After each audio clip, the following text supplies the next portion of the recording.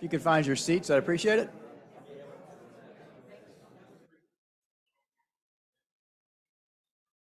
Good morning. I'm going to call the Governing Board monthly meeting for September 8th, 2022 to order.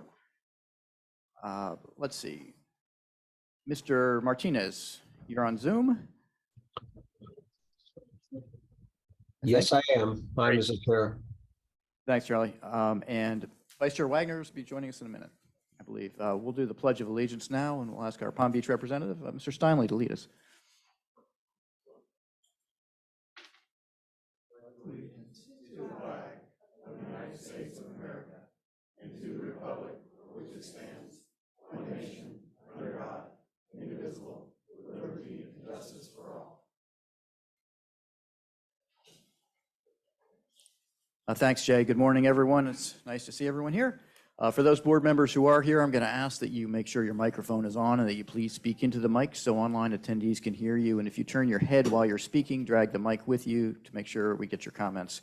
Please try and get as close to the mic as possible. Now, Mr. Martinez, I can't see you when you raise your hand, so if you want to speak or ask questions, please just call out and I'll acknowledge you to speak. Members of the public on Zoom who wish to address the board may use the raise your hand feature. If members of the public are having any trouble and need help, please go to the website sfwmd.gov and click the Ask Us button at the top of the page, and staff will help you out. If you're using a phone and you'd like to comment, please press *9 to raise your hand and *6 to mute or unmute. And as a courtesy to others who wish to speak, members of the public are asked to comment only once on each topic. We'll take public comment first from those who are here in person and submitted a comment card, followed by those who raise hands on Zoom. After today's business meeting, we are going to host a public hearing on fiscal year 2022-2023 tentative millage rates, tax rolls, and tentative budget at exactly 5:15. The Zoom meeting link will remain the same for the budget hearing for this evening, so you don't have to either stay on or log on with the same link. Board members, please be advised we cannot start the budget hearing early or late. Let's see. Now we have employee recognitions with Mr. Bartlett. Thank you, Mr. Chair. All right, let's do this. So we have our September 2022 Employee of the Month, and that is Neha Pandya. She is our section leader in our engineering design section.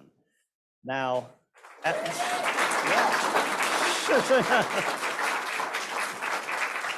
so we have a lot of projects we do. We do projects to rebuild our pump stations. We do projects to redo our structures. We do projects to build reservoirs. We do projects all over. You know, we have done a lot of projects. None of those projects happen without design first. And Neha has her fingers in every single design project, one way or another, with her 14 people that she leads in her section to get the job done and get it done right. You know the importance of design. We have a very low change order rate at the Water Management District, and that starts with design. When we advertise every contract that we have, and we have more than $1 billion of construction contracts out there right now, when we advertise those, the design has to be right because people need to know how to bid and know how to construct. And if they do that well, that design well, the change orders are low. And so that is one of the successes of this project itself. Now, there's a tool we use in design, and it's called Dr. Checks. And that is where a design gets loaded into a system, and then both us and the Corps and all of our various engineers and operators get to comment on that design. And it is a lot of comments. It is a process that is very detailed, but it happens on every one of our projects, and it results in good designs at the end of the day. Neha facilitates Dr. Checks for us, which is a lot of information between us and the Corps. And then speaking of the Corps, we have this convergence of Homeland Security rules and what's available to the public and the district and the state sunshine rules that we have to navigate. And she helped put together this brand new system to help us navigate both of those laws so that everyone could review designs unencumbered and make sure we get it right. So every day she's busy and she makes sure that we are successful. And later today, there's a design getting bidded, right? So congratulations, Neha, Employee of the Month.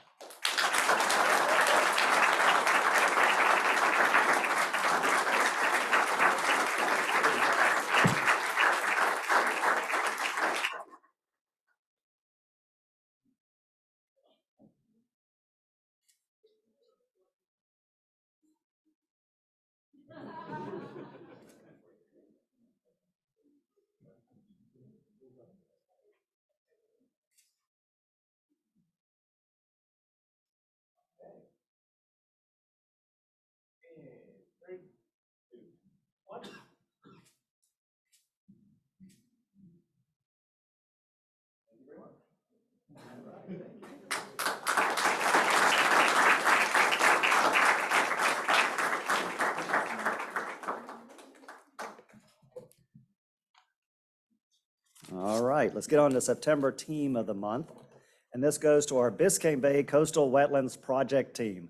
That is Bahram Charkian, Courtney Deal, Stanley Pry, Holly Jarvinen, Nicole Niemeyer, Mindy Parrott, Christina Stilianos, Bob Taylor, and Marcy Zender. Now, later on today, again, we have a contract coming to you for the Cutler Wetlands Project. There's a difference between building a project in the countryside and building a project in the city, right?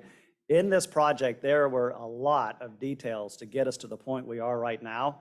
And it starts basically with land ownership. We're not the only landowner for this project. Miami-Dade County owns land, and then different parts of Miami-Dade County own land in this. And they have park purposes, they have other purposes, because they're all purchased with money with strings. And so these folks had to navigate agreements with the Miami-Dade County, different parts of Miami-Dade County, and those agreements had to go to the commission twice. That was a lot of detail, a lot to work through for this project, but it doesn't end with just land. It's also utilities. So again, it's a cityscape, right? So there are roads, there's pipes, there's water, there's all kinds of things to navigate around. If you come to the district and try to get right-of-way type permits, you go through a gauntlet. This team had to go through a gauntlet to get those right-of-way permits to make this project work down in Miami-Dade County through all those utilities. And then we're not done. Also, recreational features. You might know there's a lot of people down in Miami-Dade County, and those people are interested in recreation. So we had to work through all the details with parks, with local governments and cities on what kind of recreational features were acceptable to them and how it tied into their recreational activities. Tons of work before we even get to a contract that this team was steadfast and persistent and got it done. And now here we are. And that is why they are the September 2022 Team of the Month. Congratulations.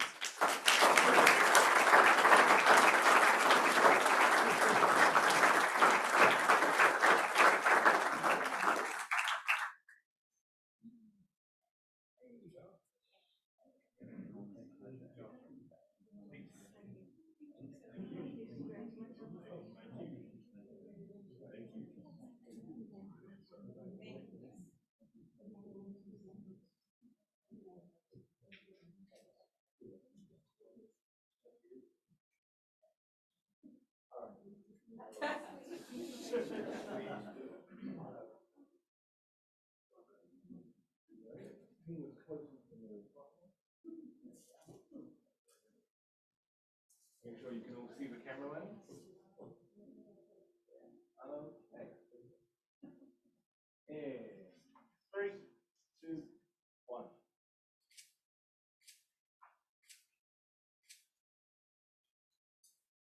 Perfect, thank you. Bravo.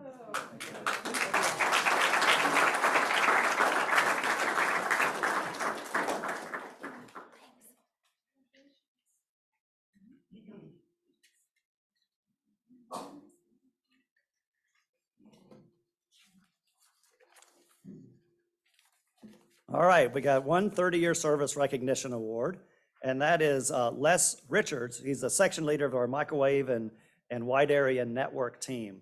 So obviously Les came to us 30 years ago and went straight into basically mounting the remote acquisition and command units and microwave controller units to collect our SCADA data.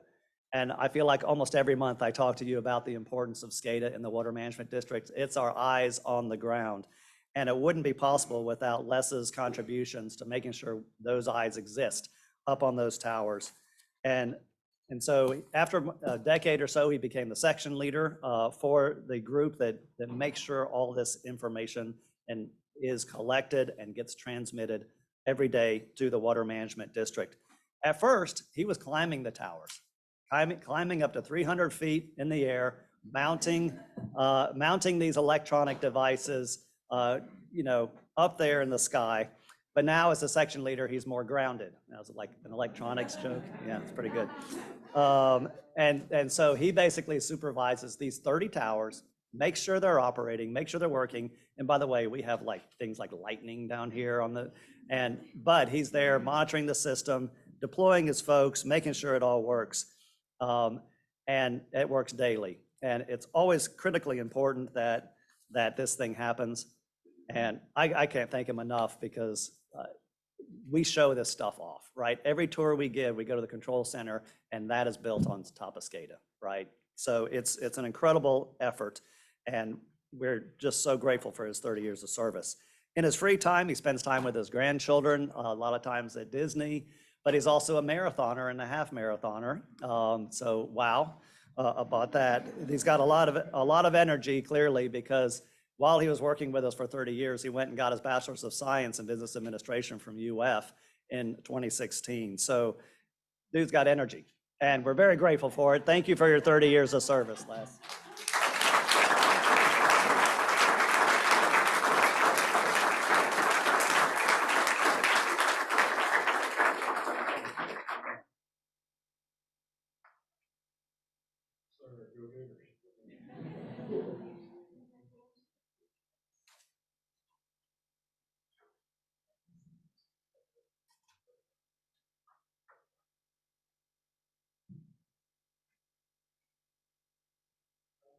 Okay, and 3, 2, 1.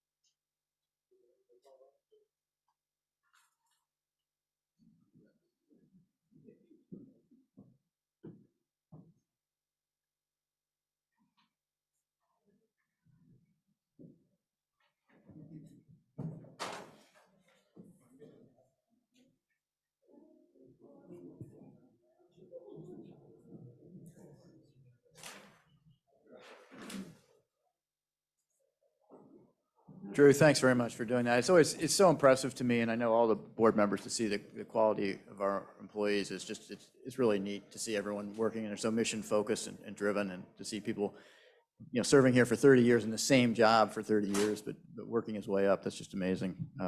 Congratulations to him, and thanks for his service, and to everyone on the teams who had an award. We'll go to agenda revisions, which is item number 4. Rosie, are there any changes to the agenda today?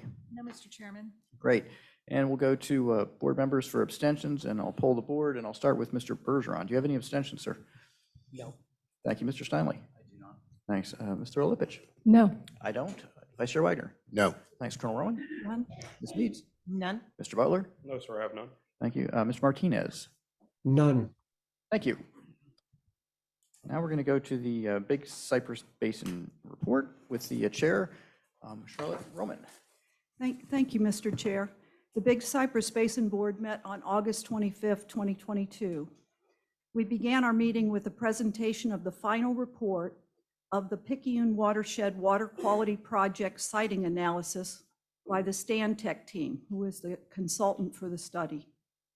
The overall purpose of the water quality project is to reduce the discharge of nutrients to the downstream outstanding Florida waters from existing surface water flows within the greater Picayune watershed. This watershed includes agricultural and urban areas north of US 41 and west of the Picayune Strand Restoration Project. These surface water flows will mix with the expected increased flows from the SERP's Picayune Strand Restoration Project. The purpose of this siting analysis was to identify candidate parcels that could host one or more of the possible water quality projects identified in the feasibility study. The consultant engaged help from a technical working group comprised of local experts, NGOs, and landowners, and narrowed the possible parcels from almost 2,000 down to 3. Attached to your packet today is the feasibility study summary and the siting analysis final report summary. Mr. Chair, with your approval, I would request that this siting analysis study be presented to the governing board with a full overview of the project at our meeting in November when we're in Collier County. Yeah, I think that makes great sense. Thank you. Next, Akin Owosana provided a summary of work performed to prepare the Logan Boulevard Emergency PUP operational plan. If you recall, earlier this year, South Florida Water Management District and the City of Bonita Springs entered into a 10-year cooperative agreement that formalizes the intent to coordinate in the development of regional solutions to mitigate flooding in South Lee County. Akeem summarized the emergency pumping plan, which sets criteria for when Bonita Springs could pump water south into Collier County without creating adverse downstream flood conditions. While we still heard many concerns from property owners and local stakeholders about water quality and the path the City of Bonita Springs is choosing to use to send this water south, there were no concerns regarding adverse flooding impacts downstream. Collier County and Bonita Springs continue to discuss other options for the flow of the water, and additional public engagement was encouraged. Rich Virgil then provided an overview of a variance request by Collier County to build a public transit shelter in the canal right-of-way. This variance is on our consent agenda today and will be voted on shortly. Rich and his team worked closely with the county and the Basin's field station to ensure we could still perform the needed work on the canals without any detriment to flood control. His team did an excellent job coordinating that effort. Candy Heater presented the Basin's fiscal year 22-23 final millage and budget for approval. The board approved the rolled back millage rate of 0.0978 mils for fiscal year 22-23, requesting that the governing board levy ad valorem taxes within the Big Cypress Basin, and approve the Basin's fiscal year 2022-23 budget of $14,475,308, which is $2.9 million less than this year's budget, or a 17% reduction. We closed our meeting with technical and staff reports, and our next Basin Board meeting is scheduled for October 27th at 1:30. That concludes my report, Mr. Chair, subject to your questions. Thank you, Chair Roman. Does anyone have any questions or discussion? Thanks very much for all you do, and thank your board members as well. We'll now move to the consideration of the approval of the minutes of the August 11th meeting. Are there any board members who wish to amend those meeting minutes? Do I have a motion to accept? I'll make a motion, please. I'll second. We have a motion and a second. Further discussion? Hearing none, we'll call that question. Mr. Butler? Yes. Ms. Meads? Yes. Colonel Roman? Yes. Vice Chair Wagner? Yes. I'm going to vote yes. Mr. Lipich? Yes. Mr. Steinle? Yes. Mr. Bergeron? Yes. Mr. Martinez? Yes. Thank you. That passes unanimously. We will go now to number 8, which is the committee meeting dates for 2023. You've all seen that. It was sent out there. I think there's one change, which was August. That was the only sort of change from the second Thursday, right? That's correct, Mr. Chairman. And We then- moved it to the third August, And or it- third Thursday. in Third August. Thursday in August. And then what are we doing in January? In January, we'll be meeting in Broward. That'll be at in the Broward. end of- At the end of the month. Okay. Yes. So other than that, it's the second Thursday. Yes. Got it. Does anyone have a problem with those dates or with the locations that are proposed? And Mr. Chairman, those are both governing board meeting and committee dates. Got it. Thank you. Okay. No discussion? Thanks. You can run with those. And we'll go to Mr. Bartlett for his executive director's report.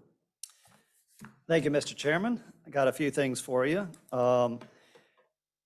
So mostly in the project updates kind of realm. First of all, the first contract for the EAA Reservoir project for the inflow-outflow canal was re-awarded by the Corps to the same company that they awarded to the first time. And if all goes well from that re-award, then they will do a notice to proceed at the end of the month. So that goes forward. Also, they have their foundation contract for the foundation of the berms for the EAA Reservoir project that was advertised, and they're looking at awarding that at the end of the month. The leases for that contract have been terminated. The land is free of encumbrances, so go Corps, right? We're ready for that to all begin. So that is that project is underway, which is a key critical project for the state of Florida. On other reservoir news, so the C-43 project continues to be delayed. Since the last time I gave you an update, there really haven't been any material changes from the company to improve their productivity.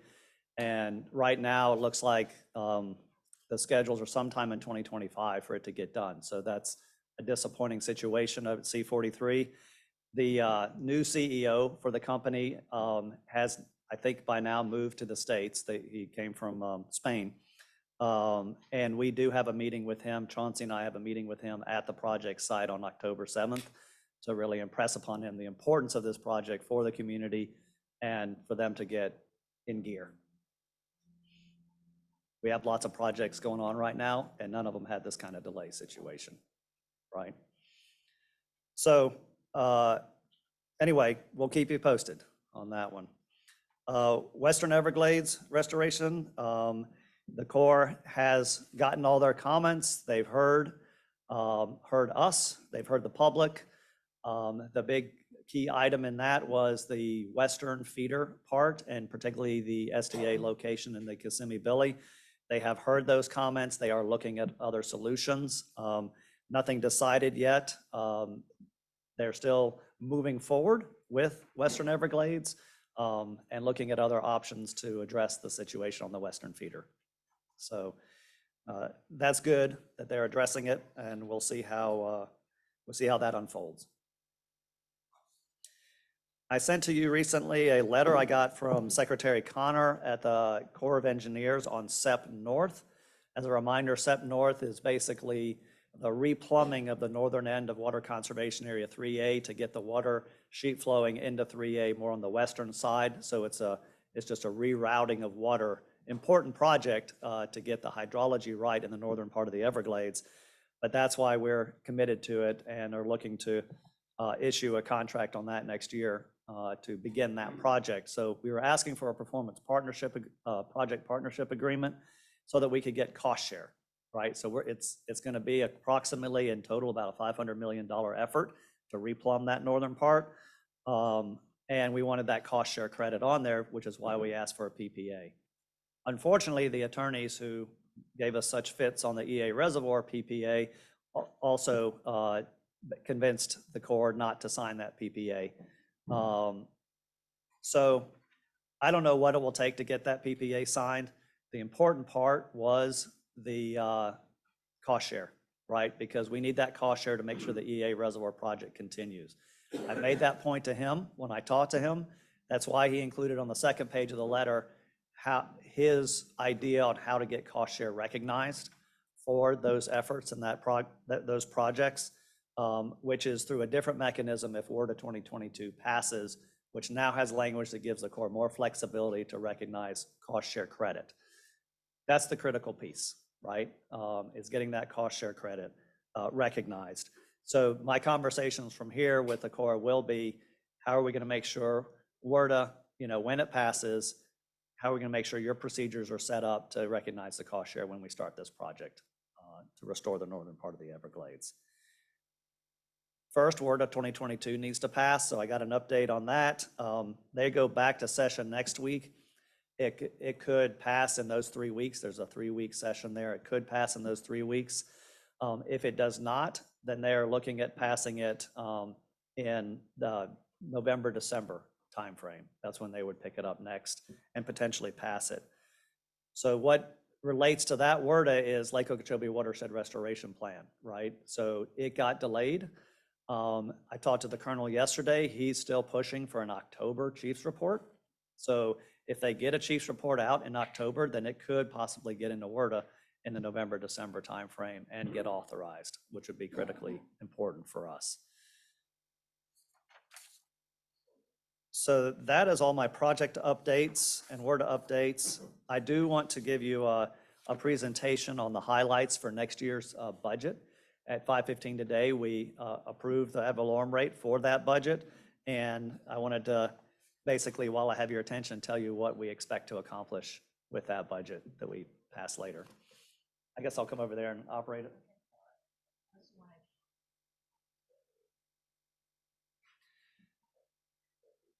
All right, so we're a big agency, right? And we got an important mission.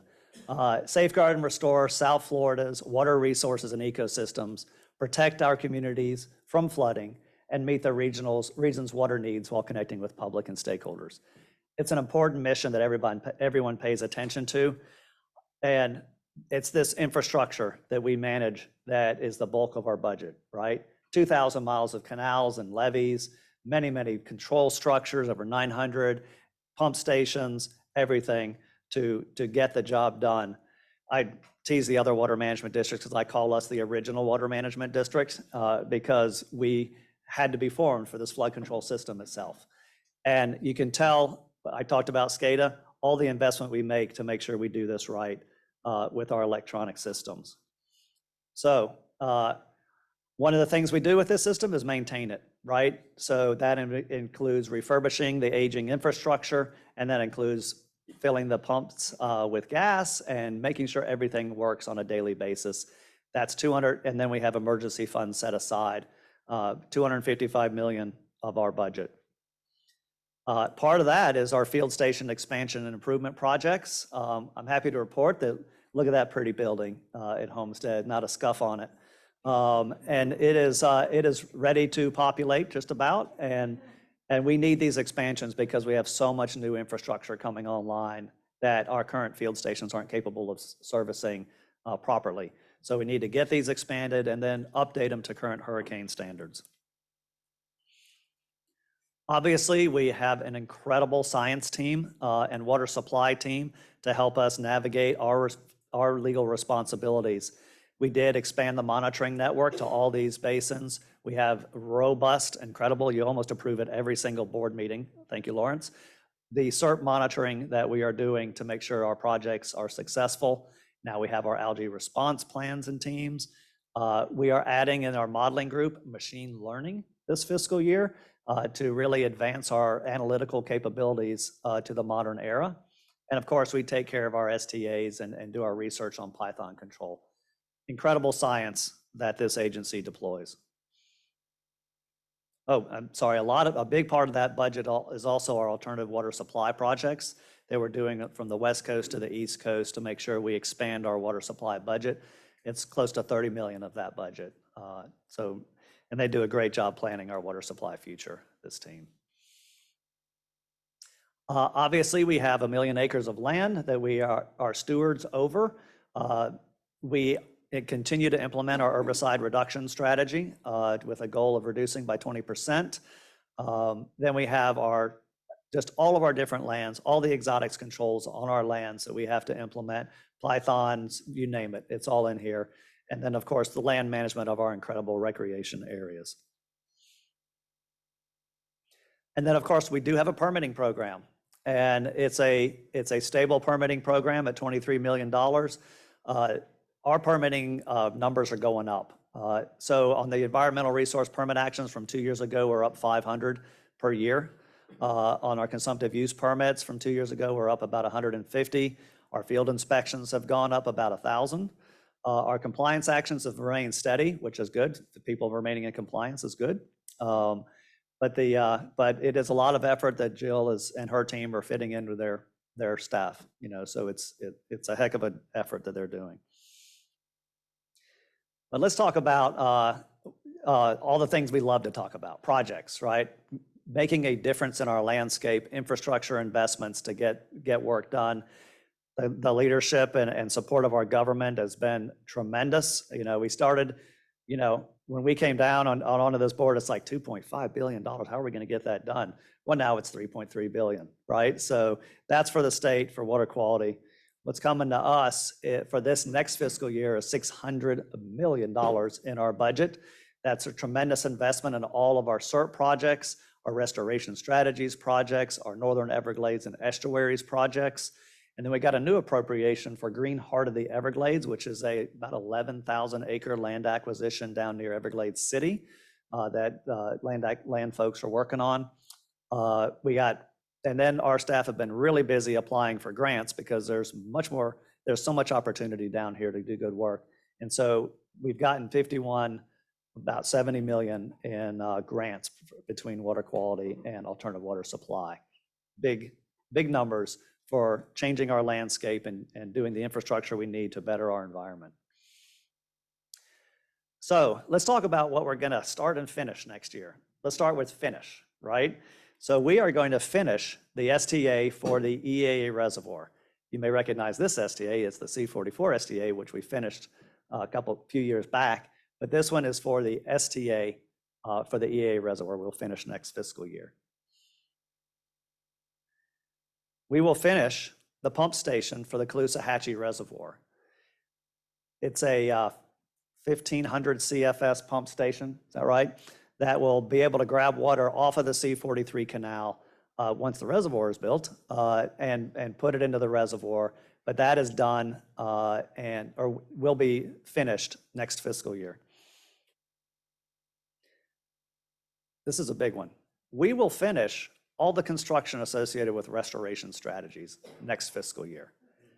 That's the C-139 FEB, that's the One West expansion of the STA, that's Bowles Canal.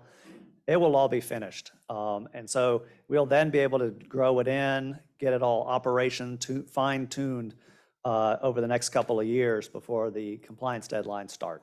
And so the water quality improvement we've made to date is tremendous, but with that built-out project, it will be even more tremendous. So very exciting next year. We will finish the first phase of the 8.5 square mile area seepage wall, and we will start the next 5 miles of the seepage wall around the 8.5 square mile area. It's working. It's keeping water in the park where it belongs. We will start, with your approval later today, the final feature of the Biscayne Bay Coastal Wetlands Project. Very exciting to start that project. We will finish our first ASR well in the northern watersheds, and we will start design of a treatment facility so that we can use it as an ASR well. Incredible treatment facilities in our future. We will start the Lake Hickpachee Phase 2 project. That's a 2,000 acre flow equalization basin that can pull straight from the C43 canal off the lake and run it through an FEB and then sheet flow it through the remnant Lake Hickpachee wetlands. A great project that will be able to start Phase 2. 2,000 acres. We've already done Phase 1. Phase 1, I think, Chauncey, you were there to turn those pumps on. So very exciting Northern Everglades project. And then, of course, we will start the EAA Reservoir project. That's the cornerstone that the governor has been working on. And as I said, the contracts have been awarded. The Corps is building it and contracting it, but we're obviously there with contract management as well. So we have to invest and make sure that as the local sponsor, this is a successful project. So that's very exciting. And then the last one I have is we will start and we will finish the Taylor Slough sheet flow improvements, which is there's a remnant road in the park that goes across Taylor Slough that is causing hydrologic problems. As soon as we know it's dry out there, we'll be able to get that started and finished next fiscal year. Rich Virgil is ready. So that is all those exciting restoration projects we're working on. The other thing, which is a $115 million piece of our budget, is the resiliency projects to deal with the changing climate and sea level rise that our flood control system is experiencing. You've seen this video before. It's flowing the wrong way over our structures because of king tides, right? The team, Dr. Moran's team has done a great job. We got the $50 million grant to start a project. We're applying to the state for a number of grants to get this going. So that's why we have $115 million in our budget for resiliency. That has not been done before. None of this would be possible without the workforce we have. We want to take good care of them. We want to keep them. We want all of them to work for us for 30 years because they do a great job for us. So we have good benefits we're investing in. We're not raising their costs on the healthcare side. We've got education opportunities that we can support, professional development we can support, and a good leave program to try to keep these excellent employees around because without them, all the stuff I just talked about wouldn't happen, right? So we got a good budget. We're going to get a lot done and continue to excel as a water management district. That's all I got for you, Mr. Chair. That's a lot. Thanks. Does anyone have any questions or comments for Mr. Bartlett? I've got one for you, Drew, as you're go back to that podium. In your exotic removal numbers, are we putting more money in to try and do harvesting rather than chemical treatment of Yes. exotics? Absolutely. We're deploying booms all over the place, making sure we have the equipment we need to be able to mechanically remove it. Looking at putting in rakes and so forth, sort of automatic removal devices at key structures. But yeah, it's getting deployed all over the place. Really, that's the goal. That's the goal we set out, Okay. is to reduce our dependence on herbicides in critical locations, use mechanical removal, like we talked about last board meeting up at like the S65 structure. And so, yeah, that's all part of it. The other part of reducing herbicides is making sure we stay in maintenance control so that we're not having to do these large eradication efforts, right? Once you're in maintenance, you can use hand harvesting or just small amounts of herbicide to keep it under control. Okay, that makes sense. Thank you. Yeah, absolutely. Back on Mr. that. Steinle? And yeah, we talked about it at the last meeting. We've talked about it over the past couple of years too. And we've heard a lot from folks at the podium who have public comment. So I think on the herbicide usage and mechanical harvesting, if we can over the next few months include a little bit of an update on the agenda, it would be great to know. I know we've been really successful at reducing volume of usage of herbicides, but it would be great to know how we've accomplished that, and if it's more intelligent application and how that sort of works, because it all weaves into, if we're going to use mechanical, we have to, as you said, get it to a point through herbicides that we can use mechanical. So I think it would just be helpful for us, Right. as well as for the public, just to keep in touch with the developments on that. I appreciate that. What I've asked staff, after the last meeting, I asked staff to produce an annual report on our progress on our herbicide reduction strategy that we can bring to the board and present on that. Yep. Thank you very much. Anyone else? Thanks, Drew. Thank you. Great, we'll move to public comment now. If you're here to comment on a specific agenda item, we ask that you hold your comment until we reach that item on our agenda. This comment period is for general comments not related to agenda items, and we appreciate your help in running an efficient meeting. Public comments for a consent agenda item is 13 on the agenda, and public comment for the discussion agenda will be heard after each presentation. Public had an opportunity to provide written comments prior to this meeting. We did not receive any e-comment, and Rosie, we'll go now to general public comment. Thank you, Mr. Chairman. We have several.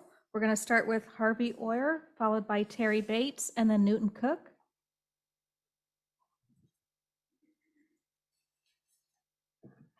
Good morning, Mr. Chair and board members. For the record, Harvey Oyer. I am here to update your board on a project that I'm working on that you are a partner in, probably unwittingly, except for Jackie, who's aware of it.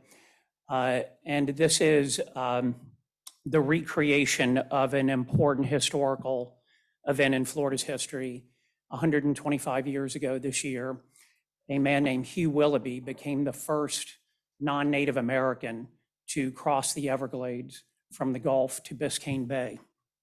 And he was a bit of a gentleman explorer in that age of exploration, but he was also a scientist. And he collected the first water samples from the heart of the Everglades. And that was in the year 1897. And that is valuable to all of posterity because that was the baseline water sampling for the Everglades. And it coincided with the arrival of Flagler's Railroad a few months earlier in Miami. So, and that of course was the catalyst for the population explosion in South Florida that has impacted our water quality. And so he wrote a journal about it. It's called Across the Everglades. It is an important book for any scholar of the Everglades. And so on the occasion of the 125th anniversary, a group of us decided we were going to try to recreate it, taking the same water samples at roughly the same locations to do a comparative analysis. His were analyzed at the University of Pennsylvania. Our partner is the University of Florida, but we decided to do more. So we are sampling the entire route for microplastics and PFAS, which are the forever chemicals that live very long periods of time in our environment. We're doing that in partnership with the University of Florida. In fact, their leading researcher on it, Dr. Tracy Baker, she's traveling with us. There are 5 of us.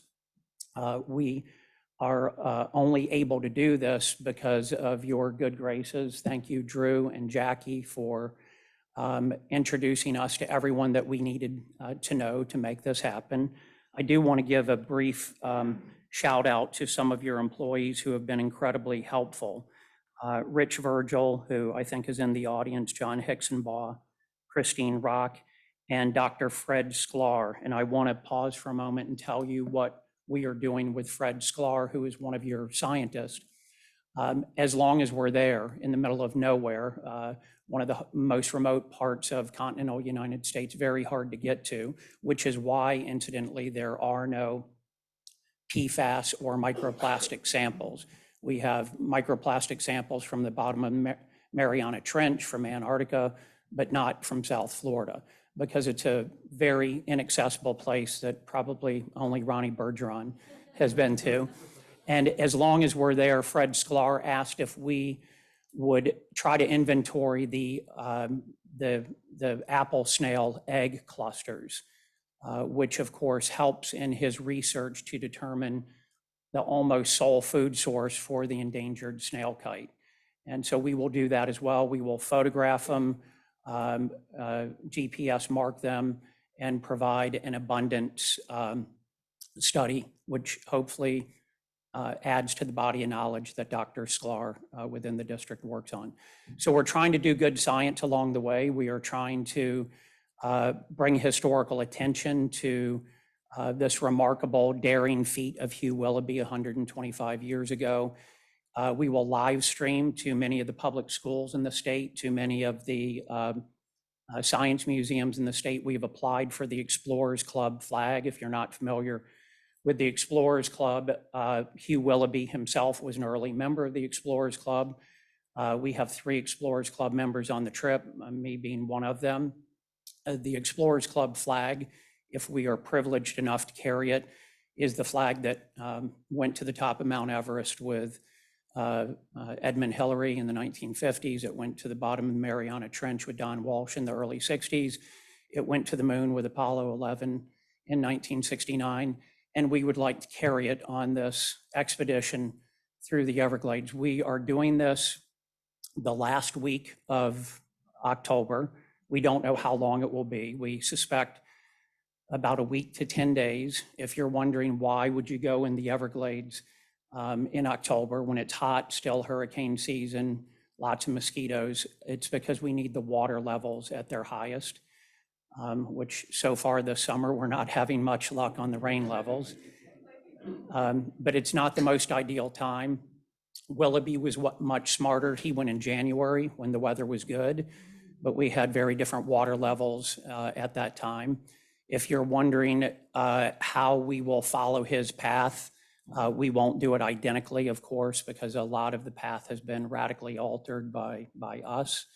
But the first half of it will be identical, which is departing Flamingo, going up the Harney River, across the Sawgrass. We will cross your L67 dike, which we'll probably spend the night on. Thank you for the right-of-way permit. And we will then cross the grass and join up with the Tamiami Canal. That is where we depart from his original trail. His original trail was much further east that is now developed. But he did eventually get in the Miami River system, which we will do. So we will join back up and spill into Biscayne Bay, which is where he ended, probably right about where William and Mary Brickell's home were, on the mouth of the Miami River at Biscayne Bay. So that is the idea. There are lots of things that can go wrong. Of course, we don't control the weather, the water levels, hurricanes, pythons, alligators, water moccasins, a whole bunch of things can go wrong. One of our biggest concerns is getting stuck in the sawgrass. Once we leave Willoughby Island, which is the island named in his honor in the middle of Everglades National Park, So that those are some of the challenges, but I think it's a great educational opportunity, both historically and scientifically. And we're delighted to have you as a partner, Everglades National Park as a partner, and the University of Florida. We have one of their scientists with us, but we have half a dozen more of their scientists that will be in laboratories analyzing the water samples and hopefully publishing those across a very broad field of disciplines, not just in one discipline. So with that, I want to thank you and your team, Drew. Jackie, thank you for connecting us to so many folks along the way. I'm delighted to try to answer any questions that you might have. And again, it is the last week of October. Oh, congratulations. Good luck with your trip, and please come back and let us know how it goes. I mean, I please hope come I'm back able to and do please that. come back and let us know how it goes. We may need Mr. Bergeron to come save us. Get his phone number before you go. Harvey, it's such a pleasure to have you here today. Do you mind, not for, I mean, I might get it wrong, and I know you don't want to toot your own horn, but I think it's very interesting if you just briefly talk about the history of your own family, because I think that even makes this more incredible. Sure, I'd be delighted. So I'm fortunate or unfortunate, whichever way you choose to look at it, to be descended from a very old pioneer family in Southeast Florida. My great-great-grandparents came here 150 years ago this year in 1872. Their last name was Pierce. They settled Fort Pierce, and then they moved further south and was a keeper of the Jupiter Lighthouse. And they've stayed in what is today Palm Beach County ever since. It was Dade County at the time. Interacted with a lot of these important people and events in history, sold land to Flagler that became the town of Palm Beach. No doubt met Willoughby along the way, though we don't have a great record of it, but there were so few people here during that era. Everyone knew everyone. And so I'm descended from this family that has an interest in Florida's history and environment. And I wrote. Harvey, would you just real quickly talk about your books, Sure. your children's books? And Harvey's an attorney, but you wrote these children's books. Right, I'm trying to reform myself from being an attorney. I, like you, want to share the unique history of Florida's people and ecology and water systems with the next generation. So hopefully they do a better job managing Florida than past generations have done. So I wrote a children's book series that is mandatory reading in the 4th grade in almost every school district in Florida, and most of the privates and charters use it as well. It's entitled The Adventures of Charlie Pierce.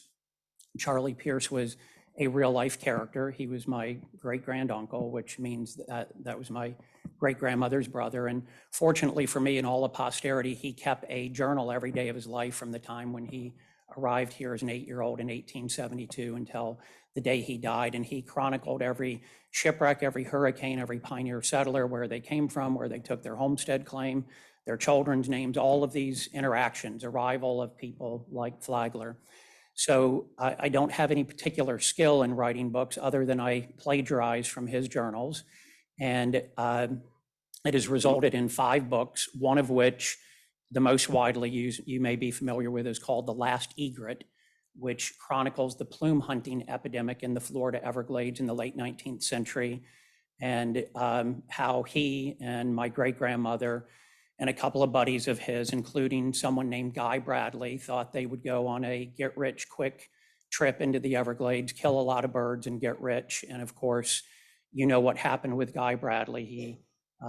He later, like all the kids who had great remorse, with the benefit of hindsight, they realized that what they had participated in was one of the worst man-made natural disasters in American history, the complete extinction of several bird species and the near extinction of many more, purely out of greed, so that women in Paris and London and Manhattan could wear, beautiful hats on their head. And they all spent the remainder of their lives being environmentalists. I'm not sure that term had been coined yet. And the most profoundly affected was our friend and neighbor, Guy Bradley, who became the game warden in what is today Everglades National Park before it existed, and was killed in the line of duty. He was the first wildlife conservation officer in American history killed in the line of duty. And he was killed where Flamingo is today. So that's the true story. This teenage kid that lived next door to us only went on this trajectory in life because he got talked into it by my Uncle Charlie. And of course, his death is what resulted in the Federal Migratory Bird Treaty Act. It is what resulted in then sitting President Teddy Roosevelt morphing from big game hunter to conservationist. And it is what caused a little housewives group in Boston called the Audubon Society to grow into one of the largest environmental organizations in the world. And if you're familiar with their national award, it's called the Guy Bradley Award, who was a kid from Lantana who lived where the old Key Lime House is today, and was only on this trajectory in life because of my family. So that book won the Florida Book Award, and that is the one that is most commonly read. And I want to thank Ronnie Bergeron. Years ago, we did a partnership to get those in the Broward County schools for free. So the 7th largest school district in America to this day, Ronnie, 30,000 fourth graders a year read that for free. So thank you for what you did. Thank you very much. I appreciate it. Harvey, I want to thank you for educating the public, all the people who live here, regarding the history, extremely important, and the importance of the Everglades. What's so important about that is that when you learn about right from wrong, then you have a voice. And I'm very honored to work with you in the past, look forward to working with you in the future. And Florida's got such beautiful history. It's amazing, and I've watched you spend your whole life trying to educate the public to that, and it's a great honor to work with you, and thank you for everything you do for all Floridians. Thank you. I appreciate it. Mr. Chairman, thank you for the opportunity to speak. Thank you, Mr. Orr. Terry Bates, followed by Newton Cook, and then Tommy Stroud. Good morning, board members, Drew, senior staff. It's a pleasure to be here and see you actually in person this morning. My name is Terry Bates with Water Resources Consulting, and I'm here speaking on my own behalf. I wanted to tell you, it struck me a couple days ago, the district issued a press release talking about Florida Preparedness Month, and it really highlighted the routine efforts of the district to be prepared for hurricane season and storm events between our pump stations and the field stations, Hurricane Freddie, all the things this agency does to be prepared to protect all of us from flooding. It's something no other agency does better. It certainly is the district's core mission. But what struck me was we were almost 2 days away from falling into the water shortage zone in Lake Okeechobee, which is an equal core mission of the Water Management District, but there was no mention of those preparedness activities.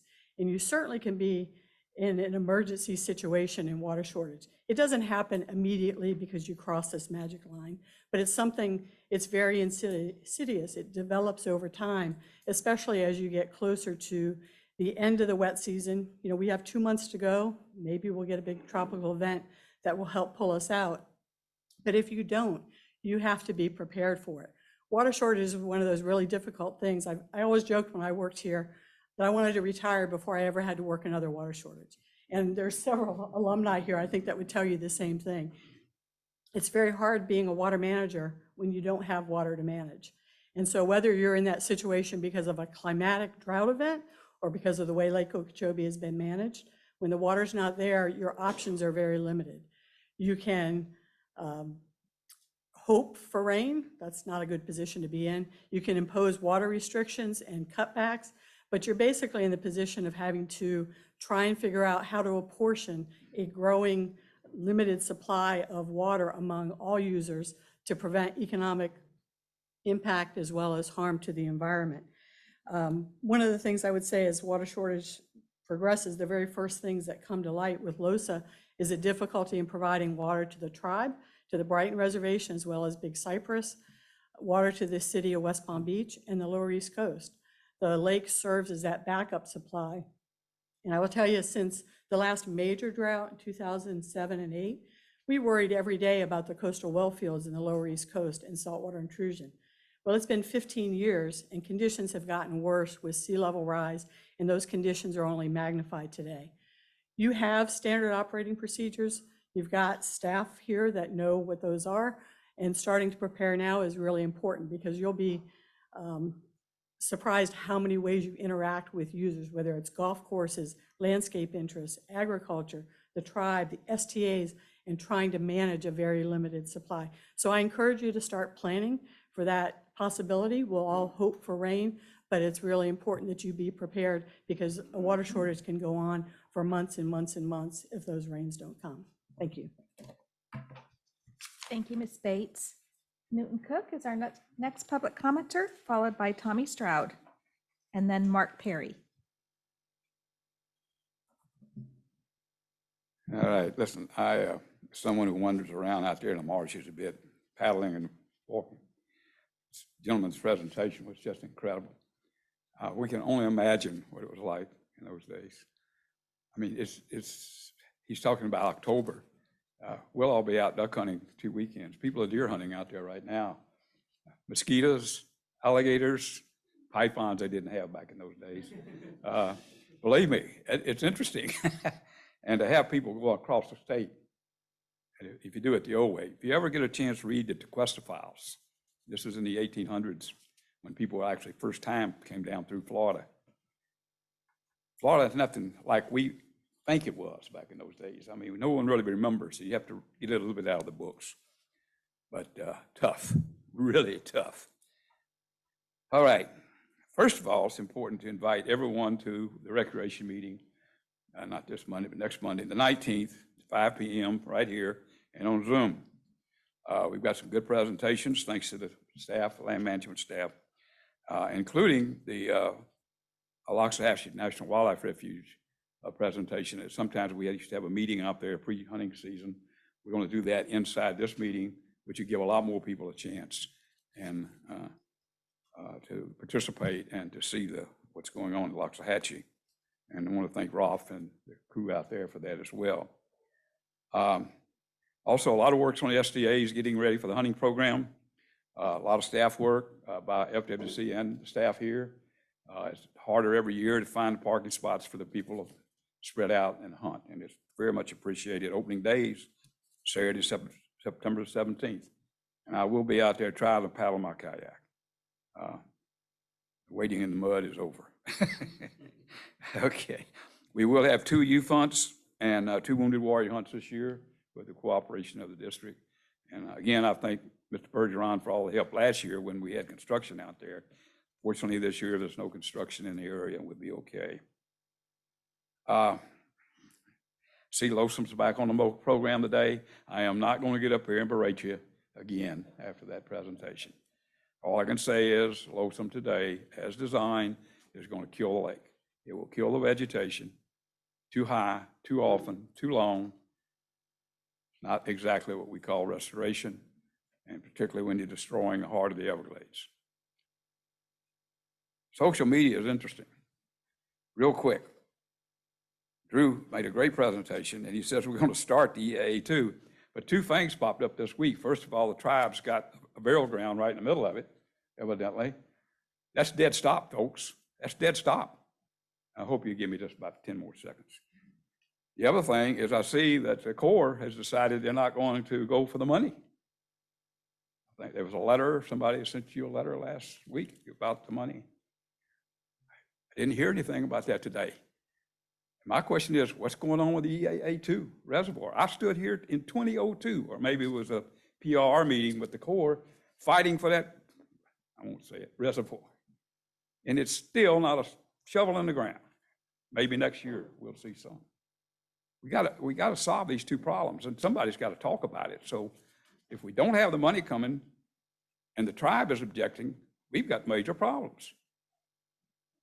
Thank you. Thank you, Mr. Cook. Tommy Stroud is our next public commenter, followed by Mark Perry and then Ryan Rossi. Good morning. My name is Tommy Stroud. I'm Executive Director of the Lake Worth Drainage District. Honor seeing y'all again in person. First comment I'd like to make is about Mr. Bartlett's presentation this morning on the status of a lot of the projects you're doing. It's absolutely phenomenal work. 20 years ago, if you asked us what the status of the project was, we'd hand you a piece of paper. Things are happening in the environment that are beneficial, and more work is doing, and my only comment is don't stop. It's tremendous progress. The other thing too is I want to echo some of the comments that Terry made. The lake is getting close to kind of going into the water shortage management zone. That's not a reason to get overly excited. We still got a few months left in the wet season, so hopefully we'll get some rain. But usually when things are getting really wet or really dry, I get a phone call from John Mitnick. And I got one this morning. He's asking me, what do you think about the weather? And I said, well, I'm a little nervous. And so the situation we're in is sort of like you're driving down the road at night and you look in the horizon, you see a flashing yellow light telling you to be careful, be cautious. And I think that's the situation we're in now. And so I just encourage you to kind of keep an eye on it. We're, Lakewood Drainage District, willing to help and do anything that we can to help manage drought conditions if we get in that situation later in the year. But we just appreciate what you're doing and looking forward to helping any way we can. Thank you. Thank you, Mr. Stroud. Mark Perry, followed by Ryan Rossi, and then Caitlin Newcamp. Good morning, Governing Board. Mark Perry, Executive Director at Florida Oceanographic. It's always interesting if Tommy Stroud, you're going to call Tommy Stroud. I would call him too about the weather. Tommy's a great guy. The presentation by Mr. Oyer is fantastic, and I really applaud that expedition. I know he will be, the book was republished by Florida Classics Library up in our area, and it's a wonderful, wonderful adventure and story, and applaud that tremendously. Also, the presentation that Drew did about this coming year's budget and the exciting stuff that's going to happen is really a great thing to do. You know, we've had no discharges mainly to the estuary since back in April of 21 from Lake Okeechobee, and the estuaries are recovering really well. We're starting to get habitat back, of course, in those estuaries. Right now, of course, in the 19th, it's going to be another review and update of the IDS, the Integrated Delivery Schedule for 2022. You know, we've watched through the years how the IDS has changed, and the Corps and the task force are going to be looking to improve that. You know, we've looked at that in comparison to kind of the Yellow Book when we started out in year 2000 with the Yellow Book, the original Comprehensive Everglades Restoration Plan, and look at how things are changing. So when we look north of the lake, for instance, I mean, the biggest project back then, the 68 components, was Lake Okeechobee ASR project with 200 ASR wells, approximate storage capacity calculated at 1 million acre feet. Unfortunately, the north of the lake projects currently going in are going to be half of that at best, and the other two project components that were north of the lake, another 200,000 acre feet are not listed in. And then south of the lake, you're looking at, you know, the same kind of diminished capacities in storage, and that is, you know, even though the AEA reservoirs are great, it's a key project moving forward. It's about 230,000 acre feet compared to the original 360,000 acre feet in the EA reservoir and other projects. But, you know, we really can't look at continuing to accomplish those goals that we have in the comprehensive plan by just the big regional projects alone. We've got to really manage and look at operations, and the plan needs to have operational components north, south, east, and west of the lake, and the whole watershed of the greater Everglades ecosystem, in order to attenuate those water flows and also attenuate the pollution loads that are coming in through the watershed and into the waters of the Kissimmee, Lake Okeechobee, all the way to the Everglades and Florida Bay. So I encourage us to continue forward with these projects and programs and things, but also look at the operational. That was outlined in the original CERT plan was, you know, we can do a lot operationally of the systems we have in order to do that. And you're going to discuss some of that today with LOSM, which is not a CERT project, but we're looking at to try to continue to look at forward. We can't do it all with big regional projects. It's going to cost too much money and be too long a period. Let's look at those operational plans to do that. All right, thanks. Thank you, Mr. Perry. Next, we have Ryan Rossi, followed by Caitlin Newcamp.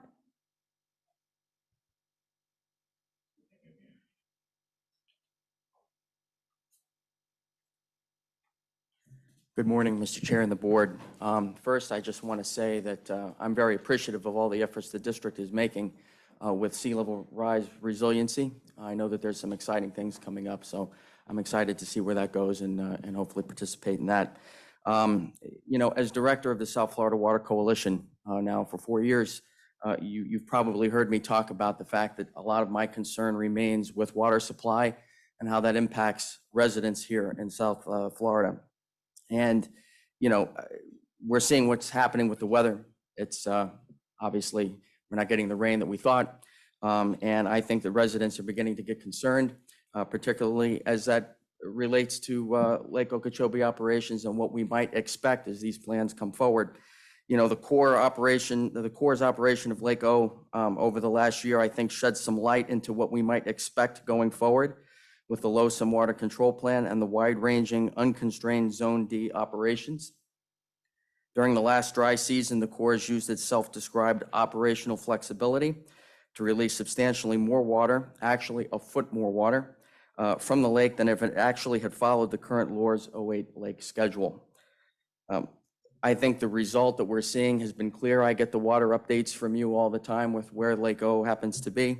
It's steadily dropped. It continues to drop. And I think that if we're not already, well, I guess we're pretty close to a water shortage, as we've heard. I hate to echo the other comments, but it's true. We might very well be getting there. And again, not to be repetitive, we might get the rain that we need before this is all over, but we might not. And I think the concern remains with what happens if we don't. And given the way that this plan is structured, the Corps is getting ready to turn this over to you, the district, but it's kind of awfully late in the game to do that. And all we can do is hope that that this wet season corrects itself before we get into the next dry season. I think that's where a lot of the concern remains. So knowing this information, you have to ask yourself the question, how can the nearly 7 million South Florida residents possibly be comfortable with a plan that offers such little guidance and such little guarantee now at this point that their water will be there for them? And I know that everybody's working as hard as they can to try to make sure that water is given out equitably to all the stakeholders. We have to recognize that the residents of South Florida are stakeholders too.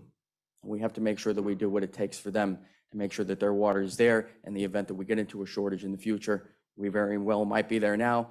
Let's see what we can come up with to make sure that their water is protected. Thank you very much. Thank you, Mr. Rossi. Caitlin Newcamp.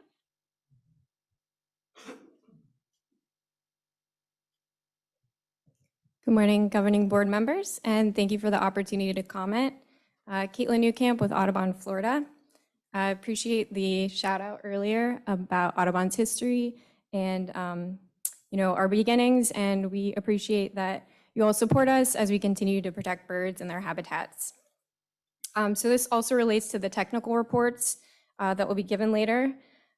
So we appreciate the water conditions report for this month, noting that given the rainfall, the Loxahatchee estuary has maintained reasonable salinity conditions with local basin runoff, even without requiring water from Lake Okeechobee. And in spite of low lake levels, we note that Florida will be in the wet season for at least a month or more. Therefore, we're supporting keeping the Loxahatchee in an ideal salinity range until the next governing board meeting. And we also recommend using the beneficial range of 750 CFS under recover instead of keeping it at the harm threshold of 457. This difference would only result in a maximum of about ½ of an inch in the lake over the course of the month. So we do echo the concerns of other commenters about, we're getting close to the water shortage, but we don't think there's a need to panic yet. So it's premature to enter into water supply rationing right now, which would have the effect of cutting off beneficial flows to the Loxahatchee, among other impacts. So we just want to echo that we support a delay in instituting water rationing and encourage the board to table that decision until next month's meeting. Thank you. Thank you, Ms. Newcamp. Switching now to our Zoom participants, Mr. Chairman, we have Mayor Holly Smith. Ms. Smith, you're recognized to speak. Mayor Smith.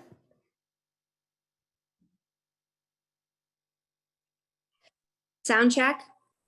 We hear you. Thank you. Thank you so much. Before I start, I am going to ask the chair. I do respect that the LOSUM item is later in the program. However, I'm getting ready to check into a flight. So I would ask if I would be allowed to make my comments now. If you prefer that I submit them in writing, Chair Goss, then I would be happy to do that. Mayor Smith, you go ahead and make them now, but try and hold it to 3 minutes. I'm going to do my best. Thank you. If my time could start over. First, I just want to say thank you. Good morning to everyone. Executive Director Bartlett, thank you very much for the presentation. It was extremely informative. And to the past speakers, I learn every time more of the pieces of this puzzle. And I respect all of the stakeholders, what they have to say, because we truly do need to work together for the greater good of the entire system. So thank you for everything I learn every time I am listening or attending your meetings. With that, my official statement is Mayor Holly Smith here from the city of Sanibel. And over the past 3.5 years, the city of Sanibel, along with our stakeholder technical group, including the city of Cape Coral and Lee County, have focused on engaging with the Army Corps in the LOSUM process. The LOSUM EIS as presented represents a positive shift from management of Lake Okeechobee under LORS 08. However, there are still areas of improvement. Our team has consistently and constructively provided input and has offered specific changes to the draft water control plan to address those remaining concerns. We continue to emphasize the need to make sure that the lake is managed in a way that recognizes the health of the environment is of the central importance to our decision-making over under LOSUM. That means when water is available in the lake to meet the MFL for the Loxahatchee estuary area, it is provided. When high volume releases are necessary to the lower lake levels, they are done in a way that minimize the harm that our sensitive environment will experience. I can't overstate how critically important Lake Okeechobee system management is for the health of our environment and in turn, of course, the health of our economy. We have seen the success over the past few years of operational flexibility, which was not previously afforded, has resulted in disastrous conditions Southwest Florida faced a few years back. Let's continue to move forward. I personally appreciate the extensive and invaluable time Colonel Booth, retired Colonel Kelly, Lieutenant Colonel Polk, and their entire team have spent with the city of Sanibel and with all system stakeholders to fully understand the specific needs of each of us in helping to determine the path forward for LOSUM. We look forward to continuing our work with the Army Corps team and with South Florida Water Management District as LOSUM gets implemented. The city of Sanibel has included and will continue to include the district in all our correspondence with input to the Corps. Let's all continue to keep the strong lines of communication open in the decision-making process for the good of all of us. And as always, I thank you for the opportunity to weigh in. You all know how to reach me. And Chair Goss, Board, thank you for allowing me to speak early on the LOSUM matter. Thank you. Thank you, Mayor Smith. I do have one more comment card, Matt DePaulis.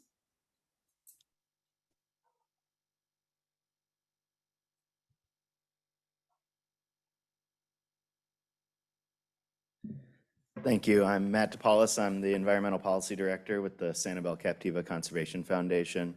I just wanted to put forward some formal comments on the current level of the lake. There's been a lot of talk about how we are dipping down near that water shortage band. And we want to reiterate at SCCF that it's not currently the time for panic.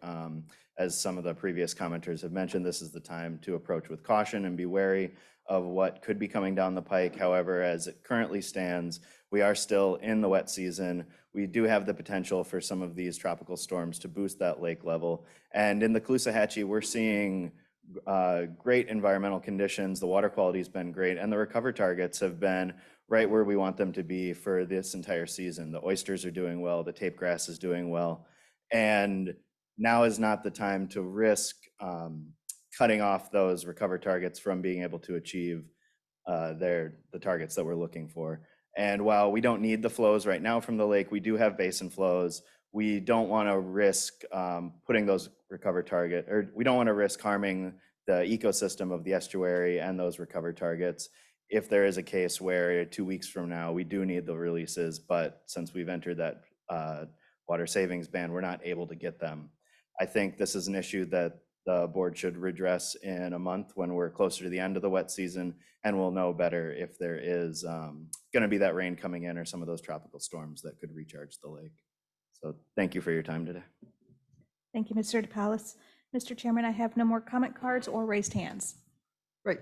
Thank you all very much for your comments. I appreciate them. As is the board. We'll go now to board comment, and I always start on my left because I think I read, left to right, like most of us. So I'm not going. Poor Ben always has to. So I'm gonna switch it up a little bit. We'll start over here, Mr. Bergeron. We'll go the Chinese way, right to left. Thank you. Thank you, Mr. Chairman. First, I want to thank our wonderful staff. The more I see what they do, it just amazes me. The professionalism, everything that we do for South Florida. The journey of water is the life of Florida, from sawgrass to seagrass, the most important resource on the planet. So I really want to thank our staff dramatically. I want to thank the governor and the legislators for everything that they have provided for us to proceed with the largest environmental restoration in the history of the world.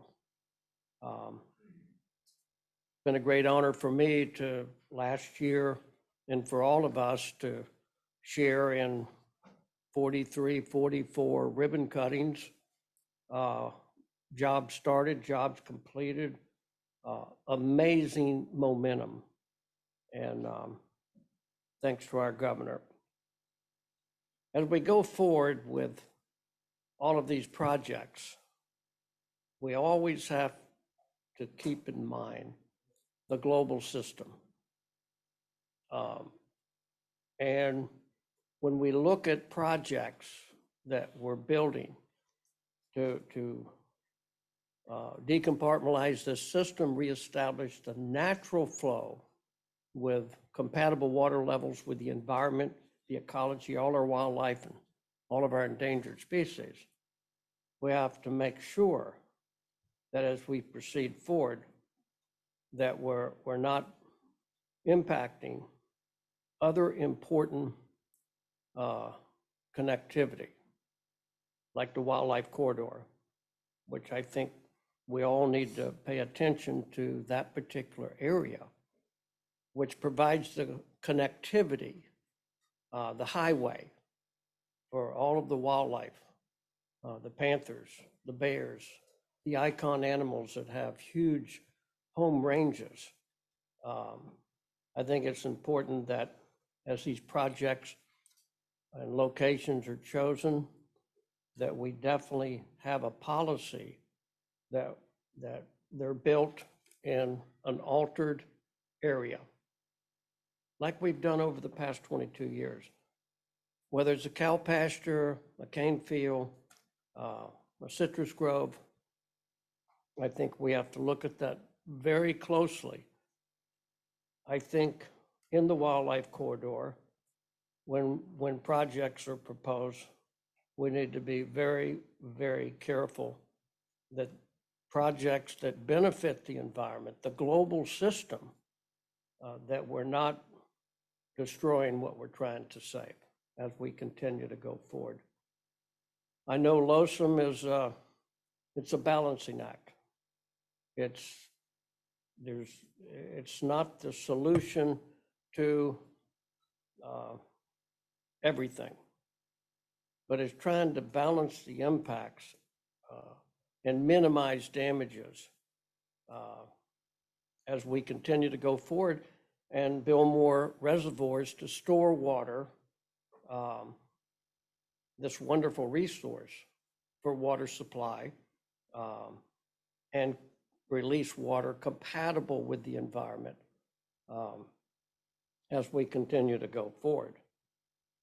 So that's why the EAA reservoir is so important as we continue to go forward. The water shortage that we could happen, and if you look back in history over the last century. We 1 year out of a decade, sometime two, we're in that situation. So let's hope that we can, the rain god will give us a little help here to get through this particular time frame. And I do want to thank Harvey Orr for being here today. I know that gentleman on a personal basis, and his education and the history of Florida is just unbelievable. To our history is so beautiful, and his efforts to save the Everglades. And so that's all I have, and thank you, Mr. Chairman. Thanks, Mr. Bergeron. Mr. Steinle. Thanks, Mr. Chair. I'm going to save most of my comments for the discussion items, but I have, I'll cover two things and maybe echo what Ron just said on Drew's report on what we're going to finish and start. I mean, it's just a reminder of really the amazing progress that's happening. And I think we always have to thank you guys as the executive staff, as well as the whole district and staff in all the divisions in what they've accomplished, as well as express appreciation to a very important component, which is the funding, which has never been stronger. And thank you to the governor, and thank you to the legislature, thank you to the federal government. So it is really, I mean, it's such a privilege to see that progress and be part of it. The second thing is I'm obviously watching Loxahatchee River conditions. And, typically we expect and have seen towards March flow. There's MFL by flow and salinity, and typically over the past years, as we've been working through and towards restoration, the restoration project, we see March when we sort of butt up against the low flows, normal, but then recovery sort of in June. And we hit that again a little bit later no, it was March, I guess, this year. And then we flatten out, which is typical, but interestingly in June and into July, we went below the MFL from a flow perspective. Salinity was above in June as well. So that was sort of an anomaly that we haven't really seen. I'm sure it's happened before, but we haven't really seen, and reflects sort of where we are this year in terms of rainfall conditions.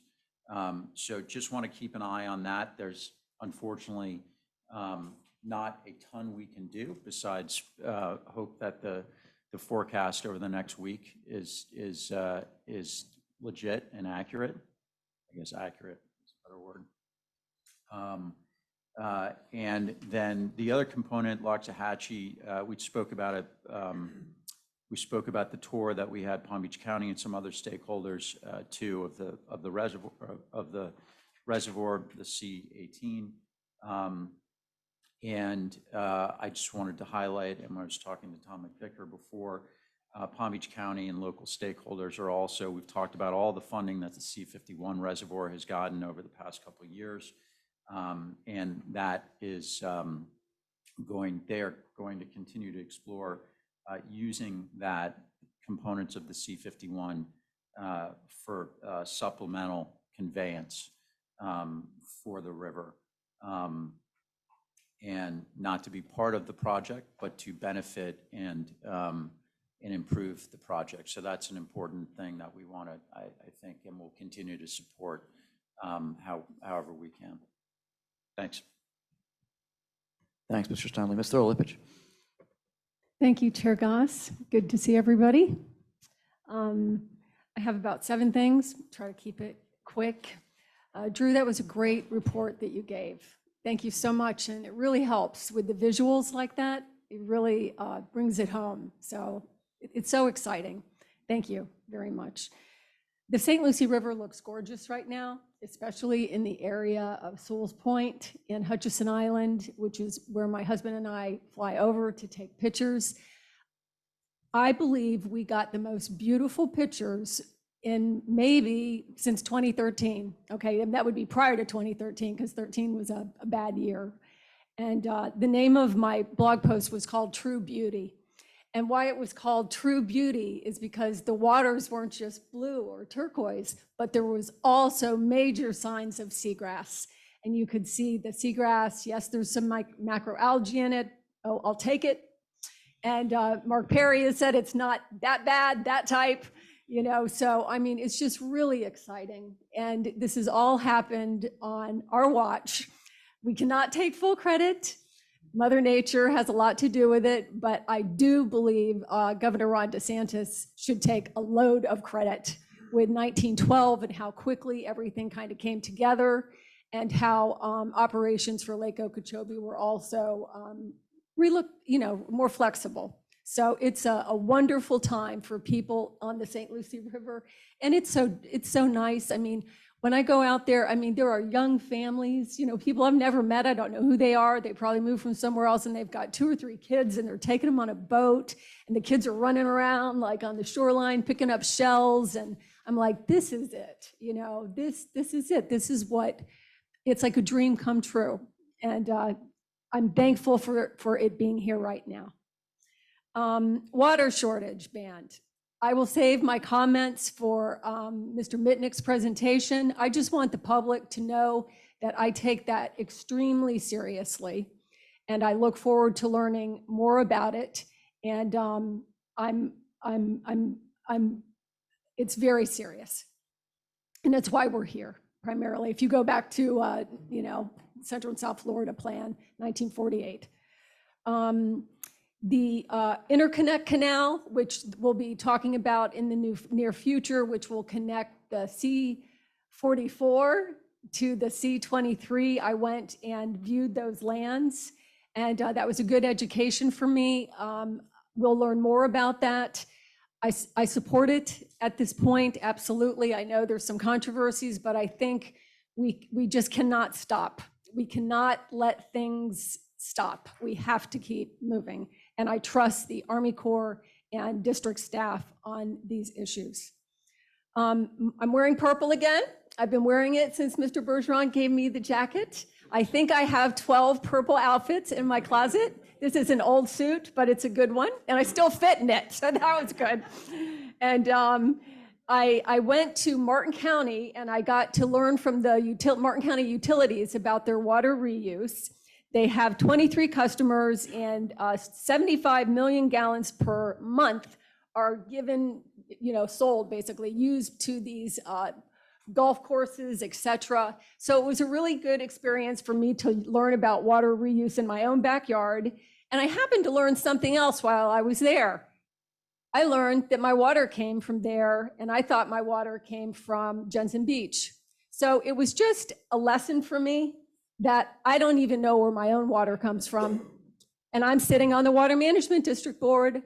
And so I better get it together and figure these things out. And so I learned a lot. And I look forward with this water shortage thing about learning where everybody's water comes from, all of the different counties and also the different water supply planning areas. David Voisinay was my guide, and he was very good. He's the operator there. The NEAP, I'm always so excited to see the NEAP, the triangle or the triad, whatever we want to call it, something 3. I think these are very important updates to keep up with.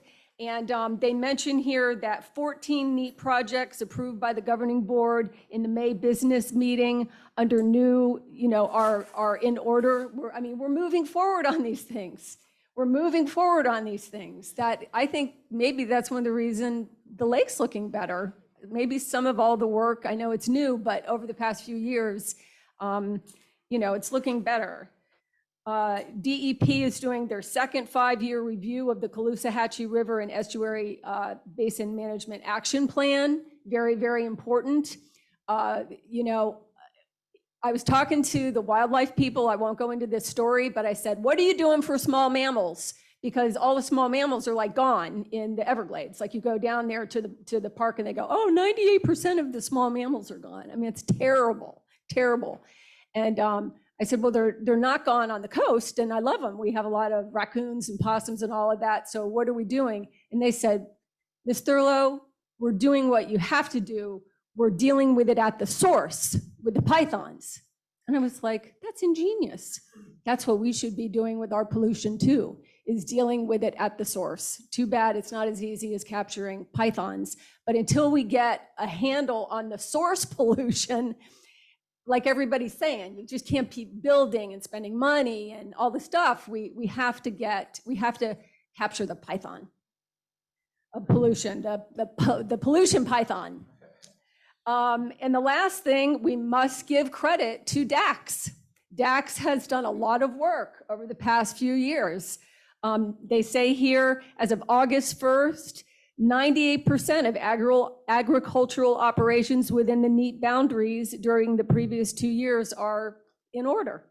I mean, I don't think they're lying. They're not making up these numbers. They are busting their butts to get these things under control. And we need to be thankful for them for that. I am. So the next thing, the EAA reservoir, it's going to happen. Okay, we will figure it out, and it is going to happen because we have to have that ability to the flexibility and to move the water south. It will happen. And I'm sorry for all the problems. We will work them out. Mechanical removal of the vegetation was so exciting last month that worked. Mr. Knepper told me to say that he couldn't come today because he took Monday off, so he had to work. He's a building contractor. I just wanted to make clear, because I try to do one thing at a time because it gets so confusing.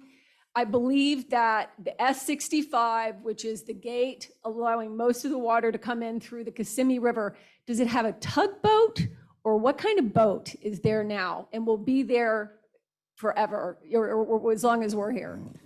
We call it a towboat, Rich? Yeah, towboat. And what does a towboat do? Does it tow away the vegetation? All right, Rich, come on up. Good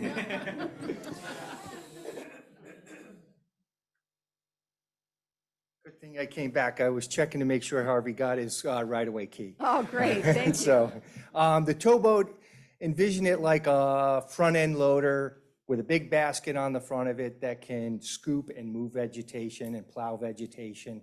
What it basically would be used for is to corral the vegetation to the shoreline so that our long-reach backhoe can then scoop it out and remove it.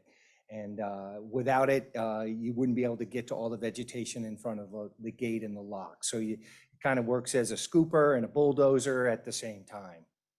That's great. Okay.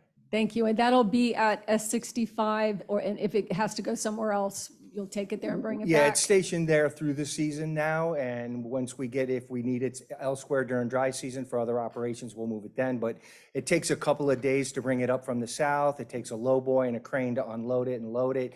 So the logistics of it take 2 to 3 days. That's why we brought it up, so that we could react much quicker. That's great. Thank you so much. And I know that almost everyone up here, or everyone up here at some time or another, has made comments about wanting to use fewer chemicals and do more mechanical removal. And I just thank you. And I believe it was Ben at the last meeting said something that really resonated with me. I'm always looking for things that can help me remember something. And I think you called them choke points. Can you tell us what a choke point is? Well, a choke point is the bottom of the point. It's where everything comes to. It's the bottom? It's the bottom of I the didn't point, know that. Or bottom of the, yeah, Okay, it's where so it all comes to. So Ben, I think, was kind of saying, not to put words in his mouth, but that it makes sense to know where your choke points are and keep an eye on that, because Mother Nature is doing most of the work bringing them the plants there in the first place. Is that correct? Okay, so I hope we can identify our choke points. That word, saying it makes me a little nervous.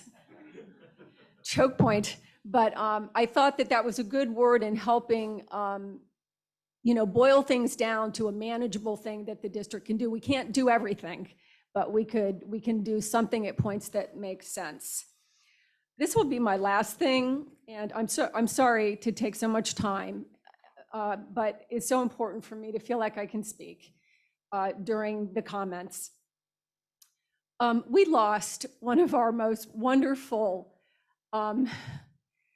mayors and commissioners in the city of Stuart because of the recent election. And I do wish the new person who won that position goodwill, and I will work with that person. And but Merritt Matheson, who was the mayor of the city of Stuart, lost his position in the most recent election. And I mean, I felt sick. I felt sick, and it was selfish that I felt sick.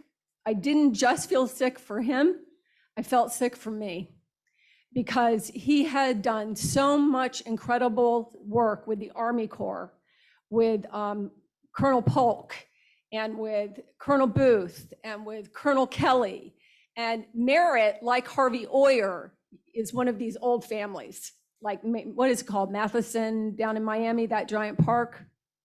What's it called? You guys don't know? It's a big, huge. Thank you, Jay. Matheson Hammock. I mean, these are very, very old Florida families. Not that that makes you any different, but I think it's great to have that institutional knowledge. And Merritt, not only is Merritt young with a family, but he has an issue. He's losing his sight. And even with that, he would get on that boat and he would take people out and he would show them our river. And I'm going to miss him so much. And I know all of Martin County will miss him so much in the city of Stuart. And I told him, because I lost before too, when one door closes, another door opens. God opens another door. That is what's going to happen. And so I'm looking forward. So in my closing today, I would like to read this letter from him that was written, I think before, it may have been after, but it has nothing to do with what I just talked about. It's August 31st, 2022. To the governing board, I think everybody received this. Dear South Florida Water Management District Governing Board and Director Bartlett, I would like to thank you for the recent change of action regarding management of aquatic vegetation in the C-23 canal. As we continue to learn, it is becoming evident that the use of herbicides on aquatic vegetation has compounding harmful effects. While in the short term, aquatic herbicides may be the most cost-effective route for keeping waterways clean, the long-term environmental costs far outweigh. The decision to mechanically remove massive amounts of aquatic vegetation in the C-23 canal absolutely spared the downstream St. Lucie River estuary from excessive harmful nutrients. I sincerely hope this change in action continues throughout the waterways the district manages. Sincerely, Mayor Merritt Matheson. And that may be the last letter he writes us, and may we keep it in our hearts. Thank you so much. Thanks, Ms. Filipich. Vice Chair? Thought you might switch it up again and take your opportunity. You save the best for last, you know? I have two comments I wanted to make. The first, obviously, I think it's in some ways fortuitous or interesting that we're going to discuss LOSM today, but we're also at a point in the present where we're at a low lake stage in terms of hitting the water shortage management band. And I wanted to reiterate, and I'll save some comments for later as well, but I think it's important to note, and I truly believe this for all of our stakeholders, that it is absolutely in this state's best interest to have this district be in the mix, making the decisions, and for the Army Corps to be deferential to us as we start getting closer to the water shortage management ban, because there are issues out there that I think are, maybe academic triggers from time to time, lines that you cross that human beings have written on a chart, okay? And maybe they have not real impacts on people. Sometimes they're just imagined. But the water shortage management band is not one of those lines that we cross, and when we start taking restrictions and triggers, or could take restrictions and triggers, those are not imagined threats and consequences. Those are real. And in my opinion, the best people to make the decisions for the stakeholders in the state of Florida are the people here in this district. With all due respect to the Army Corps of Engineers, we are the ones who hold the stakeholders in our protection, and we give them protection. And I think we are the ones who should be deferred to as we start getting down into that, buffer zone where we could have to make decisions that truly affect people's lives. And so it's not without cost, and I think it's not without consequence. And I think as a result, these are important state rights. The second thing, I feel sort of compelled to discuss it, even though it's maybe a little bit of an uncomfortable conversation to have publicly. It's out there, and to me, it's a little bit irritating. I don't look at the Army Corps as another team. I look at them as part of the same team. Okay. I view them, we do things together. Okay. One side may be offense, the other side may be defense, but we are a team and we're trying to win games. And we got really big things that we need to do together. And I think when you're on a team with someone and somebody's maybe not pulling their weight, or there's somebody on the other side of the ball who's not doing what they're supposed to be doing, I think you got to call them out, because it's the only way to compel better performance to get what we need done. You call it tough love, whatever you want to call it, okay? But the reality is leadership, which is what we are trying to do together, it requires courage, okay? It requires focus, and it requires action. No one ever did anything meaningful in life by saying no because they were kneecapped by their lawyers who are foot draggers, okay? And I can say that because I'm a lawyer, okay? The reality is clients control lawyers. Lawyers don't control clients. And in some perverted world inside the Army Corps of Engineers, they have a few lawyers who appear to be controlling their clients to the detriment of this team. So somebody inside the Army Corps is going to have to figure out where that courage is, and they're going to have to stand up and tell people, this contract, this project partnership agreement, is the same one we signed last time. It looks exactly identical. Why are you a foot dragger? And they're going to have to look inside their organization, and if people don't want to work there anymore as part of the team, you got to cut them out and let them go. That's how you move forward as a team to win games. And that's what we're trying to do here. We're trying to have meaningful movement forward. If you're a foot dragger, get off the team. Okay? If you don't have the courage to move forward, get off the team. You can't be part of this team moving forward. And so I would ask the people inside Army Corps to take a look at these people who continue to drag their feet and either get them on board or get them out. That's all I got to say about that. Thanks, Vice Chair. Rowan? Well, now I'm in the tough spot to follow someone, but I couldn't agree with your comments more, Vice Chair. We all have to work together in order to advance this important work that we're doing. And I couldn't agree with you more. Shifting gears a little bit, I wanted to let everyone know that I had an opportunity to go to the northern WERP area since our last governing board. And for the record, and because of the sunshine, I want to make clear that Mr. Bergeron wasn't anywhere near where I was visiting. I was good for me. I was hiding in the bushes, though. I didn't see you. I didn't see you. But I want to mention that I spent a good part of a day in the northern area, walking the ground, beginning in the Seminole Tribe of Florida area, and walking the ground and moving to the northern portion of the Kissimmee-Billy Strand Swamp, taking a look at the area and having conversations with some of the landowners that had important concerns about the property. And Adam Gelber was also with me. So we were doing some creative brainstorming on some of the options that might be possible in that area.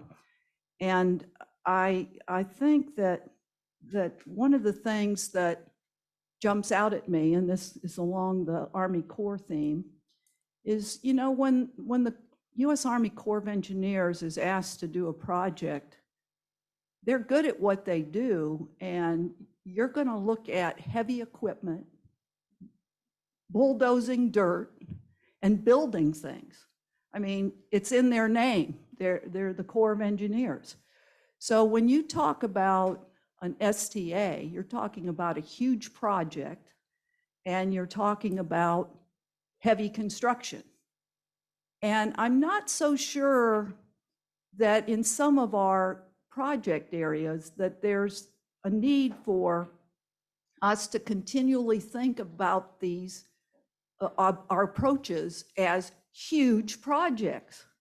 I mean, in some of the areas where we have urban environments, and like you'll learn when we go into the details of that siting analysis that I mentioned in my BCB report, that's an urban area. And we're approaching it as small projects in a chain in order to accomplish the same thing.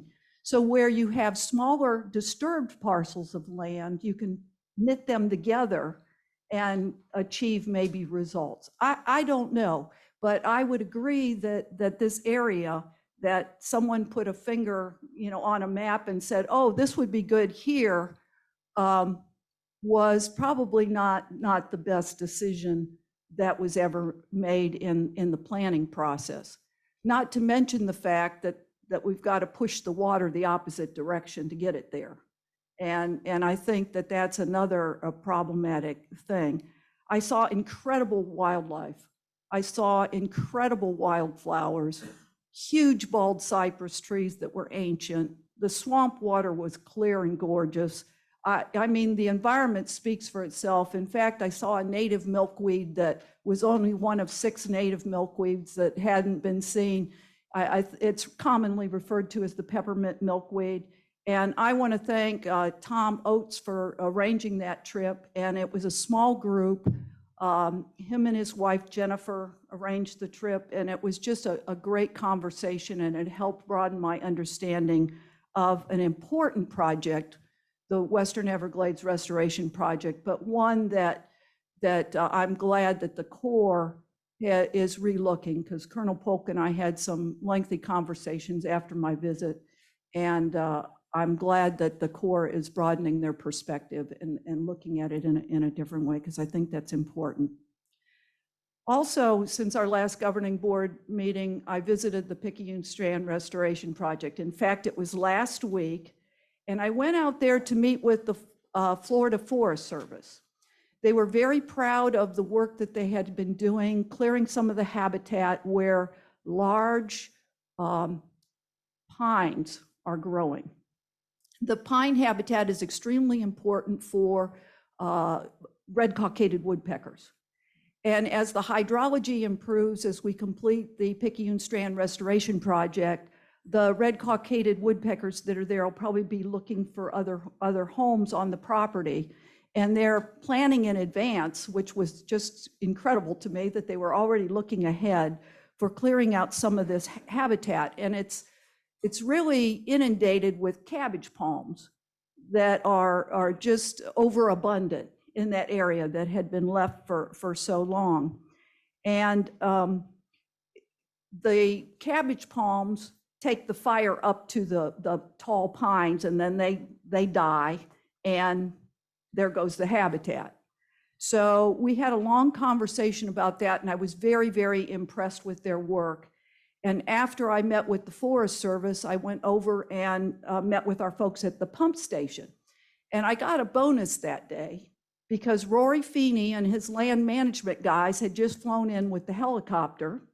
And he was with Ethan Baldino, the invasive species specialist, and also Leroy Rogers, who is the lead for the vegetation management there.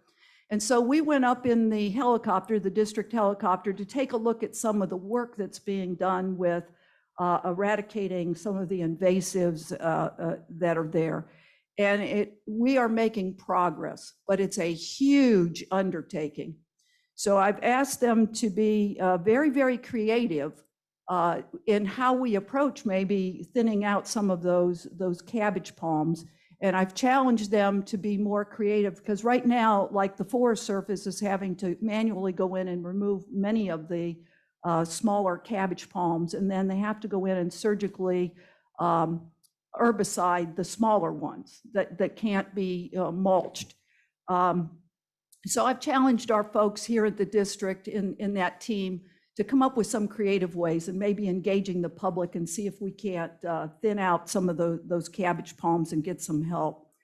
I also was able to transit the entire spreader swale of the Picayune pump station.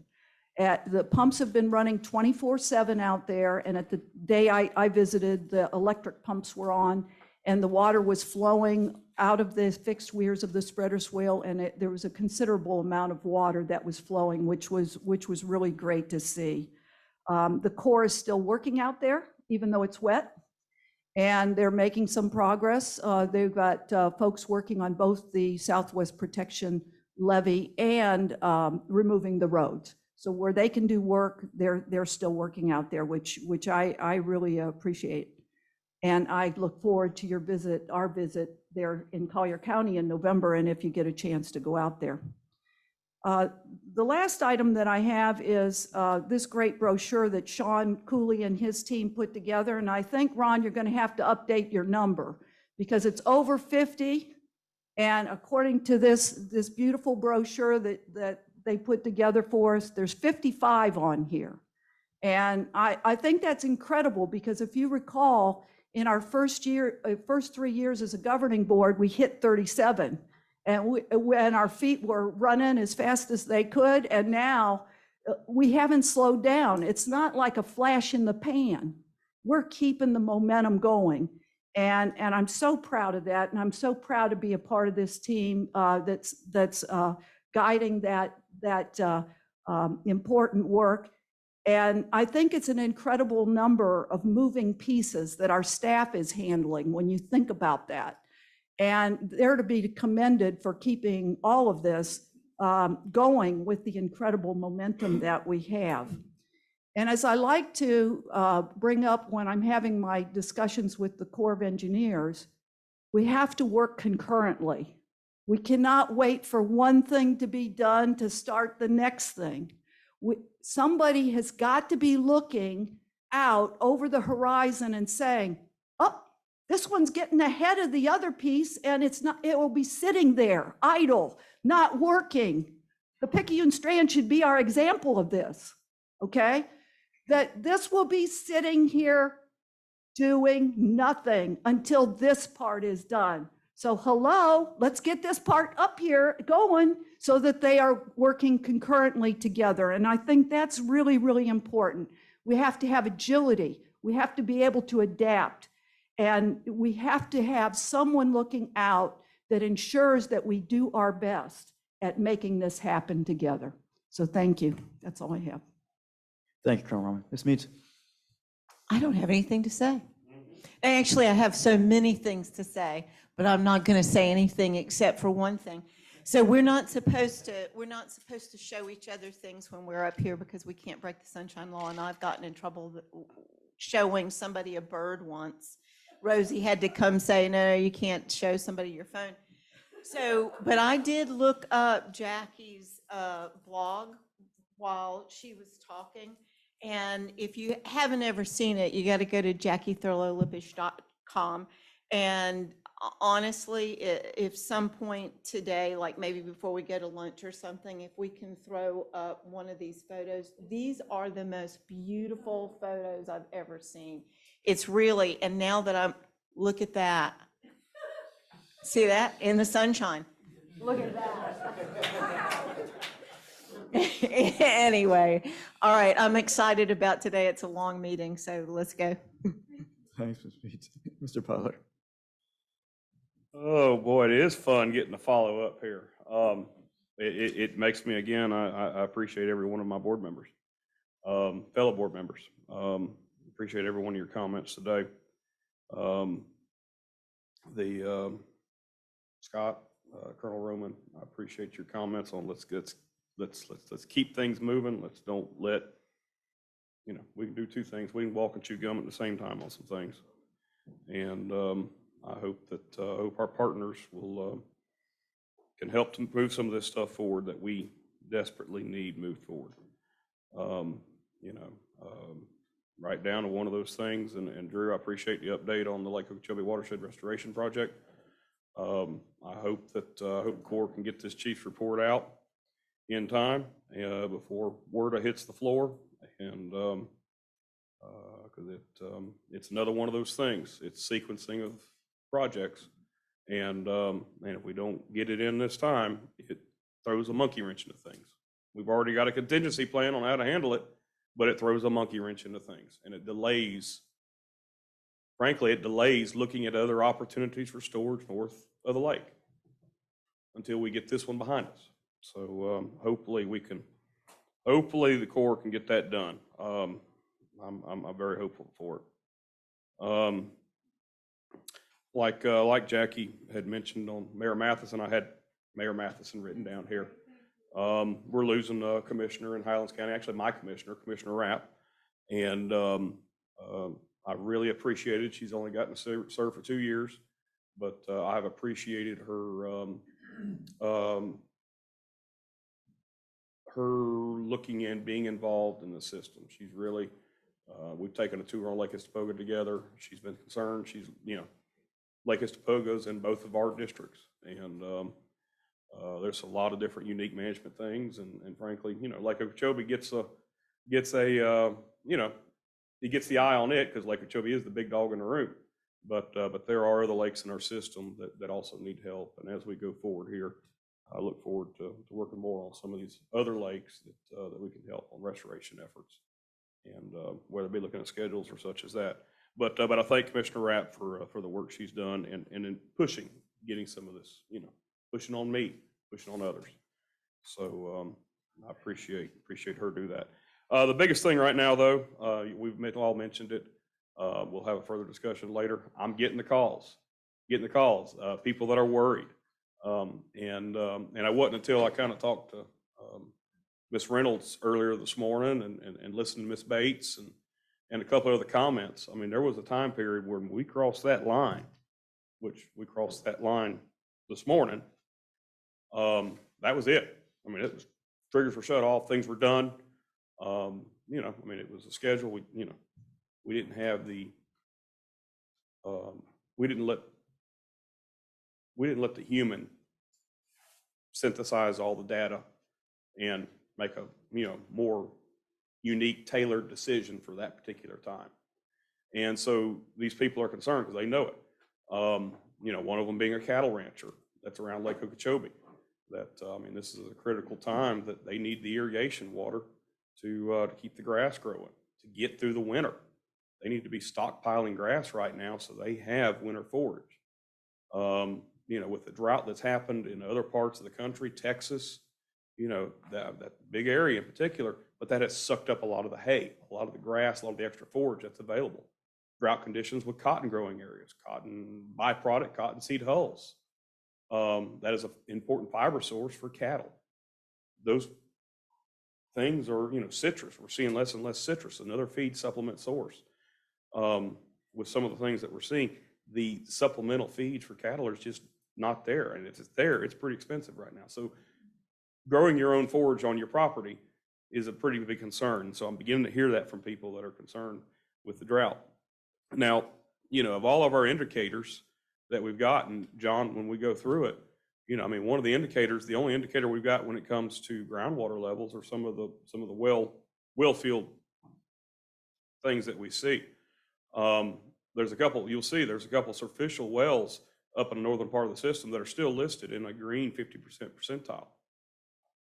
And those are just, subsurface type wells. I don't know how deep those wells go, exactly where they are, but I'll give you an example on my place. This is August, end of August, 1st of September. Right now, our water table, we should be measuring our water table as inches above the ground level. We should be fully saturated right now. We're not. If you were to try to dig a brace post, Ronnie, try to build a fence, you don't build fence right now in August and September. You don't make cow pen repairs. You don't dig into the dirt because it's going to fill up with water. We started digging out our cow watering holes, in-ground water wells. We also use for cow cooling. They're dry right now, and typically you should be able to break the dirt, and again, water should come in. We went down 20 feet before we got a good flow of water coming in to fill that hole up. And this is August and September. That was this week when we started digging that. And so it's, again, the conditions north of the lake are pretty dry, very dry, and it's very concerning right now. It is going to take some major rain events to even build the water level up before water starts sheet flowing off a property. So we're way behind, and it's just, a lot of it's got to do with 2 dry springs and then turn around and have this one dry summer. So it has really got a lot of people concerned. And we'll, as we talk about it, when we talk about these water deliveries and cutting water off, especially this time of year, one of the first ag crops that I think about is citrus. And if you don't know what citrus has been through over the last 10 or 15 years, it's devastating. You look at harvesting numbers that have gone from 250 million boxes back in 2004 down to whatever it was in the 40s last year. 40s, or I even saw 38. I think they moved it up a little bit. But the citrus greening has had a devastating effect, and the way you combat that is you keep your trees absolutely healthy. And, that goes, there's been some controversy about the Senate Bill 1000, the rate tailoring bill, where you could get a prescribed fertilizer limits for citrus. So rather than using IFAS recommendations across the board, across the whole state, no, you tailor that in to that specific soil type or that specific tree. And the reason they need that is those trees have to be tip-top healthy. It's like us taking Airborne or whatever it is, taking our vitamin C or zinc to try to keep us from getting sick. These citrus trees, in order to combat greening, have got to be the utmost healthiest. And so when we start talking about water restrictions and cutting back even just a little bit on some of these consumptive users that require water, that they use superficial water, whether it be out of the Townsend Canal or some of those other canals there just east of LaBelle, the slightest bit of stress on these trees and they could just lose their whole crop. And we're not talking about an annual crop. We're talking about a tree that takes 5 years to get to full production in an industry that has had its share of challenges. So as we go forward, I just that just kind of giving you my thought process, what I'm thinking about, and looking forward. It's they'll already be here in the fall, or we're not even in the fall. We're still in the summer. Yes, I hope we get some depressions. I don't want a storm or a hurricane, but I'd go for some good, slow, rainy depression type weather. But at this point, there's going to come a time where, yeah, we'll take a hurricane if that's what it takes to get water back on the system. That's my comments. Thanks, sir. Thanks, Mr. Butler. Mr. Martinez.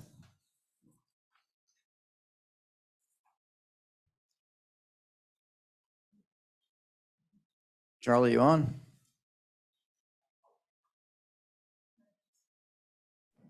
Okay. Yes. Can There you go. hear me? I can hear you. Sorry about that. It's your turn to make some comments. Yes, no further comments. My comment was going to be directed at the Army Corps and their lack of action of executing our partnership agreement. But I think fellow board member Wagner said it best, even though I probably could express it a little more eloquently than him, but I don't want to show him up. So I'll just kind of piggyback off of his comments. But other than that, nothing further, Mr. Chair. Thanks, Dad. Thank you, Mr. Martinez. Someday. All right, I'll close up with my comments. I just want to say this has been a tough year, I think, for some influential leaders in agriculture and politics. And I hate to keep having to read these, but I was really sad to learn late last month that Joe Marlon Hilliard passed away. Joe was born in Lee Memorial in Fort Myers. He graduated from Clewiston High, and he was very well known for his innovative agricultural practices. He was inducted into the Florida Agricultural Hall of Fame in 2017. He served as, I think, commissioner and chairman of the FWC. He was also chairman of the Sugarcane League, as well as being president of Florida Cattlemen's.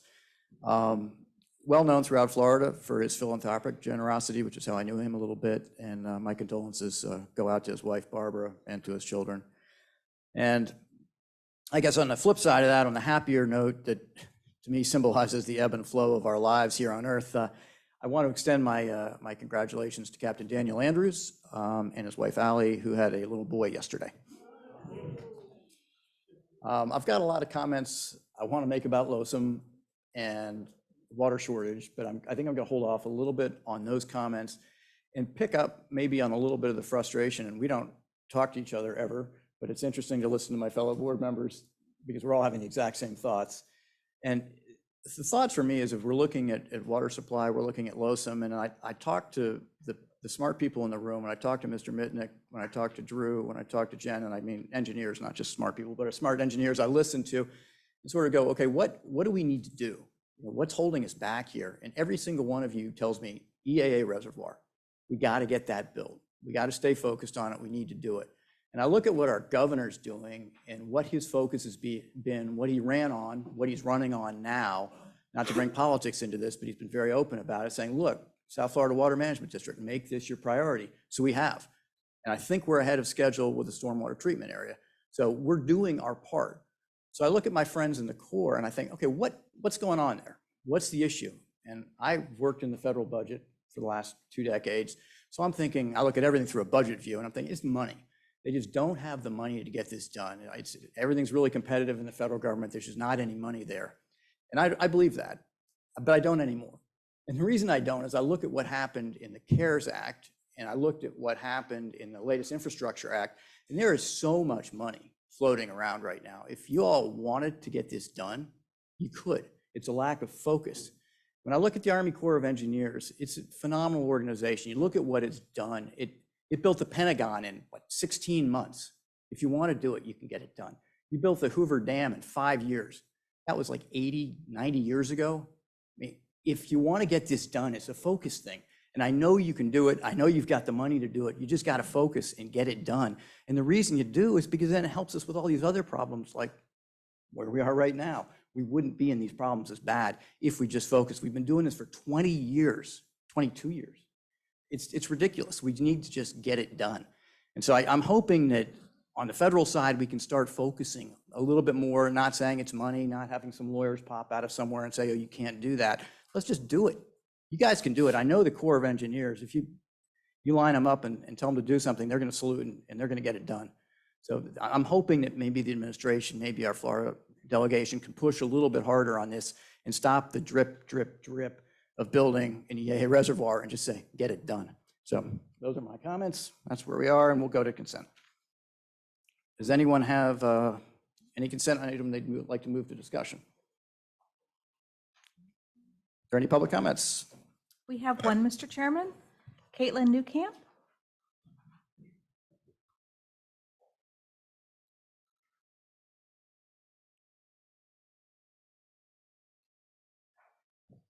Hello again, Caitlin Newcamp, Policy Associate with Audubon, Florida.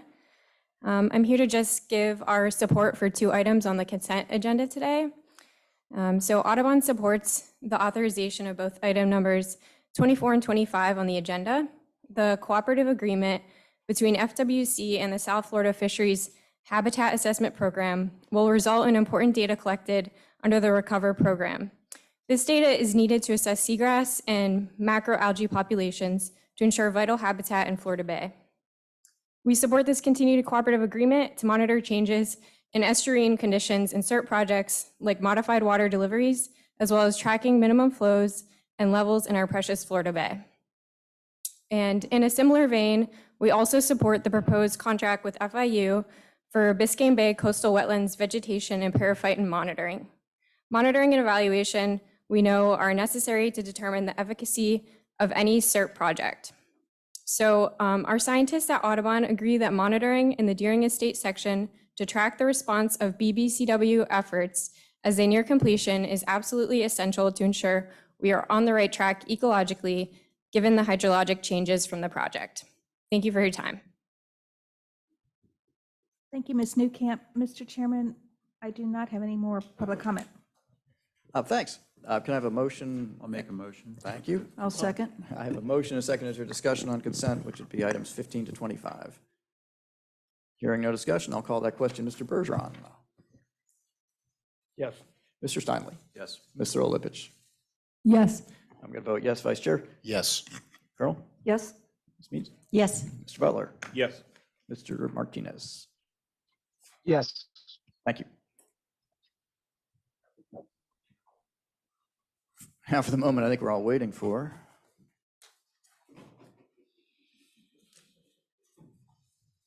Mr. Mitnick? We'll go to water conditions report with Mr. Mitnick, and I'm going to ask the board to hold off on any comments until John gets through his presentation. And I think he's got some discussion he wants to have with us, and we'll have that when you're done with your presentation. All right. Thank you, Mr. Chair.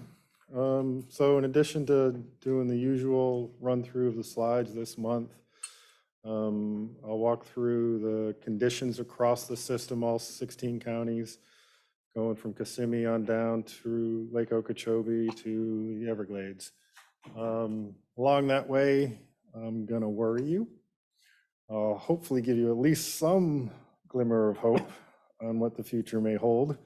But then we can have a conversation about how staff is viewing the next 30 days and how we're viewing the system, given the conditions you're about to get worried about.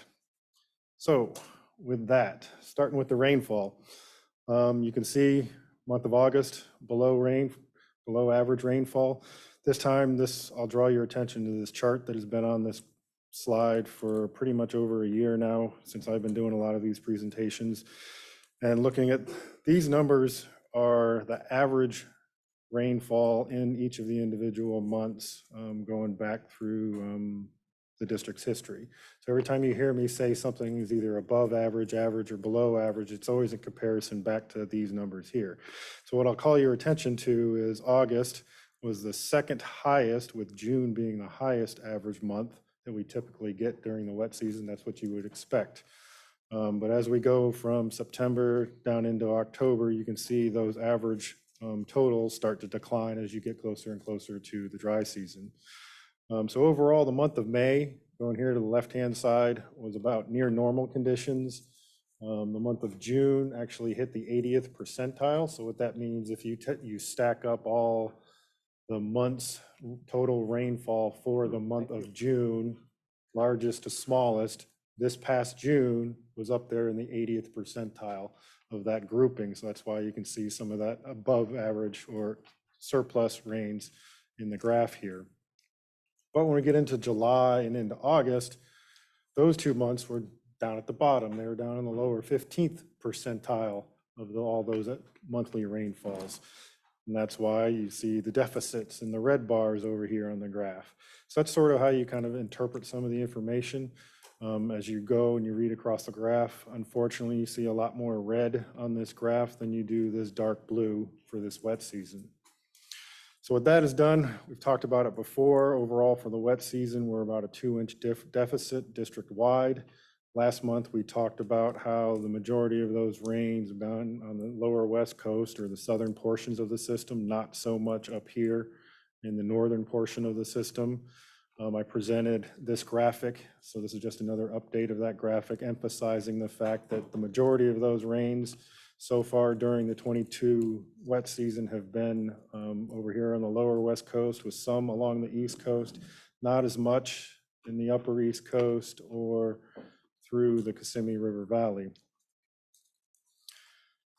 So as you would expect, that has left the lake system in the upper chain of lakes, starting up here with East Lake Toho, had been well below its average. There have been some rains that have picked up just recently towards the end of August, beginning of September. So Lake Toho, or East Lake Toho, has come up above its schedule. We implemented some of the operations to bring it back down to the schedule. Eventually, we do want it to rise up to its winter pool up here, so we're mindful of that. But we implemented those operations because that lake tends to be a little bit more flashy. It's a little bit harder to get control of once you get a very strong rain event. So we're trying to maintain that schedule there. But as you can see down here in Lake Toho, we've allowed it to come up above its schedule. We're going to try to maintain it a little bit above its schedule and hopefully get it up to its winter peak. So we're managing these two lakes to be able to hold some of that water in Toho before it comes down into Kissimmee. Again, the idea being, if you're anticipating drier conditions, you want to hold water as high up in the system as possible instead of just letting it move down. So that takes us to Kissimmee. You can see Kissimmee started coming up with some of these recent rains in that area. We'll again do a similar operational regime when we get to Kissimmee. We'll try to hold it above its regulation schedule and hopefully get it up to its winter pool up here as well. Looking at Istapoga has just kind of been creeping along. Kind of what these different lines mean on the graphic. The red line is obviously the regulation schedule. These purple lines, they relate to 2 pump stations here on the north shore of Lake Okeechobee along these 2 canals here, and having to switch and start feeding water from Lake Okeechobee back up into Indian Prairie, as opposed to pulling it down from Lake Istapoga. So we're keeping a close eye on that. Rich, Virgil, and the Okeechobee Field Station and those crews have already gone out and they've tested those 2 stations, which are called G207, 208, so they're fully operational. And they're ready to function should they be needed and called upon to start pulling some of that lake water back up into Indian Prairie Basin to help with their water supply needs. So taking the next step down, looking at Lake Okeechobee, this is the usual position analysis that we talk about every month. It's been updated for the month of September. As of this morning, actually it was as of yesterday, Lake Okeechobee crossed into the water shortage management band. So the lake is inside of the water shortage management band now. So this projection is based off of that stage. And what it's telling you is roughly a 25, this lower line here is a 25% probability line. So there's 25% probability that we will remain within the water shortage management band for the next several months. 50% probability does jump out of the water shortage management band, but it follows that recession.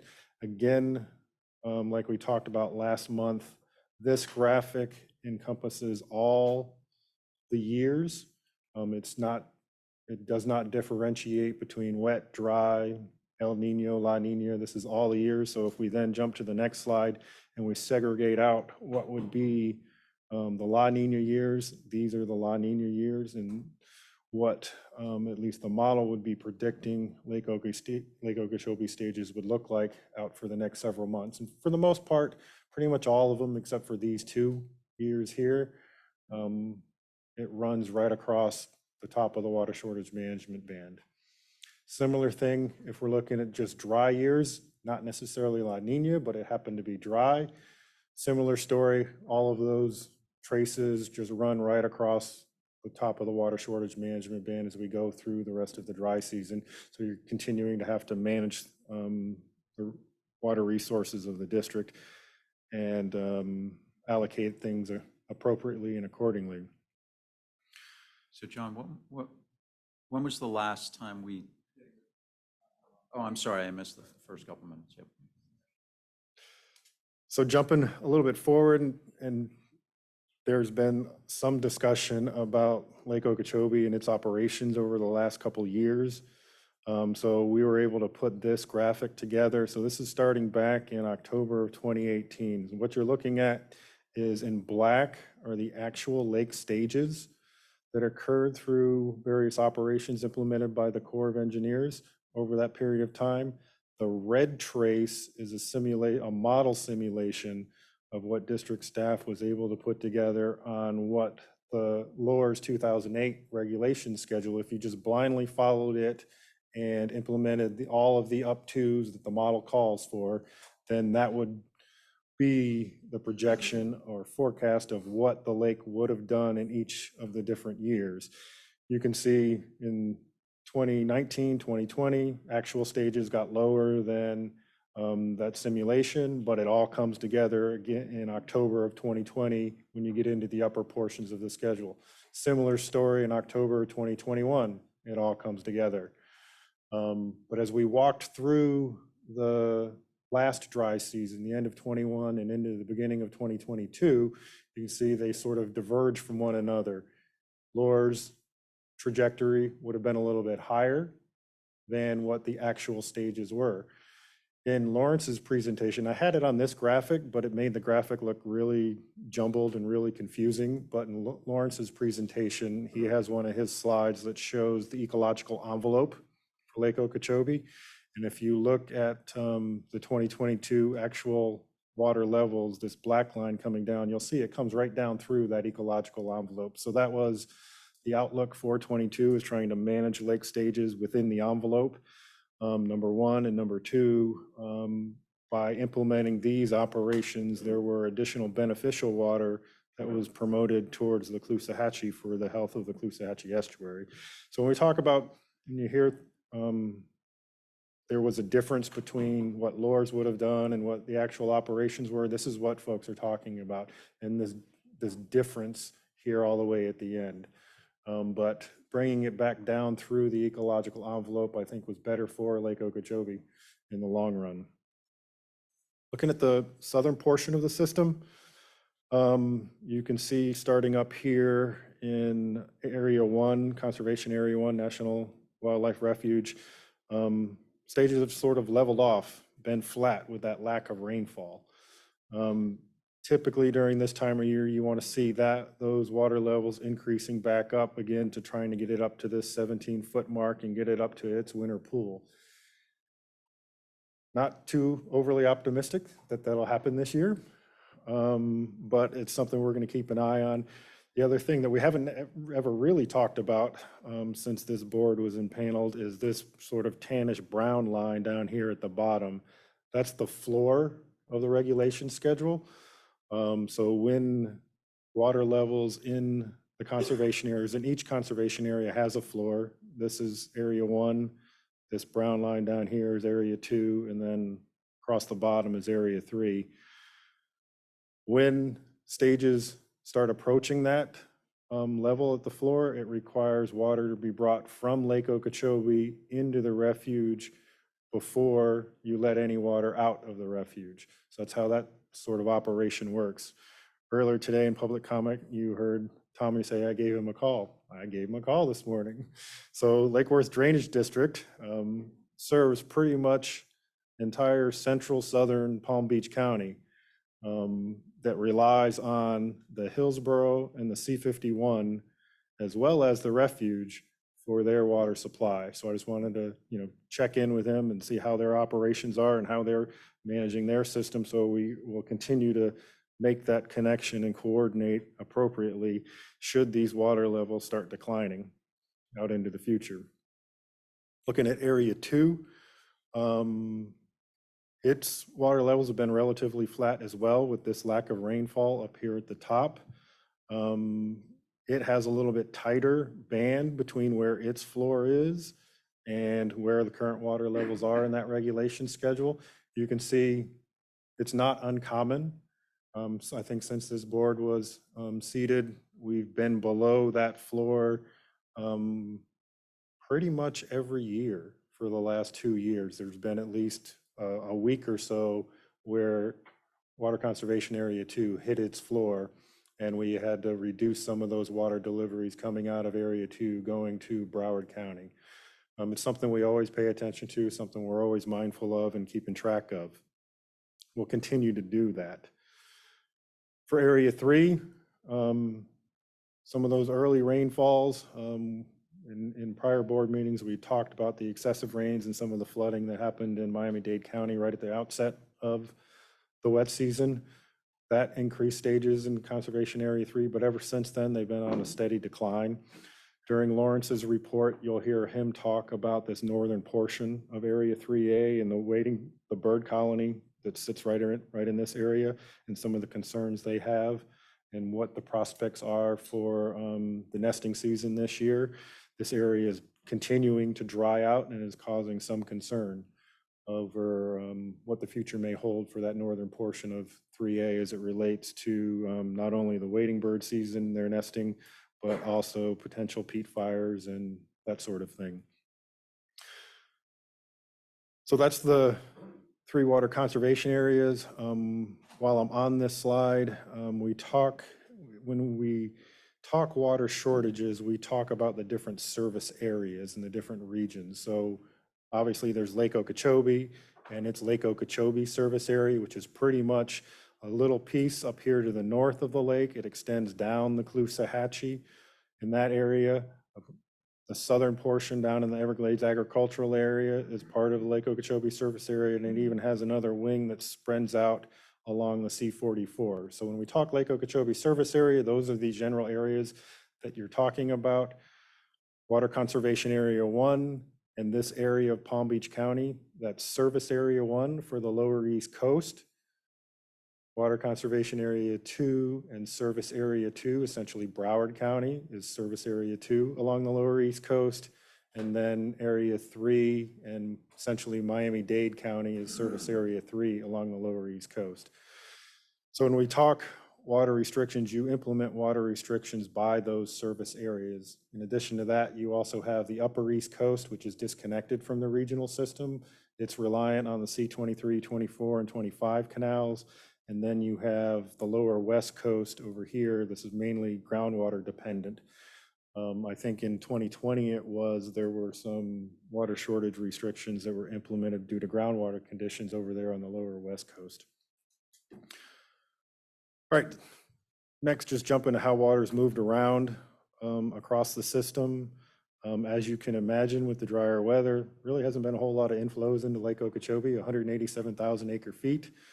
That is, I'm doing my quick math right, somewhere around 4 or 5 inches of inflows to Lake Okeechobee. As I said earlier, Lake Okeechobee is at 12.51 feet. It is actually lower than it was at the start of the wet season right now, and it's the lowest it's been in the past year. So it has actually declined a ½ foot over the course of the wet season, even with this roughly just less than ½ foot of inflows.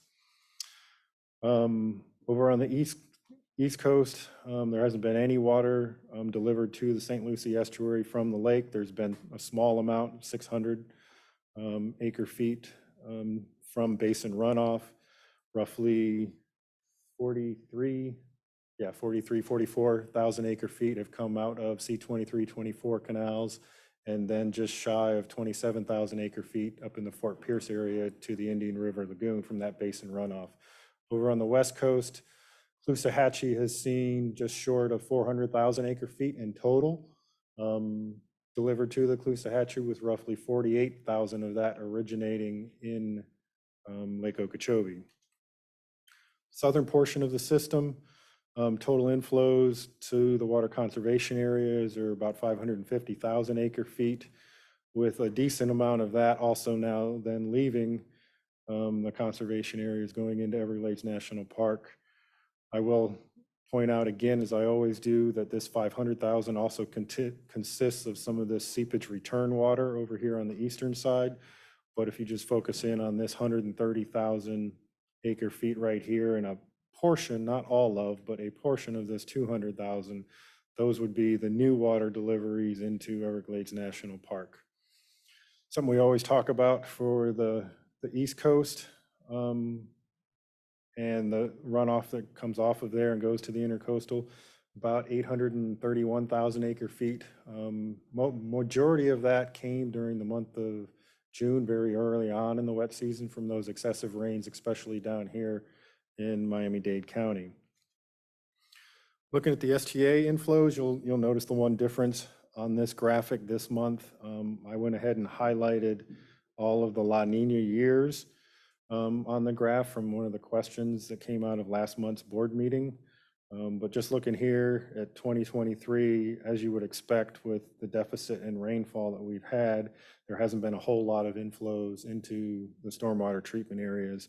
One of the things that you'll hear from Lawrence when he gives his presentation, because of this lack of inflow and lack of rainfall throughout the system, the STAs have enjoyed this little respite and this time to recover, and we're starting to see some positive signs in their recovery from those excessive flows that we had going all the way back to 2021, and the second highest inflows that they've ever recorded, just over 1.6 million acre feet.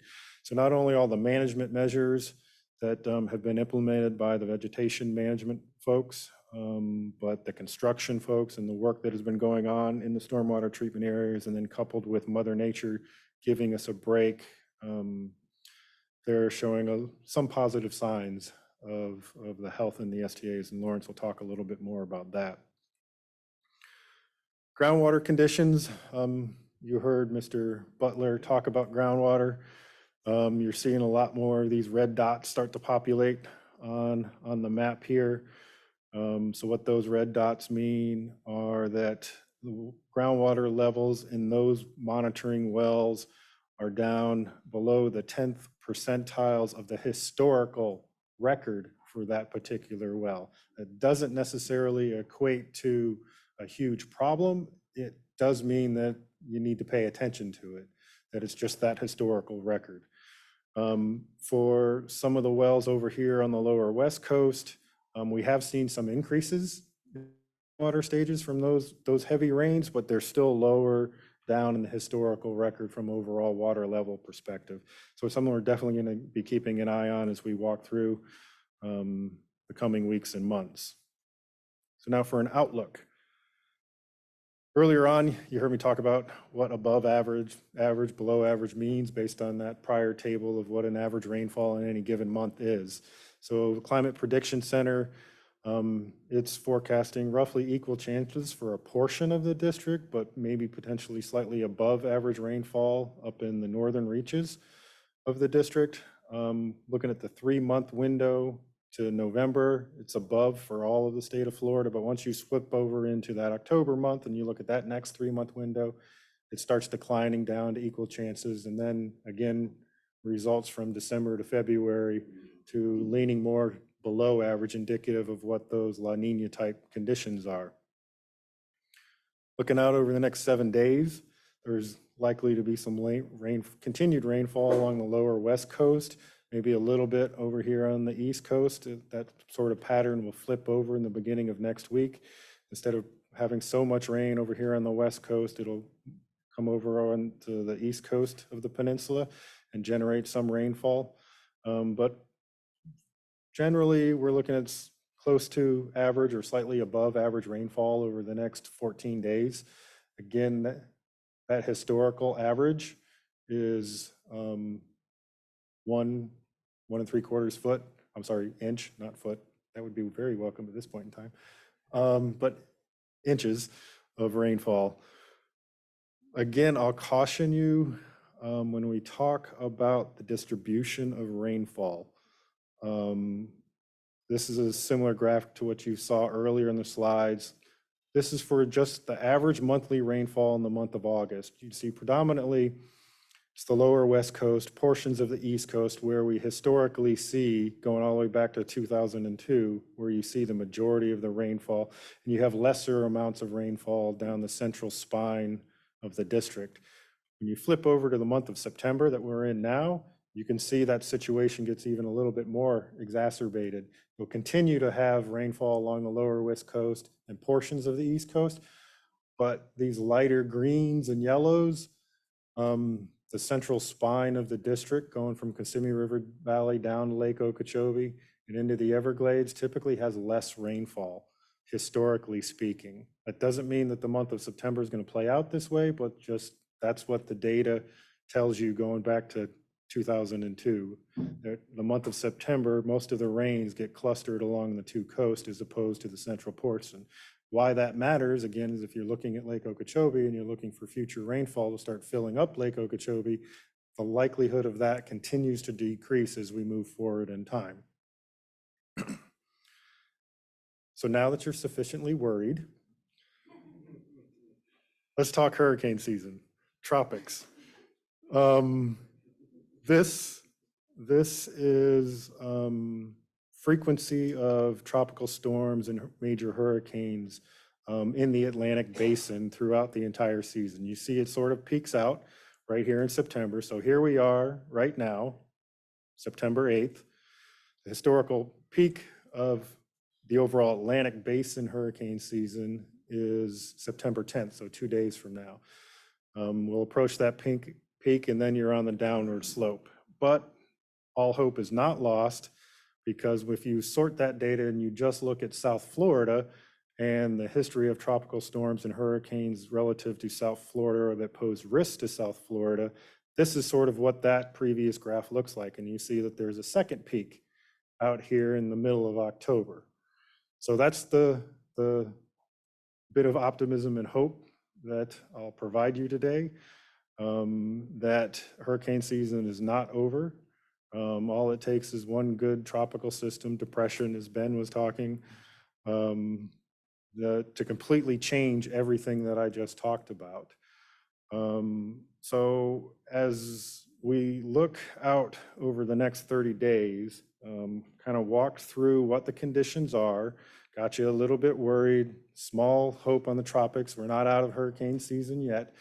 What I can tell you is right now, I'm not panicked. Drew's not panicked. There's not anybody in this agency that is panicked. We are preparing, we are planning, and we are monitoring the conditions. So the way we view the next 30-day window is we're going to continue to monitor the system. For the Loxahatchee, we think we should focus in on the salinity regime for the Loxahatchee and look at that salinity. Right now, it's getting the majority of all the water it needs from the basin runoff. So that's what we're going to focus on and hope that basin runoff can provide and sustain the Loxahatchee needs. You've heard talk of the MFL of 457 cubic feet per second. That's a 30-day average. Today, the 30-day average flow to the Loxahatchee is up over 1,600 cubic feet per second. So the Loxahatchee is getting everything that it needs from basin runoff. Earlier on in his comments, Jay touched on the Loxahatchee, similar situation over there. It's been declining with the lack of rainfall, but right now the basin is being able to provide the flows to the Loxahatchee, and we'll keep an eye on that. And again, on that side, we'll look to manage the salinity and monitor the salinity along the Loxahatchee and see if any regional deliveries are needed there. At this point in time, district staff does not see a need to implement any water restrictions just because we're in the water shortage management band. The lake's sitting at 12.5. We're not quite out of the tropical season just yet. So we're gonna sit back and watch, monitor, prepare, and plan.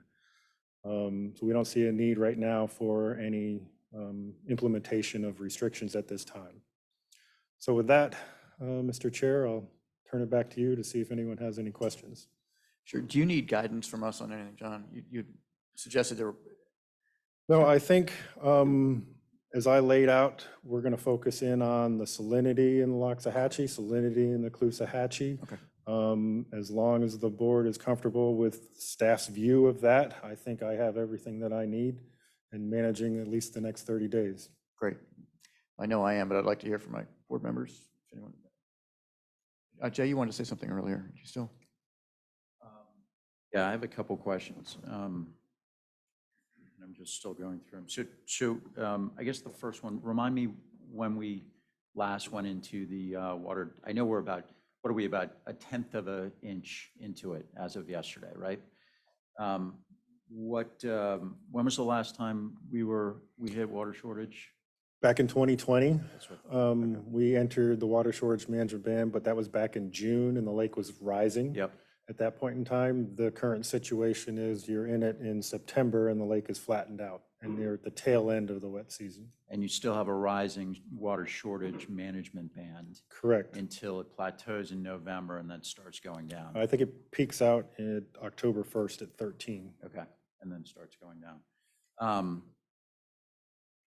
On page 14, sorry, these questions are just all over the place, but on page 14, if I look at, I'm just thinking about those areas that rely on surface water, right? Where this is clearly the lake stage is clearly an issue, a concern. If I look at where we are now, it looks like the groundwater conditions in West Palm are in the red zone. So does that measurement reflect the status of where, for instance, West Palm has their supplemental wells? Actually, if I'm not mistaken, although this talks about groundwater, I believe this red dot here is associated with the surface water condition. That's a surface. In that area, but. That would be unique, you mean that dot? There's some other ones down here. Okay. Along the lower. Yeah, I mean, I guess my question is at this point, there are other municipalities that rely on groundwater, surface water. But, West Palm, we've talked about, in addition to using grassy waters, they also have the well fields. Correct. So should I take that red dot to mean that those well fields are probably low as well? Generally speaking, yeah. I mean, the groundwater conditions on the lower East Coast, if I jump back to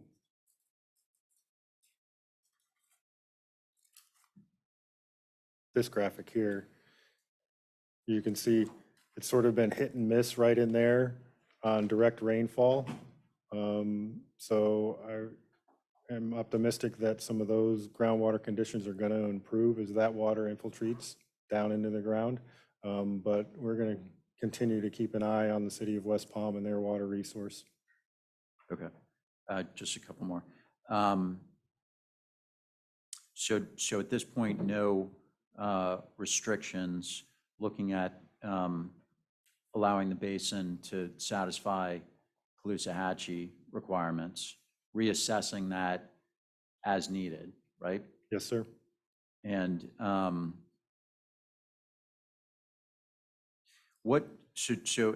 we sort of talked about this in the briefing, but in terms of, you had a graph there that had LORS 08. I'm just wondering if LOSUM was in play right now and had been adopted, would there be any actions we would have taken, flexibility or within the guardrails and the parameters of LOSUM coming up to this stage that are different than what we would have done recently? Does that make sense? So if LOSUM was in place, would there have been a different lead-up action list than what we've used? Yeah. So the way I'll answer your question is, if LOSUM was in place, then it would have set a different set of conditions walking into this year. So it's not necessarily about the decisions that were made over the last 6 months, 9 months, and how they relate back to LOSUM. It's where LOSUM would have started. Yeah. Then you had these conditions and what kind of decisions you would have had to make along the way. So to try to extrapolate, That makes sense. if you just automatically flipped the switch and LOSUM had been in place over the last 6, 9 months, it's not an apples to apples comparison in any way. Okay, no, that makes sense. Thanks. Mr. Lopich? Mr. Mitnick, can you please go back to page 14? That was my page anyway. But the one with the purple, the La Nina water years at the bottom. Okay. So I believe the question was asked about La Nina water years because it was trying to see if there were any patterns. And what I got personally, which doesn't mean it's right, was that I really didn't see any particular patterns, that it could be one way or the other for the different lake to STAs or runoff to STAs or the other color differentials. But I was, I think that, first of all, this is kind of a taboo subject. I mean, nobody likes drought. And when we're watching what's happening in the Western United States, I mean, it's mind-boggling. And we'll never be like that, I don't think, in our lifetimes, because we get so much rain here compared to what they do. But it is, of course, still something that's incredibly serious. And there are patterns. There are patterns in nature. So when I went in and read about drought, and I had some old books too, the old books would say that about Florida, that you just matter-of-factly, that you could count on drought about every 10 years in Florida. That's what they said. Would you say that's a fair statement? That's a fair statement. Okay, so I went back and I looked at this chart and I tried to think of when I knew we may have had droughts. And I knew there was a drought in 2000 and 2001, which was where two of those purple figures are. And then I knew that there was a really big drought in 2000. Well, I think it was like 2006, 7, 8, and 9. But it was, can you tell me if that's true or if it was shorter than that? 2006 and 7. The Lake Okeechobee hit its lowest recorded point at 8.82 in July of 2007. 2007? Okay. Yeah, interesting. So what are these patterns, or are they even really there? And then I believe there was Miss Terry Bates said some years that seemed different than what I had. I couldn't remember what she said, but I think there was a drought in 2010, 2011. Yes, Lake Okeechobee hit its second lowest recorded at 9.53 in June of 2011. Okay, have we been in drought since that time? We've been in drought. There have been portions, so I'll draw a distinction. Drought is a measure of rainfall. So yes, there has been deficient rainfall across the district, and we've implemented water restrictions since then in portions of the district. But looking at water shortages for the Lake Okeechobee service area, no, we have not been since 2011. So how many years is that since then? 11, 12, So coming up on 12. 1 year over 10, right? Yep. Interesting. I don't think it's a bad idea to educate people on patterns or things that happen. I imagine, and I know the district doesn't like to do this, and we don't like to, we've got other things we're doing. But I think if I had a classroom, I would tell them that in general, there's a drought every 10 years in Florida, and that now we are at 11 years, and we may get it, we may not get it, but we should just be paying attention, because those are kind of the numbers that are accepted by the scientific community. And so it would just put a seed in my head to appreciate my water use more, whether I was a farmer or a mother or whatever. Do you know what I'm saying? Watering my lawn. I just think, I hope that we don't walk out of here today saying that we're not going to do anything until it's a crisis, because I don't see anything wrong with just bringing up the fact that these things happen about every 10 years, and we've got a lot of kind of hints going on here. I don't want it to happen, but I think the worst thing we can do is not talk about what could happen. And it's not to make people upset or to stress them out any more than they already are stressed out in the world we live in right now, but just to start thinking about it now. Start thinking about it now.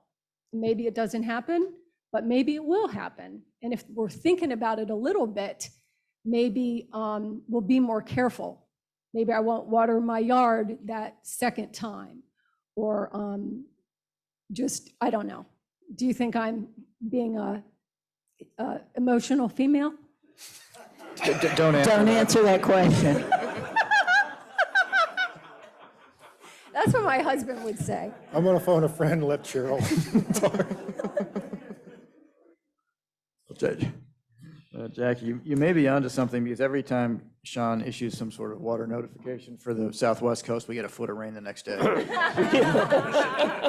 Can I ask a question? So I'm never going to play the weather game with you. You win, right? I'm never going to do that. But I do have a question, because I sense a flaw in the weather game. So can you really get any meaningful data from averaging the years? I don't think so, because of the nature of hurricanes. For example, when you look at what you put out there, it made it look like 2017 was, the truth is, as you know, better than I ever will, even though the next big hurricane, I want to come and get locked in and see what you guys do. But I know, look, let's all do it. But when I did my really quick hurricane research while you were talking, I've always because I've got ADHD, so I'm up here just plowing through data. And almost all of those hurricanes happened historically from the beginning of time, happen in September and October. So August isn't really like historically the big month, and occasionally it happens in June and boo-hoo. But mostly it's September and October, and I think everything's going to be fine. But I remember when I first took this position, someone who's not here today told me, with Florida, it's too little water, too much water, and water in the wrong places. So it's always going to be like this. It's never going to be different. It's going to be easier when we get the reservoir, but it's always been the conversation, right? And so that you're not worried, I'm not worried, and the averaging doesn't work for me. Thank you. Vice Chair. I may have missed it. I stepped out for a telephone call. I apologize. How much of this do you think is related to, or are we looking at any relation to the Saharan dust that we see, which seems to be, at least at some level, a contributing factor to keeping us a little drier, a little hotter? Maybe the storm's not necessarily coming at us. It seems like as that phenomenon has continued, we've experienced drier, wet seasons and less storms. Is that something we're looking at? And is there, I don't know which way it goes, or if there's anything any power there is over. I have no idea, other than I know it's existing and creating these conditions. Yeah, obviously I'm not a meteorologist, but I do believe that there is a correlation between that dust and its propagation across the Atlantic coming off of Africa. That coupled with the overall weather patterns along the continental US. You've seen over the last several months, we've all seen the reports of the excessive flooding through Tennessee and the mid-Atlantic states going back to Texas. I think this season we have seen a lot of high pressure ridges set up just off the Atlantic seaboard that influenced that Saharan dust, as well as prevented the low pressure systems from moving down over top of Florida like they typically do during a wet season. And there's all kinds of other meteorological facts we can start throwing around about AMO and Atlantic and Pacific decadal oscillations and El Ninos, but yes, I think it does have a contributing factor. Mr. Chair, you know, I think it would be beneficial to have some type of holistic presentation. At least I would benefit, like Jackie said, you know, as far as these droughts and La Nina and the dust, you know, maybe we could do it with a lunch and learn and have a one of our meteorologists help us understand this. To me, I feel like I'm getting a slow drip, you know, a little bit of information, a little bit of information, a little bit of information. And what I'm missing is the big picture on how these things are interrelated. And I know, John, it's not necessarily your lane, but I know we have smart people at the district that could help us just get a general understanding of how these Saharan dust and everything else works together. I have a question. Mr. Bergeron? It seems to me, and of course, I've observed this for an awful long time being in Florida, that once every 10 years, sometime twice, a natural event happens, you know, and there's certain impacts, part of nature. Now, when you look at this, basically, the environment in most conditions here are benefiting from a drought. As long as it's not so dry the peat would burn, like the northern part of Conservation Area 3 that you brought up earlier, John.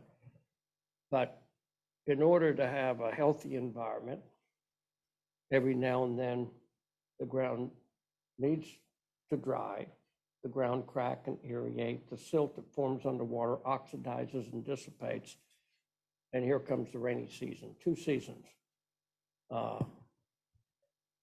When you get into one of these events that happens once every 10 years, maybe twice, when you look back in history, the real concern with the population, the growth of South Florida is water supply and the inconvenience of being able to put in regulations in place for irrigation and various volumes of water restrictions.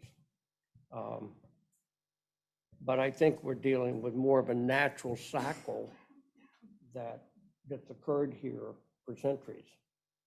And let's hope that rain comes and we don't have to get into the restrictions, but I don't think this is some unusual thing happening.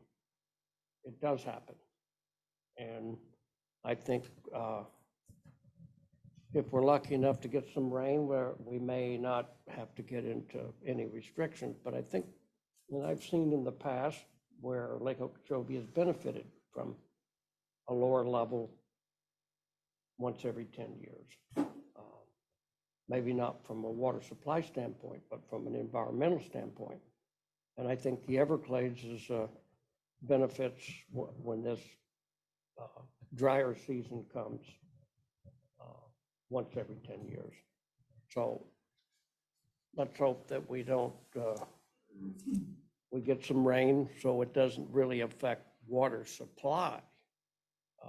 But I think the environment benefits sometime when you have a natural occurring drier year. I can't help but think, Mr. Bergeron, that climate change also is playing a role here. Maybe not in this particular point in time, but as we move forward, I think there's also some implications there. And again, that's a part of that interrelated piece that I'd like to understand better. That's true, and the other, it's like looking at your graphs. You know, I noticed in the Big Cypress, water levels are pretty good. As you noticed, a lot of the rain has happened on the western part. I know the cypress swamps have plenty of water in them in the Big Cypress area. So it has a lot to do where it does rain too as well. Mr. Butler? And Mr. Ronnie, I mean, yeah, to your point, talking northern 3A, northwestern 3A, the importance of sometimes having that dry down. But then, boy, it's going to be nice to have the tool of Sept North to put out a peat fire if it does get that bad. So just another plug on getting some of these projects going. But Jackie, to your point, and that's a question I'll pose, John, Drew, Sean, at what point here do we issue, and we're not doing restrictions now this month, but at what point do we issue an advisory for the LoSA area? I think it's important. I know Miss Katrina from Lake Okeechobee News is listening. I know Charles Murphy from good old WOKC is listening. They're going to help me getting the word out. But I do think it's important that that we get the word out that, barring any, abnormal rain events, we're looking at a serious condition. It's time for the general population in the LoSA area. If you hadn't already, and most everybody's well aware of what's going on, but we need to be sure we get the word out and begin, to Jackie's point, begin to look at doing things, voluntary, where you can cut back ahead of time to help with the system. But at what point do we start issuing advisories?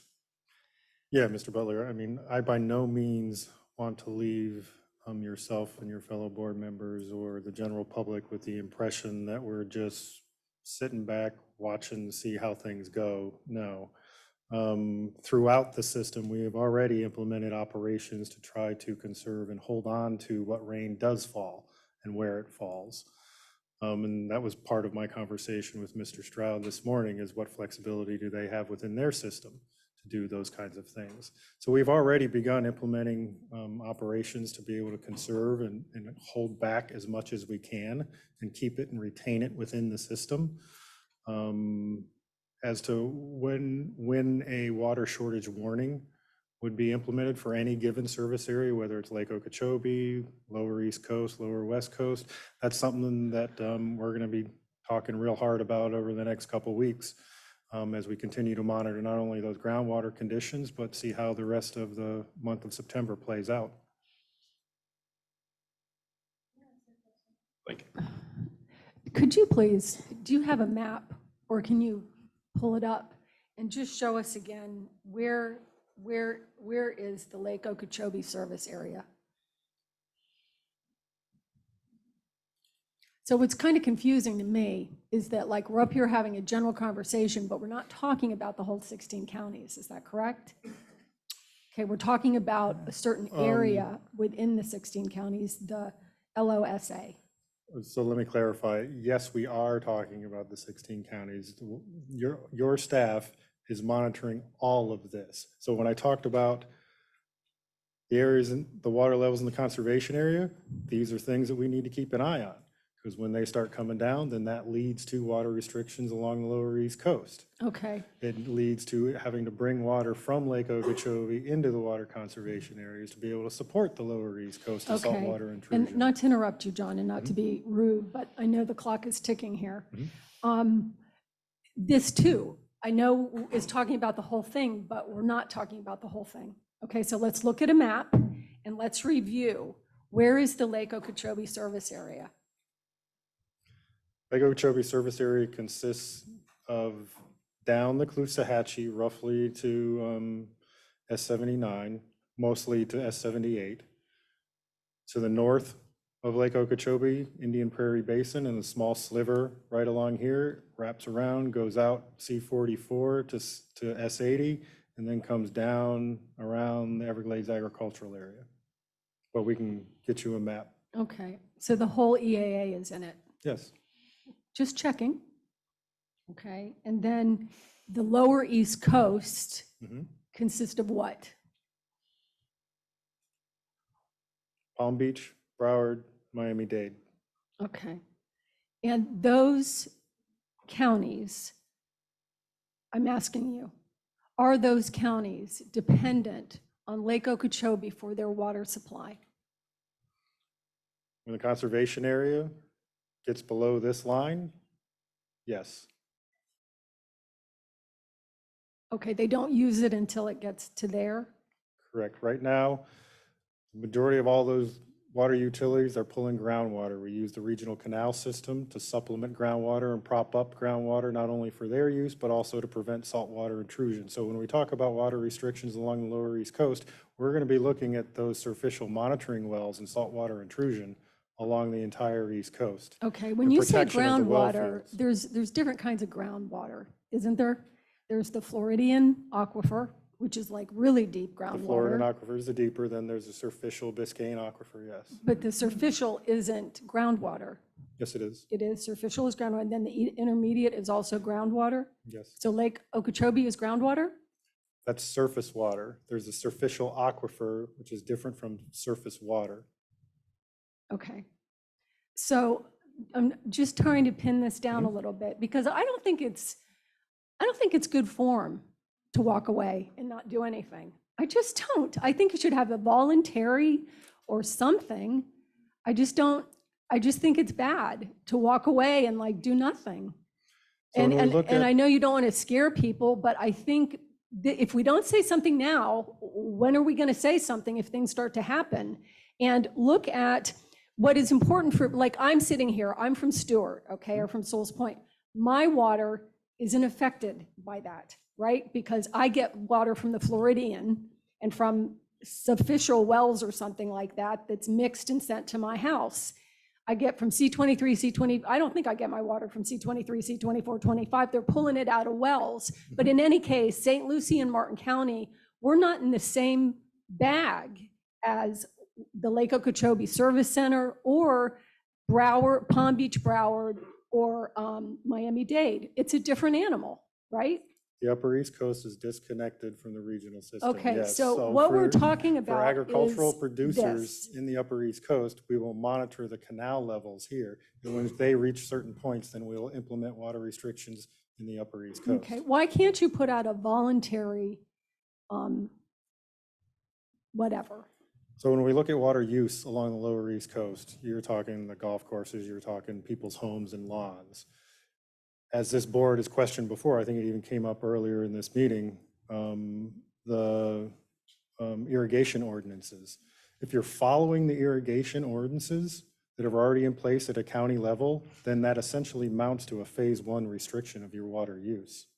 So as Then they long as you're have to doing be what you should have already enforced. been doing, regardless of a water Okay. shortage or a drought, then you're cutting back and you're conserving water. Those numbers are not enforced. We all know it. They're not enforced. Just saying, they're not enforced. They're not enforced in my town. They're not enforced in Stewart.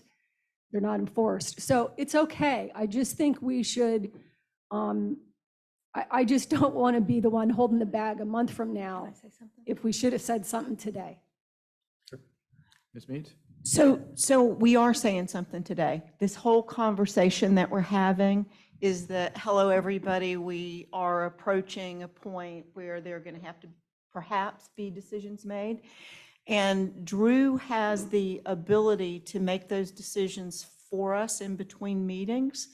And so, so I think we're doing exactly what you're asking for. Okay, thank you. We are doing that. We're talking about it. Drew has the power to do something about it as soon as it's necessary. And I have a belief, in fact, that we won't wait a second too late. I think that, I appreciate it. I'm sorry. I think this is why we're here. You know what I mean? This is why we're here. and listen, we have the resources of a communications department, and, you know, I think it would, I'd be interested to hear people's thoughts just to send, I mean, because not everybody in the district is getting the email every morning that we do with the lake levels. And so many people, although I'm sure it will be covered on the news, many people may simply not know.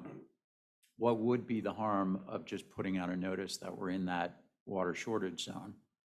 And actually, we might come out, you know, with a rain this week, but go, you know, expect me to remain around that for a period of time, an awareness campaign, if you will, that, you know, that just suggests that people, you know, understand or are aware of the situation and do what they think they can to conserve. I mean, I think that's, have we done that before?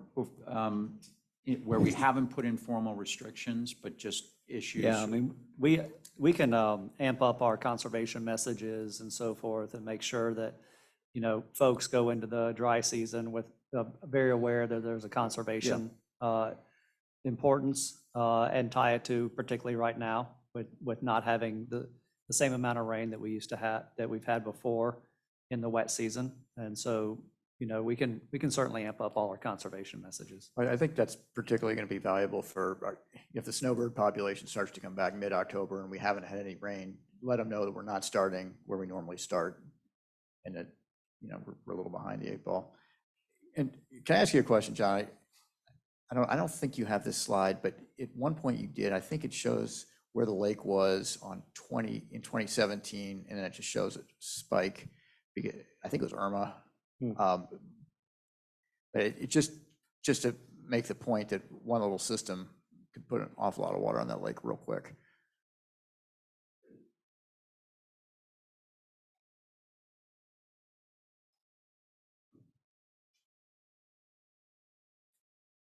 And it changes so fast. Remember, we were approaching a drought when we turned around a month later and fur-bearing animals are dying up on the, so just like that.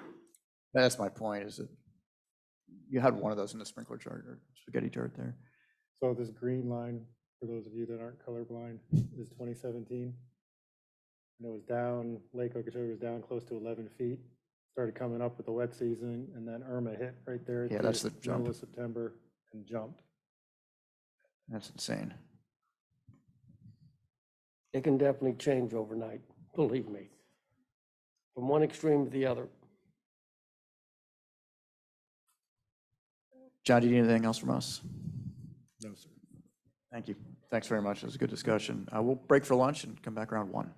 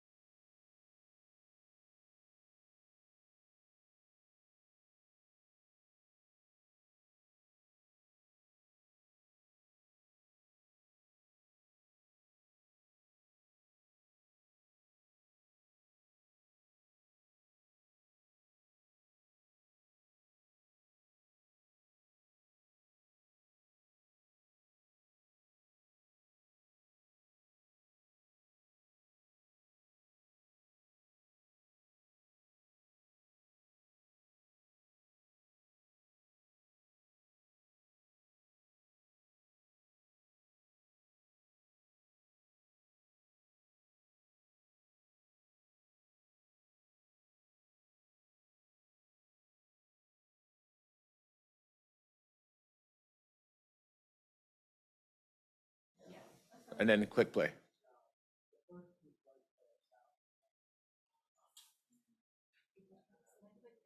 Mhm. Wait, hold on.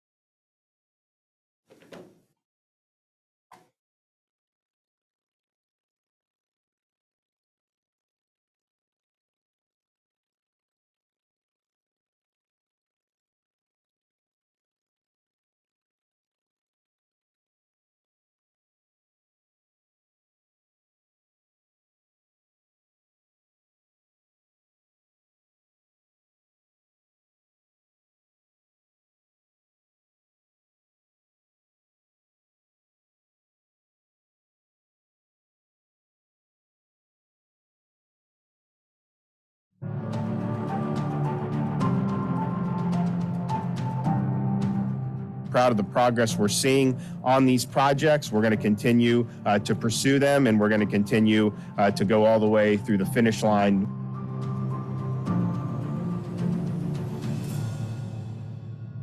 We've made real progress. We've broken ground. We've cut ribbons on dozens of projects critical to protecting America's Everglades.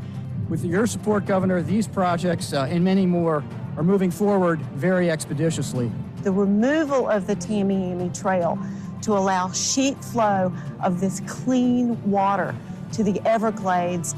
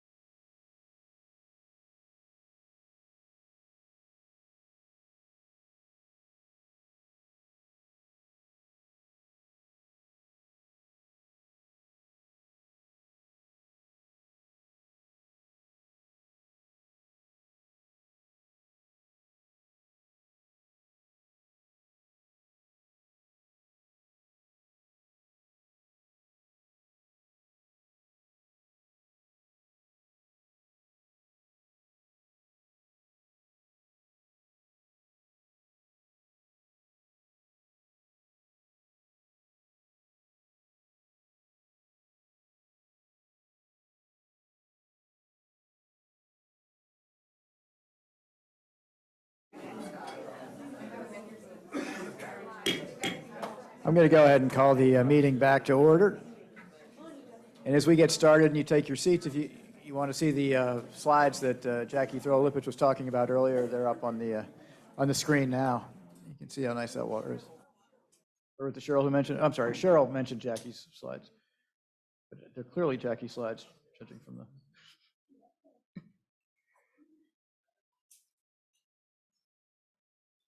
And that makes for a great segue into Mr. Glenn's presentation.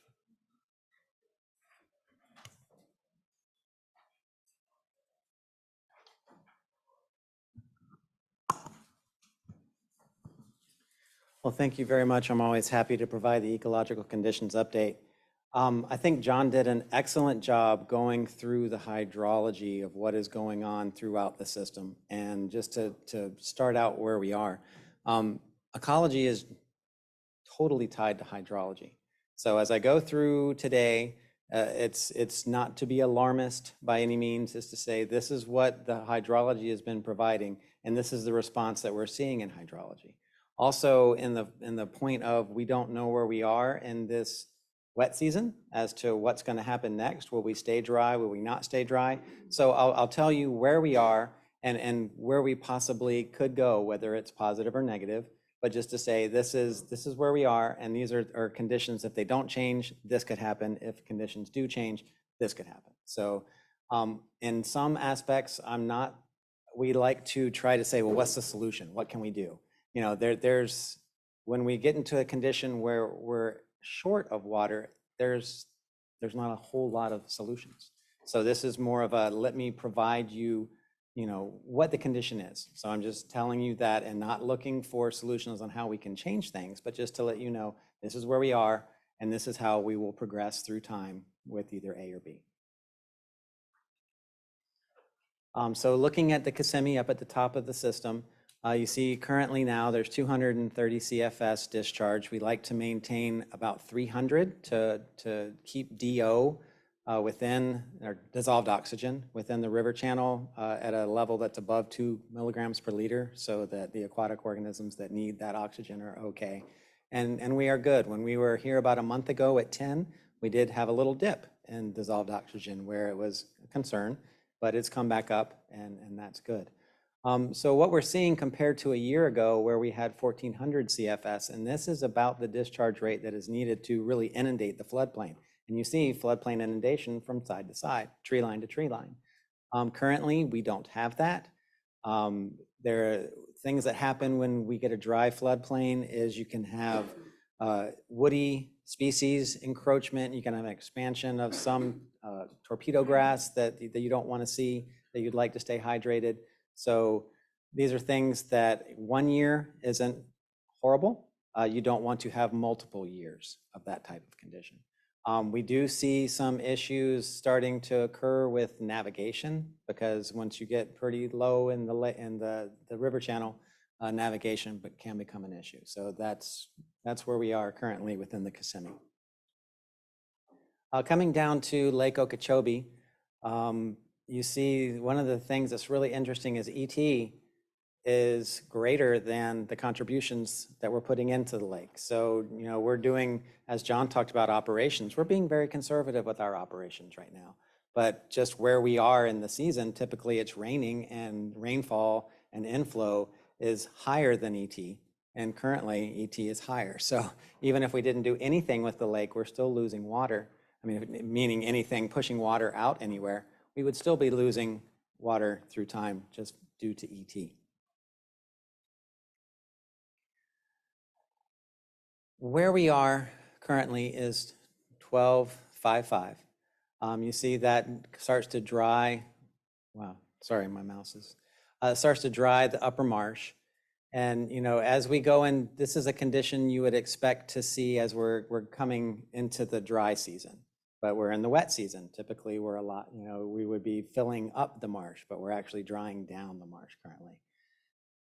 There was a lot of discussion earlier about operations that we have had for Lake O since January. And remember, we started at the very top of the ecological envelope. Generally, we drop about 3 feet during the dry season. So we were concerned about getting to 13. We said 13 for 30 days or 60 days is really needed for the submerged aquatic vegetation that's already there to become more dense. We need to go lower if to about 12 for 60 days if we want to have new SAV growing. So we were very concerned. We had fantastic operations going on during the dry season that kept us right smack in the middle of the ecological envelope. Not only was this benefiting the ecology of the lake, it was providing optimal conditions for flow to the Loxahatchee River.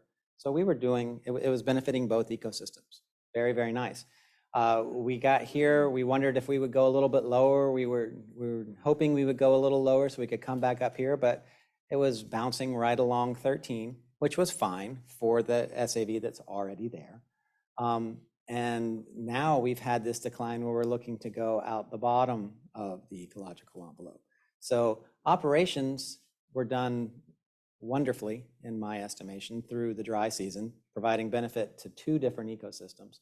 And then the lack of rain started. And that's what's kind of pushed us to where we are currently. Looking at the cyanobacteria bloom potential for the lake, it's medium around this portion of the lake compared to where we were this time in the past 2 years. It varies through time. I'll take you into the water quality data that we have for this.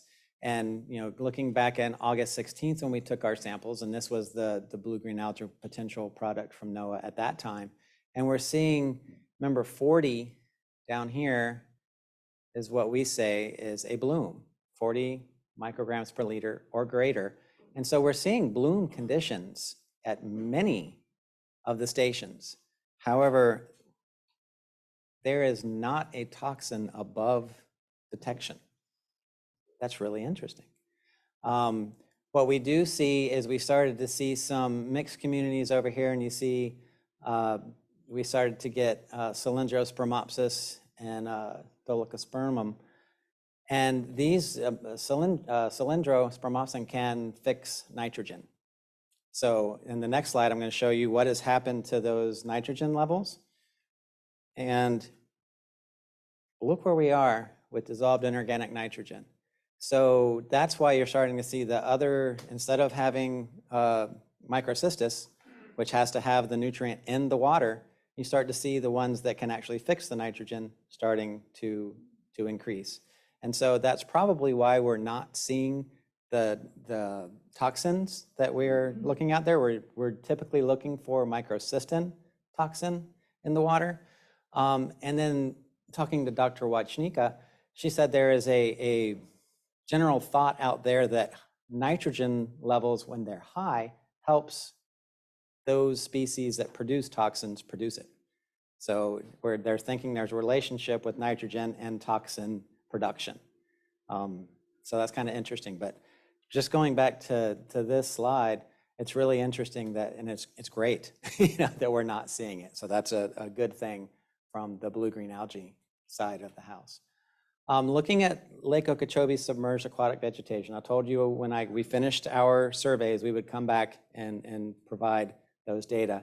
And we have, and so there's a grid system that is set across the edge of the lake where vegetation typically grows.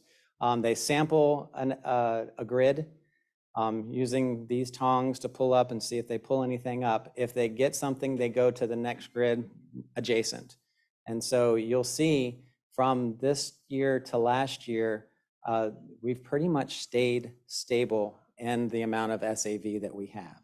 And that is a reflection of we did not go below 13. Remember I said, if we stay at 13 for a certain amount of time, you can have the vegetation that's already there become more dense. And that's what these brown areas are. This is dense vegetation. Look at this, it's beautiful. So the areas that are already there can become very dense. We just don't get a lot of new coverage. So that happens when you go 12 feet or below, is when light penetration can happen in those areas and you can get greater coverage going out into the lake. Because remember, this is deeper. So if this area is deeper, it's harder for light to penetrate when the lake stage is 13 than if it's at 12.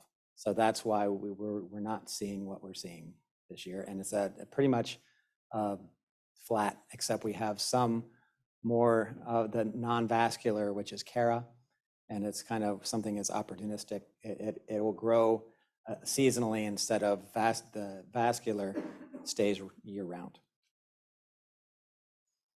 Going over to St. Lucie, the take-home message that we've been talking about and we heard today, you know, lake inflows would be blue, and you don't see any lake inflows happening. So all of the flow that we're getting in the St. Lucie is from the basin itself, whether it's the tidal basin or the C24 10 Mile Creek. We've had about 363 CFS, and that has set up a nice gradient as we go through the estuary, and it has salinity in the good zone or the optimal zone here at the US 1 bridge. And so what we're seeing data from oyster spat and recruitment. So you see these bimodal peaks. You have an early peak, then it usually lulls in August, and you get another peak. Same thing over here. You have your lull and you come up. So we have had a tremendous year so far. Mark Perry was talking about the condition. He said, hey, it's been great for oysters. And it has been great for oysters. And we're in our lull right now. And if we follow the same trend, we would expect to have another very beneficial peak at the end of the season. So the St. Lucie is one of those areas where the lack of rainfall has been okay. The basin is providing the water that it needs. As we go over to the Loxahatchee side, we've had times, this is where I showed you when we were following the ecological envelope on that downward slope, we were providing a lot of lake water to the Loxahatchee to keep it in that optimal range for salinity. Now we've had a lot of rainfall over there, and those flows are high. Look at this at a total of 3,000 CFS from S79. That's great. We talk about 2,100 as being the top of the optimal zone. Then you go into the stressed and damaging. So we look at the MFL over, as John mentioned, over a 30-day average. And we're at about 1,600 CFS over a 30-day average, and that's right in the optimal zone. We have had, with this big peak, though, it has pushed salinity conditions. It has freshened the estuary. So that's where John said, let's look at salinity conditions and not necessarily flows to measure where we are. This setup is we kind of like this. This is typical. So you have your tape grass growing up here, and then you get your oysters down in here and anything that needs that kind of intermediate salinity in the middle. Now we've pushed freshwater down further than we typically like to see.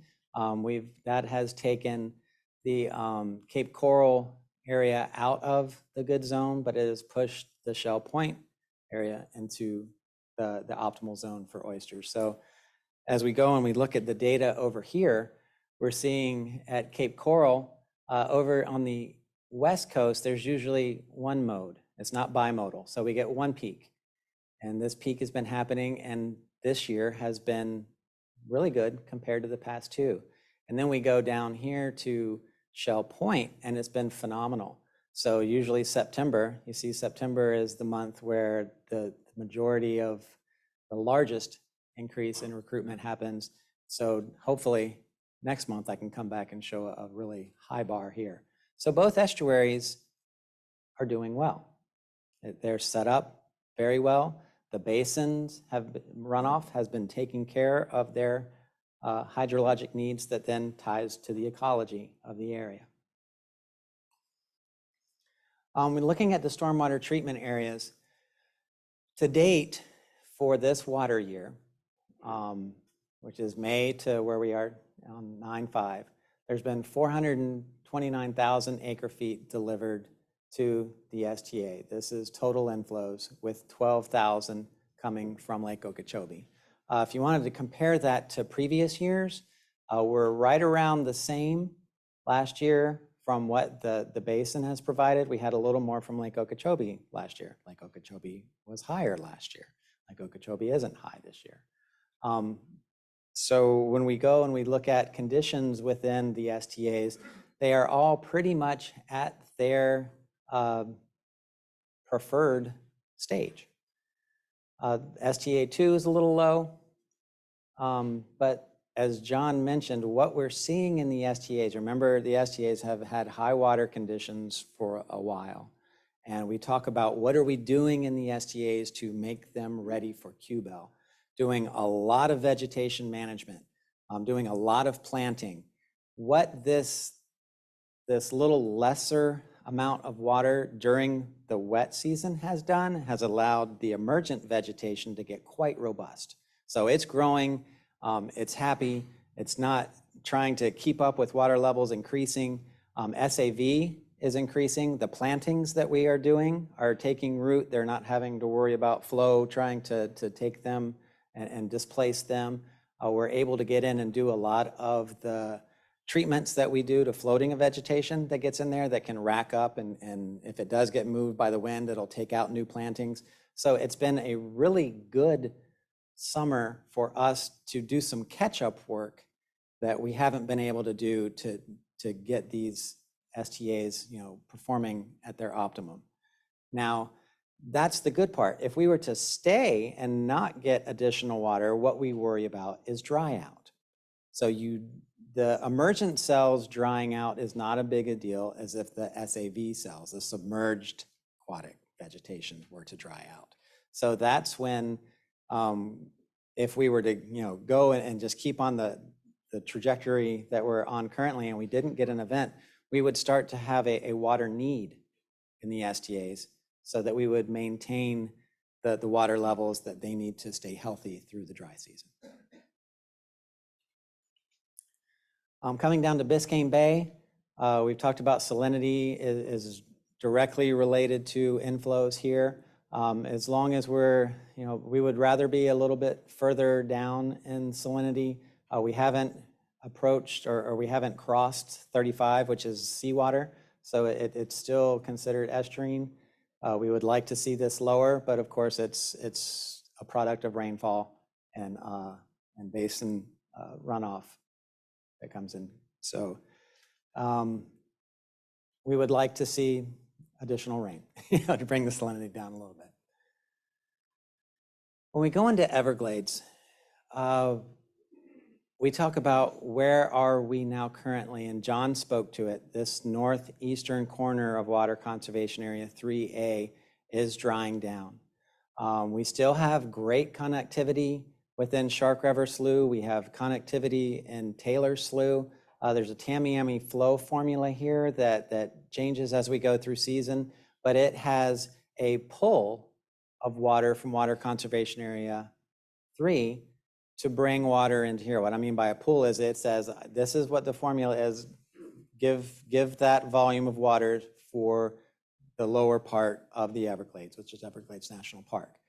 When we look at what are conditions going on here as we're drying in the top of Water Conservation Area 2 and we're drying in the top of Water Conservation Area 3, if we were looking at a solution-oriented type of position right now, we don't have a solution to the north because the lake is low. The STAs are low. So, we are riding this out to see where we're going to end up and are we going to get a rain event that could turn this around. The only thing that could be done was anything different on how we're delivering water south. So here's a situation where we're making you aware of what's happening here, and I'm going to go through the next couple of slides and show you why we're concerned about this part of Water Conservation Area 3 drying down. And just to put it in perspective, this is the dry season, and that's when we typically worry about that. But this is where we are, and we're not even through the wet season. So just to put it into context. Alley North is the largest wading bird colony in the Everglades and at time in the continental United States. In 2018, when it was the banner year for wading birds in the Everglades, 120,000+ nests, 60,000 of those nests were here. Half of the nests in the Everglades were at Alley North. So typically, when we talk to the avian ecologist, Dr. Cook, he'll say, we like to be at 11.5 on October 1st because the typical recession down to October 15th to March 15th, when you're starting to really initiate nesting at Alley North, you look over here at his data, and if it's above 9.5 on March 15th, you get nesting. If it's below 9.5 on March 15th, you don't. So he says this is a great stage to be at, 11.5, to have that recession down to 9.5. We're currently at September 22nd, or September 5th, and we're at 9.5. So that's the issue here. For a wading bird's success this season would not be great. Now, wading bird success, does it need to be great every year? No. There is variation throughout systems. Natural systems they need variation. So as long as you have a really good year, 1 year, you say, I can have some substandard years 2 in a row, but then I need another one. So you need this return frequency of about every 3 years, depending on the life history of and how long the organism lives. This isn't just a wading bird issue in this northern part, though. Wading birds are what's called an umbrella species. If you have made conditions good for wading birds, you're also protecting the other aquatic organisms that are there. So if there's enough water here for the wading birds, there's enough water for turtles, for fish, for frogs, all of your other lower trophic levels below birds. So I don't want you to think that we're only thinking about the birds here. It's also what is happening with the rest of the aquatic organisms that need water.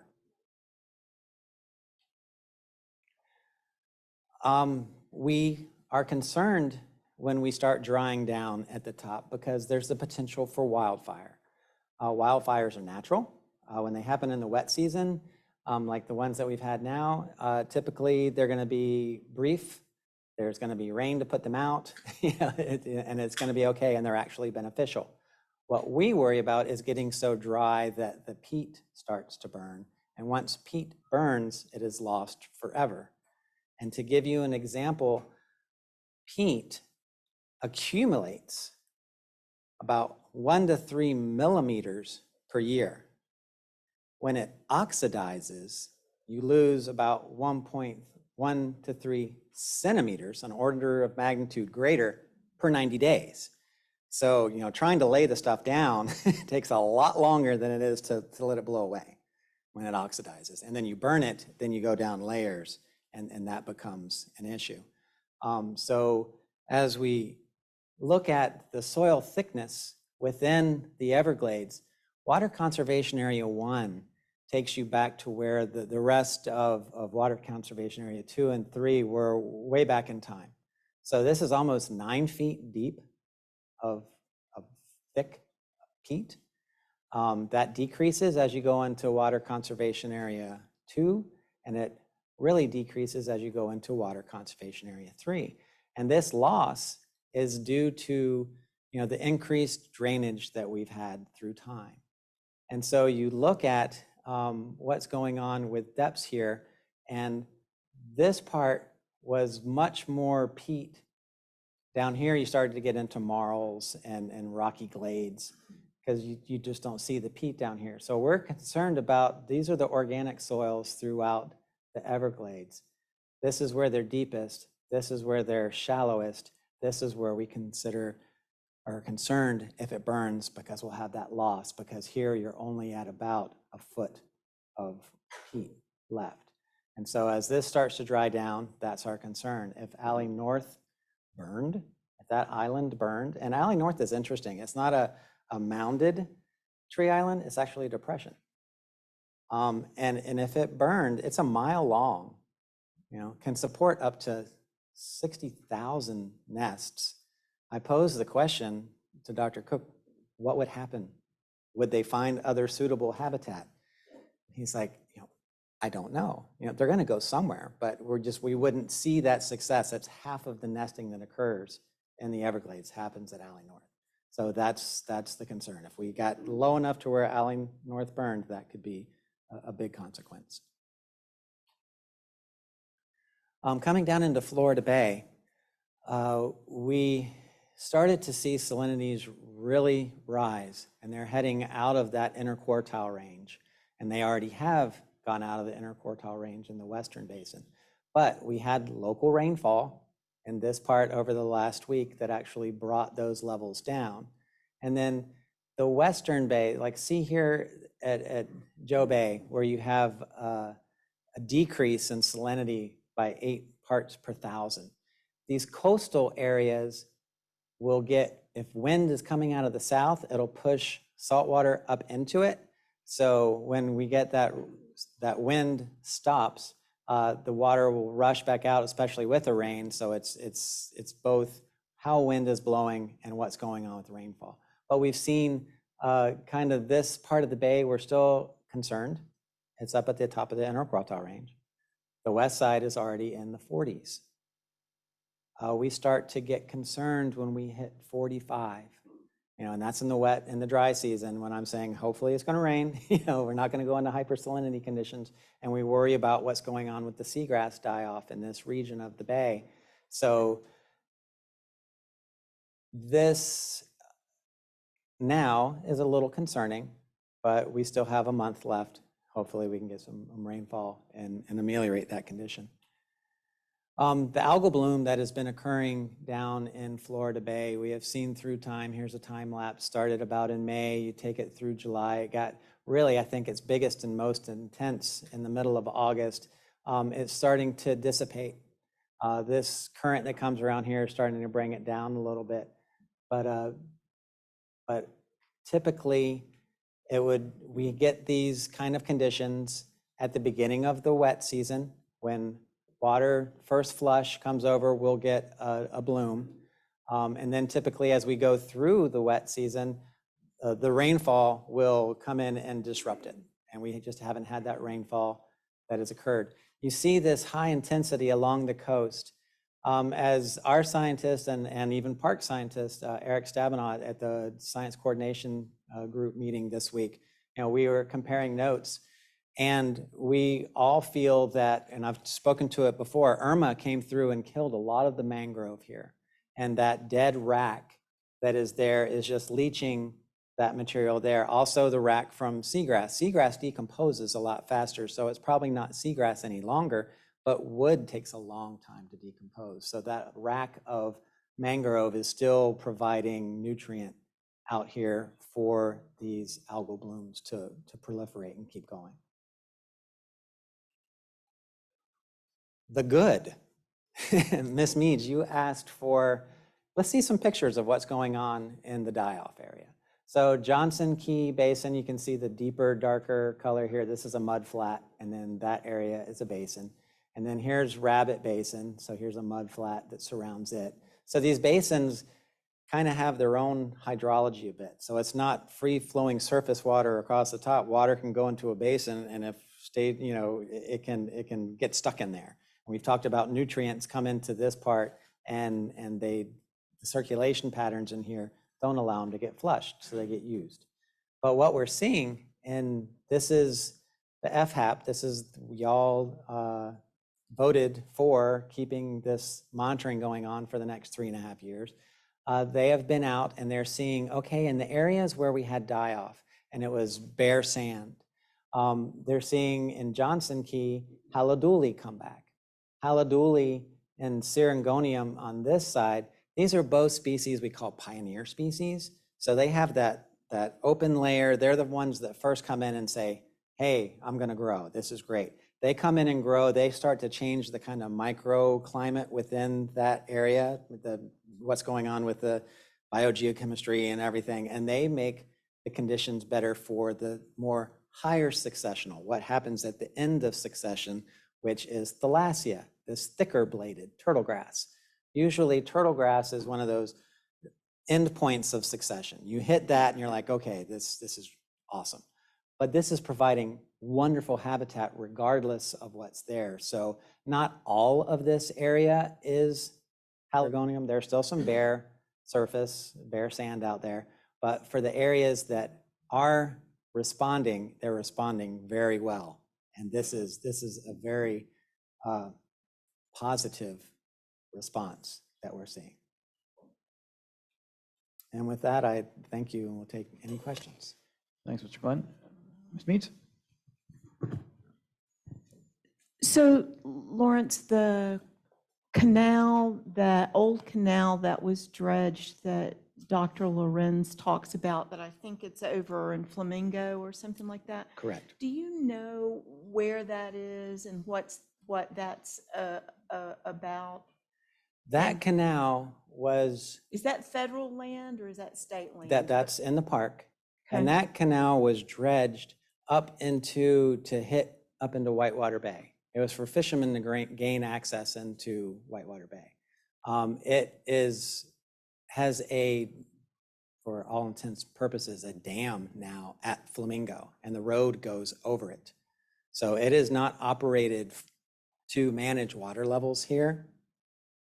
Does it still go all the way through, or does it The canal is still there to my knowledge, but it is When I not spoke used to from an him- operations. Yeah, when I spoke to him, he has a real concern about the canal. So that's federal land, that's not state land. Yes, ma'am. He has a concern about the canal and what the canal is bringing into this area that's maybe causing the algae bloom. And if something needed to be done about that, would that be something that we would have input? If it needed to be filled in, Drew, is that a conversation that we can have with someone? Because I keep hearing about it, but mostly from Dr. Lorenz. And so I don't, is that something that we need to take care of? Let me, do you know if we have water quality data, or would the park have the water quality data? It would be a mixture. Okay, I do have to call Pedro Ramos, the superintendent of the park, for a different reason. I'll raise this with him too, and see if we can get some good information out of it, and see if there's actions we need to take. Good. And then the last question is, when you put up that slide and it says Haduli fruit, is that a shrimp? Oh, no. Is that a shrimp? And thank you. No, I totally. Because that didn't look like any missed fruit my I've ever point there. eaten. No, what is really, thank you for bringing me back to this. Plants are going to reproduce either sexually through fruiting, which is now you're recombining DNA and you're increasing genetic variability within your field of seagrass, or they're going to vegetatively send out rhizomes. So it's the same DNA that's going out and out. Now, if you want to have the best chance to survive some type of perturbation, you want variability. Just like us, if someone walked in here with a disease, some of us have the genetic ability to fight that, some of us don't. If we all had the same genetic makeup and we couldn't fight that, bad consequence. So they're seeing that there's sexual reproduction going on in the seagrasses, and that's great because that's building genetic diversity that will increase their ability to withstand one. You're hoping that one of those genetic makeups is going to withstand whatever it is thrown at it. Am I the only one that sees a shrimp?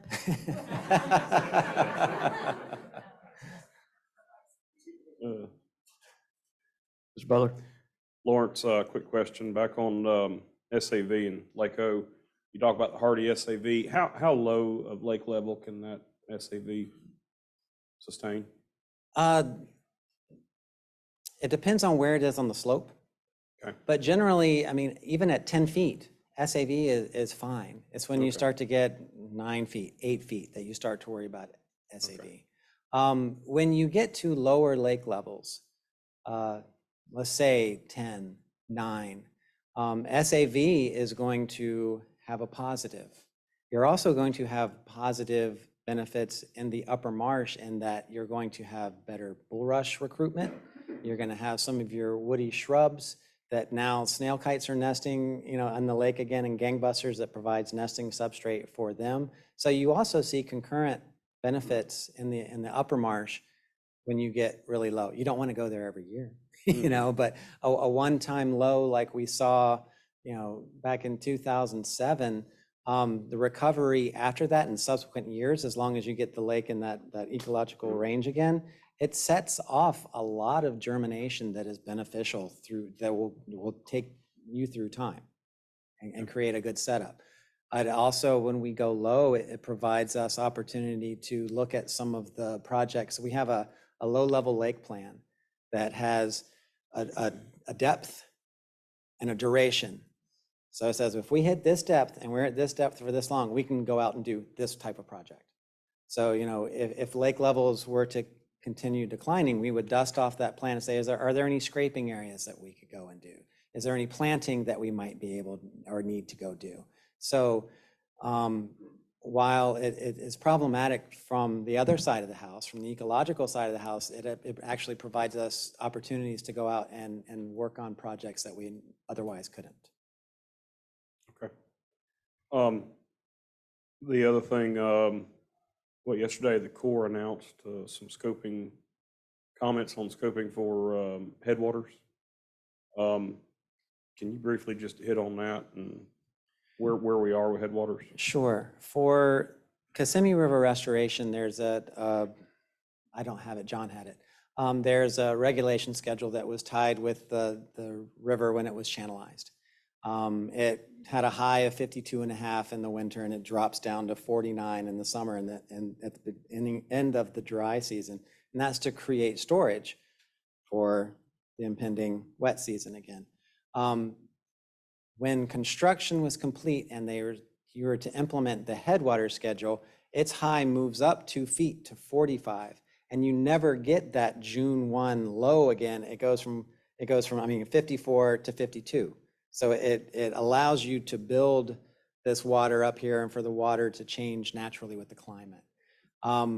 Were concerns about how we were going to operate headwaters. So it's like, let's go to a little bit less than headwaters. That's increment 1. So if you had 54 to 54 and to 52, increment 1 takes you to 53 and 51. And it just allows us to operate the system. Since it's been dechannelized, now you have a pushback of water that you're trying to drive water against, that driving head is going to allow, just how do we operate under that? Because we haven't.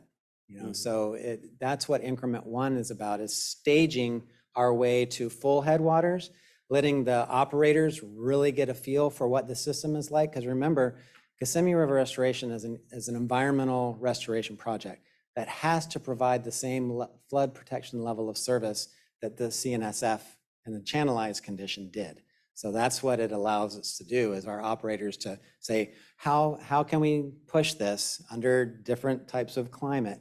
And can we operate it, still maintain that flood service, but also provide the water that's needed for the ecological benefit? Thank you, Lawrence. You're welcome.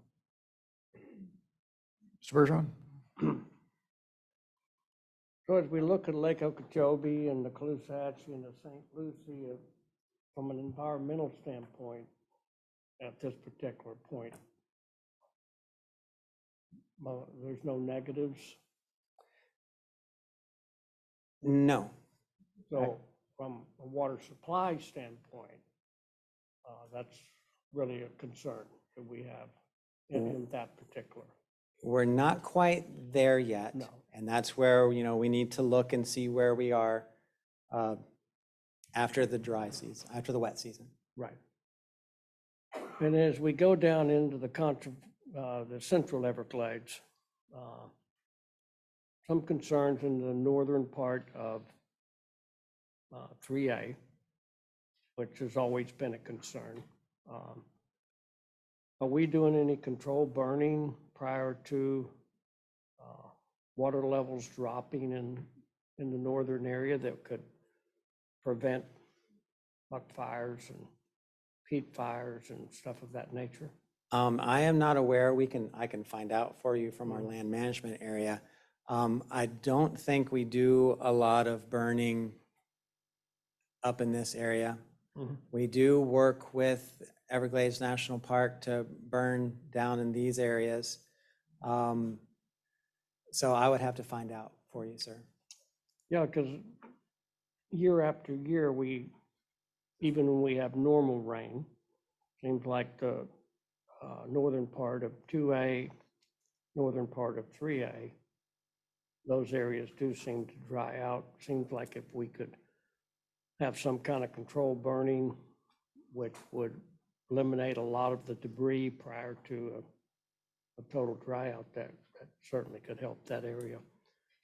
Now, getting down into Florida Bay, this algae bloom, is that a natural occurrence, or is that something man-made? It is a natural occurrence, not saying that it happens every year. There will be minor, this is a pretty large bloom. There will typically be smaller blooms at the onset of the wet season when you get that first flush of water coming off of the landscape and into the bay.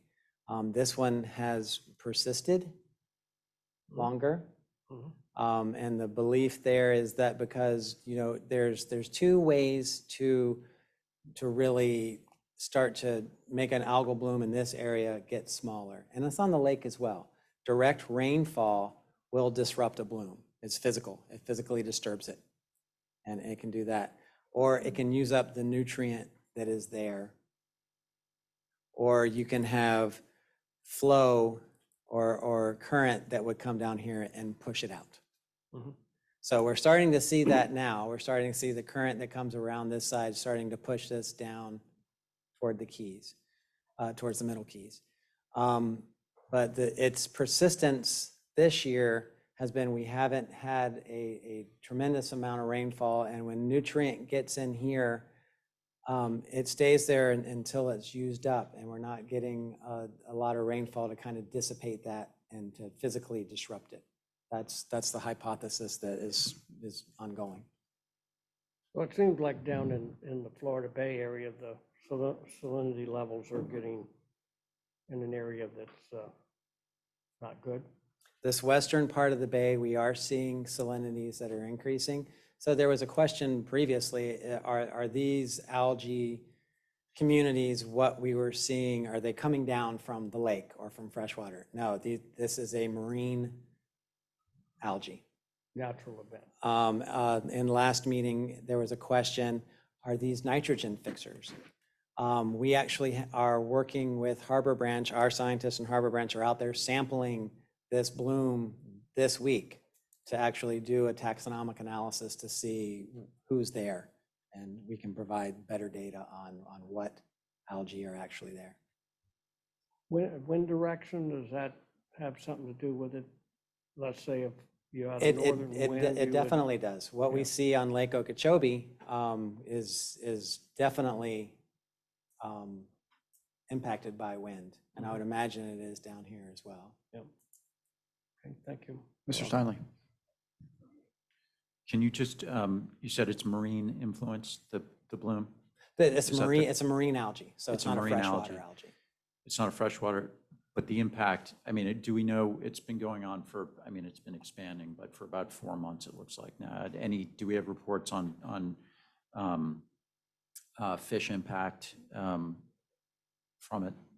We don't have, I haven't heard of anything. I can have our scientists reach out to the FHAP program, which is down there sampling quite often, and find out if there has been that impact. But the marine algae could have, you know, as detrimental an impact to the fisheries and it has in the past. Correct. And what it can also do is if it's very dense, it can stall what you're seeing in the seagrass recovery, because if it's so dense that it's not allowing light penetration, you're not going to have photosynthesis that's helping your seagrasses. So there's that negative feedback. Yeah, no, it makes sense in terms of habitat impact. I'm just wondering, I'm sure it's the same as what we saw with the last bloom or the last seagrass die-off with the fisheries as well. Right, and I'll find out if there is any impact on dissolved oxygen that this is causing, because that would really be your impact to fishes, okay, other than toxin. And then on the STA depth, is this the first time I've seen 5.6 above? 5.6, so the C-139 basin is getting a lot of rain. And one of the things that 5.6 is doing, so 5.6 is kind of over here, It's releasing water, and some of that water is being shoveled over here and goes through the S-150.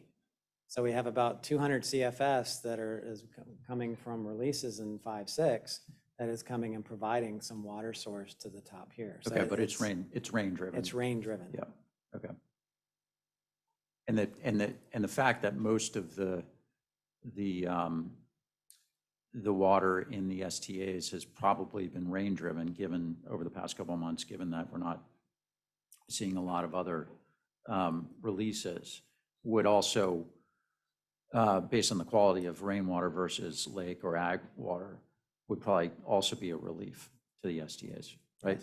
Yes. Lower nutrient going in, I assume, contributes to faster recovery.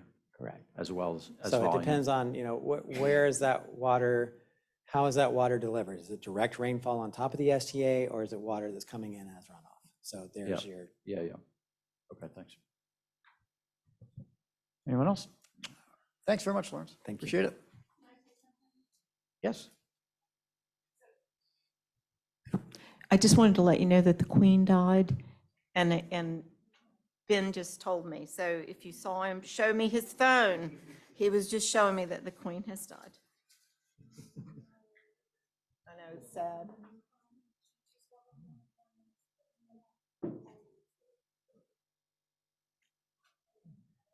So we should say along with the Queen. Next, Dr. Moran.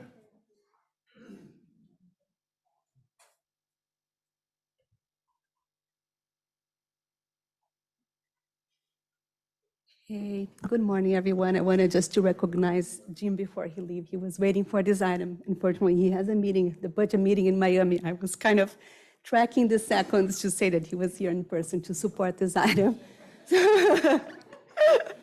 Yeah. Okay, so good afternoon, everyone. Good afternoon, Mr. Chairman.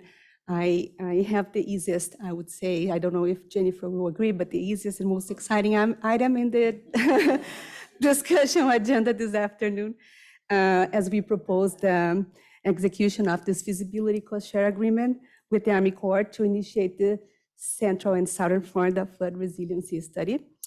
This is a special day for me personally because my first day in the agency, I received a draft study scope from Jennifer Leeds saying, this is your son, this is your kid, you need to take care of that.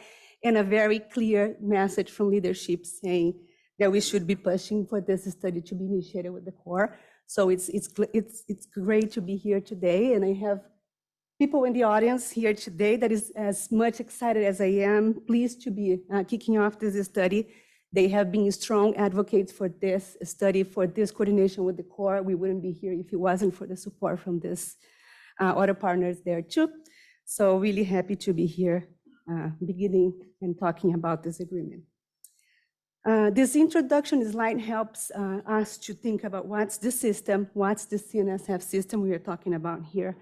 And those two illustrations just help us to say, yes, we have a system in its natural parts. We have components that we manage for restoration of the environment, preservation of those ecological functions. And we have pieces, components of the system that is in the places where we live. And we manage the water. Those components allow us to manage the water to protect our water supply sources and flooding, control water for flooding. And this is really the focus of this study. And it's for this exact same reason that this needs that we need to be able to manage water in South Florida, that the CNSF system was created, constructed 70 years ago, really to help us to protect water, business, and the environment here in South Florida. And conditions have been changing in the 7 years since then. Not just the system itself evolved, we have new components that were added, but we saw significant changes in land development. If we're talking about flooding, this changes in land development is something big. We have changes in population that are leaving, people that are living in the area. And we also have changing climate conditions and sea level rise that are impacting the way we manage water in the system. here comes the image again, the video again. We use that. This is really the best illustration that we have to show you that we are already seeing limitations in the way we operate the system today. So in this example, this is a salinity control structure that was built with the purpose of isolating fresh water from salt water. So really designed for us to protect our freshwater inland, freshwater resources inland. And what we see here is during a high tide event, salt water overtopping the gate. So the top of the gate is already below the level that we are seeing during those high tide events. So in addition to water supply vulnerability that this causes by bringing salt water inland, it is also limiting our capacity to really discharge water by gravity to the ocean, which increases the flooding risks in all the upstream areas and from our system. And so how we are dealing with that? What are we doing as an agency? How are we planning for those system enhancements that we know need to happen so we can continue to preserve life, business, and environment here in South Florida under the current and also looking at those future conditions? So the good news is that we are really not starting from zero. We have invested significant resources in developing models, tools, data that let us to help us understand where are the vulnerabilities of the system and how we can begin to adapt it. What are the alternatives that we have, solutions that we have to adapt the system? In fact, we published last week our second sea level rise and flood resiliency plan update with the goal of really reducing the risks of flooding and sea level rise and associated climate impacts on water resources to really increase community and ecosystem resiliency in South Florida. Today, we begin to transition into this new study along with our partners at the Army Corps and our local partners to really reevaluate what are those existing flood risk management infrastructure, what are the adaptation strategies that we need to build resiliency now and into the future in those communities served by the CNSF system. This will be conducted under the Section 216. This is the authorization that allows us to do this study. And we are going to be focusing on the most highly vulnerable infrastructure pieces that will reduce the most immediate flood risks due to those changed conditions and what are the resiliency aspects of those infrastructures.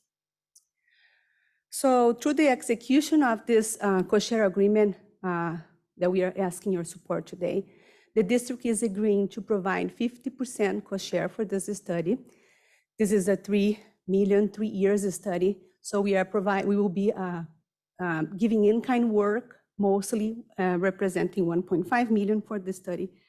The estimated time for completion is those 3 years. We have a glance there on the schedule, beginning with the execution of the co-share agreement, moving quickly into alternatives milestone, like looking at what are the alternatives early in 2023, having a tentative selected plan early in 2024, and then expecting a chief's report in the fall of 2025, targeting the WARDA 2026 for the appropriations for the projects that we are going to be selecting as part of this study.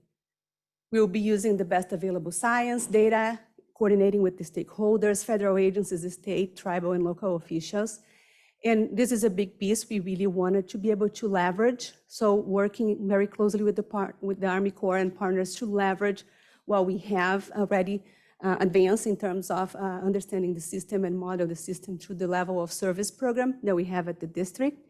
And also studies that were developed by the Corps. We have the South Atlantic Coastal Study, Back Bay, some other related studies that will help us to really evaluate the conditions and look at alternatives here. This is a different, I just want to emphasize to the board here that this is a different instrument. We are not talking about a SERP PPA.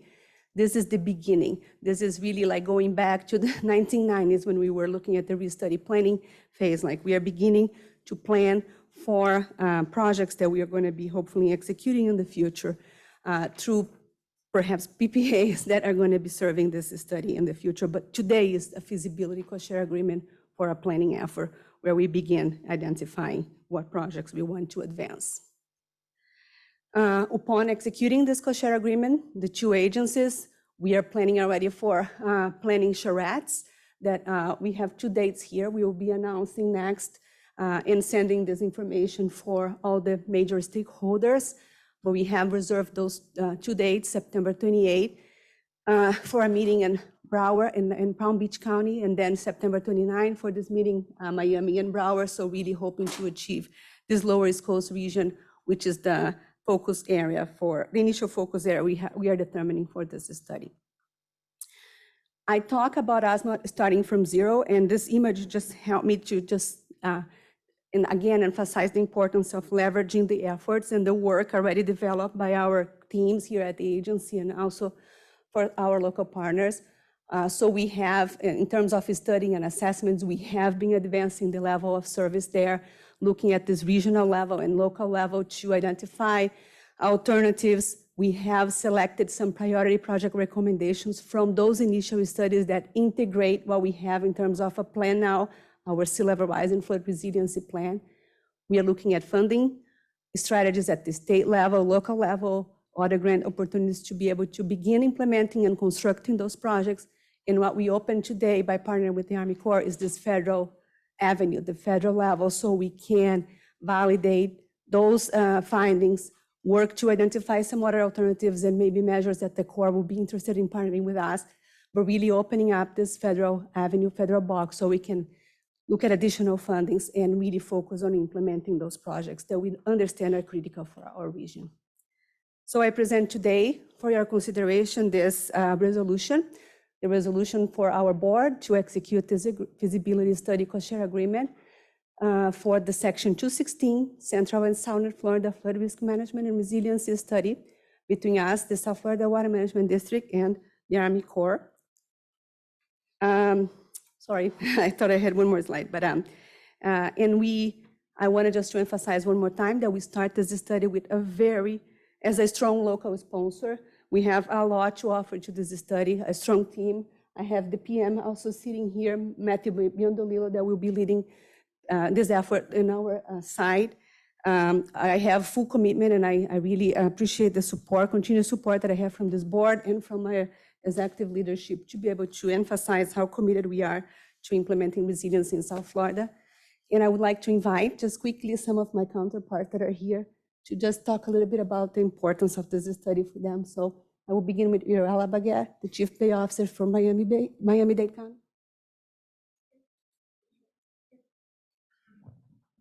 Good afternoon, Mr. Chair, governing board members. It's always a pleasure to be here. On behalf of our mayor, she sends her regards. We have a very busy day with our budget, so I probably have to run off as well. Our Chief Resilience Officer was just here, and on their behalf, I just want to provide my support for this and emphasize the fact that many of you have heard me call the CSNF system a senior citizen. And this, by supporting this study, you will definitely be giving it a facelift. It's definitely, and so I urge you to support this. This study also should be a very valuable tool to integrate with all the other studies that are ongoing, that the district, both the district and the Corps are engaged in, particularly in Miami-Dade County. The structure you saw is actually in Miami-Dade County. So we are very supportive and will continue to be a partner as long as you need us. So hopefully we can get it going, and we're very excited about that. Because I do have to depart, I want to also express my thank you. I'm very grateful for item 30. It's a long time coming. Biscayne Bay Coastal Wetlands is one of the final pieces to complete that project. I remember sitting on the dais that you're sitting, kicking off that project, which was part of that first generation of CERT projects. So it's a personal privilege for me to be back here and thanking you for your support. It is just one of those critical pieces that will bring fresh water down to Biscayne Bay. This board member from Miami-Dade County, Mr. Wagner, thank you so much for your support. And Mr. Martinez, thank you for your support and pushing this project along. We're happy to be partners in restoration and providing all the lands that we've been able to provide for this particular project moving forward. So thank you, and we'll probably have to dash in a little bit to hit that budget meeting as well. So thank you so much. Thank you, Ms. Biscayne. We have two more quickly. So I would like to invite Devin West from Broward County also to provide their remarks. Thank you. Good afternoon, Mr. Chair and members. My name is Devin West, the Legislative Policy Advisor for Broward County. I'm here on behalf of the Broward County Board of County Commissioners. They all send their regards. They are also in the middle of a regular meeting and have their budget meeting tonight as well. And also Dr. Jennifer Jurado sends her regards. She sends her sincere regrets because she had a prior commitment and she does wish that she could be here. This is such a critical priority for her as well. But I am just as excited to be here today in full support of this milestone execution of the cost share agreement for the CNSF Section 216 resiliency study. And I thank you governing board members for considering this initiative to undertake the critical resilience infrastructure project that will evaluate the resilience of flood vulnerabilities, water supply, and coastal flooding to ensure South Florida is protected from the negative impacts of sea level rise and associated climate change. I would like to thank Congresswoman Lois Frankel, without whom the federal authorization and appropriations for the Section 216 study would not have been possible. And I would also be remiss if I didn't acknowledge the leadership of Executive Director Drew Bartlett, Dr. Carolina Moran, Dr. Wes Brooks, and Ms. Eva Velez. We couldn't ask for better partners than those that we have at the district, with the state CRO, and with the Army Corps. Broward County has worked diligently with our state representatives, Robin Bartleman and Demi Busada Cabrera, to direct an additional $2 million in funds to enhance the work the district has already undertaken on the flood protection level of service program that will provide the modeling, some of the modeling for the CNSF study. We're also currently advocating for language in the WRDA 2022 legislation in Washington to authorize the comprehensive CNSF study that we're working on with our champion, Debbie Wasserman Schultz from South Florida. This is the #1 priority of the Broward County Board of County Commissioners. We are completely dedicated to this, as is our entire Broward County legislative delegation and our business community.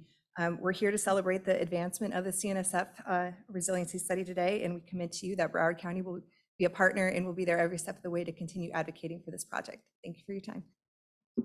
Yes, you can see I learned from them when I was there. So I came with some background as well. Eva, I'd like to invite Eva, Ms. Eva Velez, to just our partner in this project. Hello, Mr. Chair, governing board members, thank you. So I'd like to start with acknowledging Mr. Murley, although he is a pillar of the resilience community. It's the professional women that I'd like to thank today. So Dr. Moran, Dr. Jurado, who could not be here today, thank you, Ms. West, and of course, my friend Irela. I would like to acknowledge them and thank them for their service, because without them, the Corps wouldn't be able to partner with you in our next era of our partnership. So the Corps team, Colonel Booth, our whole team is so proud to be a part of this. The CNSF is the great connector. The Corps has been partnering with Broward, Miami, and the Water Management District on many parts of our mission.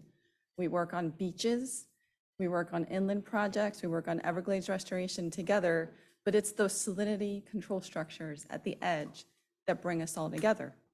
And so it's very exciting to give that senior citizen a facelift. We hope that we can enter into this new phase. We're ready to get started. We have national experts on climate change at the Jacksonville District. And so as you prepare, I would encourage you and invite you to read the South Atlantic Coastal Study that we just published.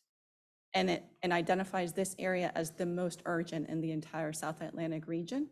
And so it's a good place to start to get us ready for the next few months, should this move forward. So thank you for the opportunity. Thank you. Any questions? Does anyone have any questions? Well done. I have a public comment, Mr. Chairman. Yeah. I'm sorry. Caitlin Newcamp.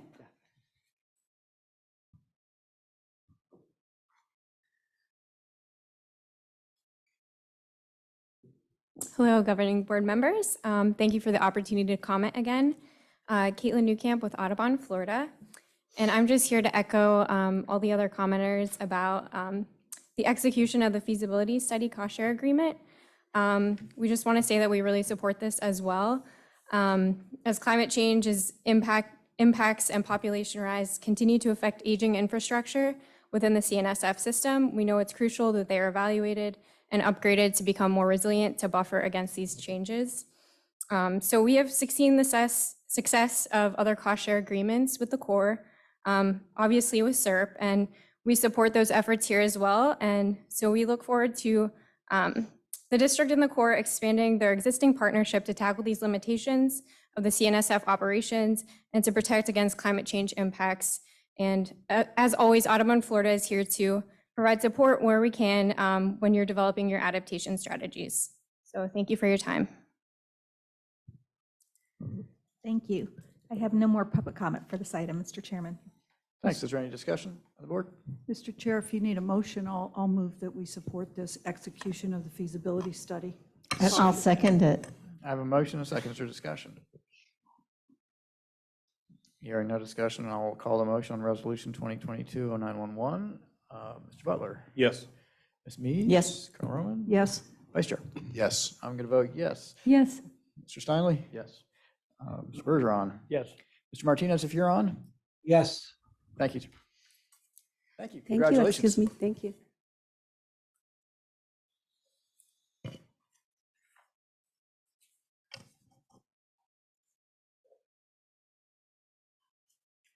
Maybe not as easy, but just as interesting.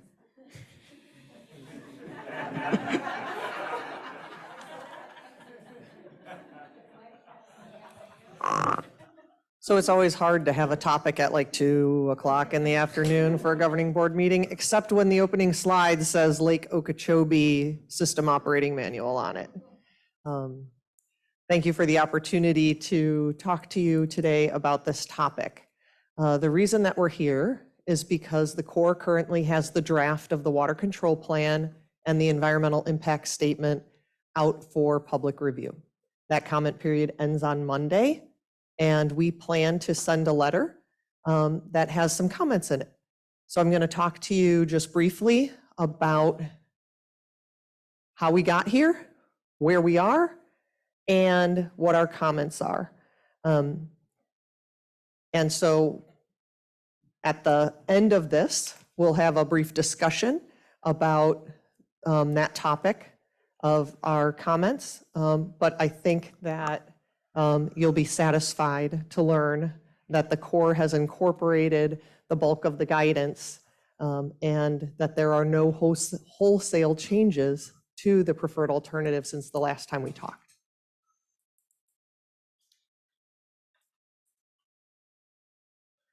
So the Corps kicked off this study. They started thinking about it in 2018, actually kicked it off in 2019 with these goals and objectives in order to make sure that they had LOSOM ready when the repairs on the Herbert Hoover Dike were complete.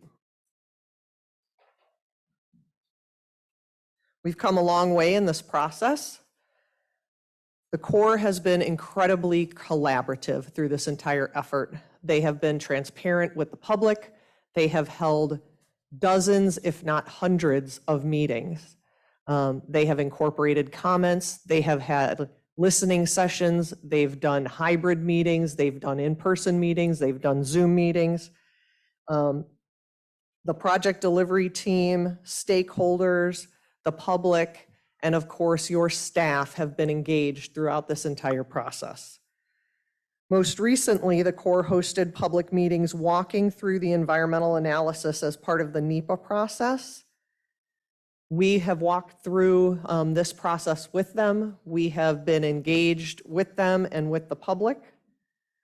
You might remember that LOSOM is complicated, right? This is a complicated process because managing the lake in a balanced way is hard. Everybody has an opinion, and you can't do everything that you want to do with just the lake schedule, right? The lake schedule envisioned in SERP is a future effort that requires infrastructure that we're still building. But everybody can see that on the horizon and we all want to be there. We're just not there yet. And so that made part of this process really hard.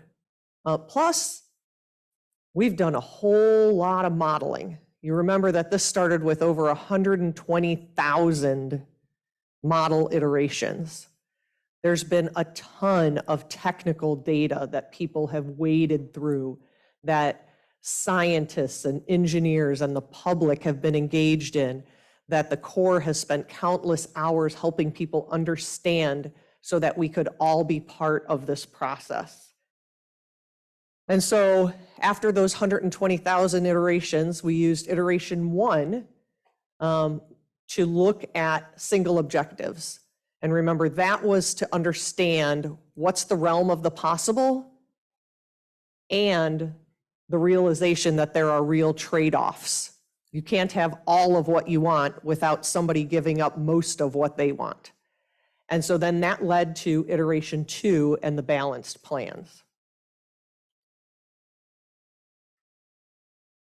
As part of that whole process, the board provided what we called a policy statement, guidance to the staff in our interactions as we went through this process with the Corps, balancing the differing interests, equitably delivering water supply to people and the environment, increasing our tolerance for short-term higher lake stages. We knew over a year ago that that was going to be one of the trade-offs. In order to avoid those harmful estuary discharges, especially in the summer months, especially when there's the highest risk for those harmful algal blooms. The governor also weighed in, provided a letter to the Corps, reiterating some of those same themes.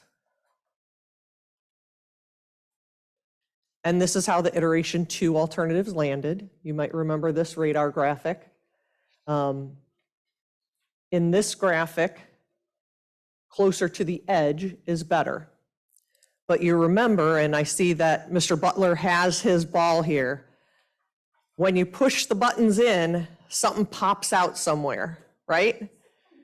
And that's what we had to figure out, is how do you balance things in a way that pushes in the most buttons. The Corps chose alternative CC as the foundation in this iteration 2 portion. And the board provided some additional guidance as we went into optimization. These 7 considerations took into account stakeholder comments, provided direction to your staff for the areas that needed additional optimization in order to either improve performance or improve balance across the various metrics as we evaluate the plan. And importantly, as we looked at the potential lake schedules, to remember that, again, that schedule alone can't eliminate all of our problems, and that we need to continue to focus on SERP infrastructure at the same time as we optimize our operations with the infrastructure that we have.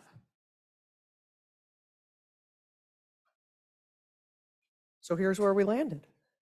Again, no wholesale changes from the last time that we talked. The Corps incorporated our direction. They've listened to stakeholders. They've used science as a guide. And they've balanced the objectives of the project in order to optimize the benefits. But as predicted through Mr. Butler's fidget ball, when you try to optimize as many of the benefits as you can, something pops out. And in this schedule, you've heard it over and over the past year, the thing that suffers is the lake ecology. We recognize that in this plan, and we need to stay focused on delivering storage, because when I look at this graph, that's what I see, is I see the importance of storage.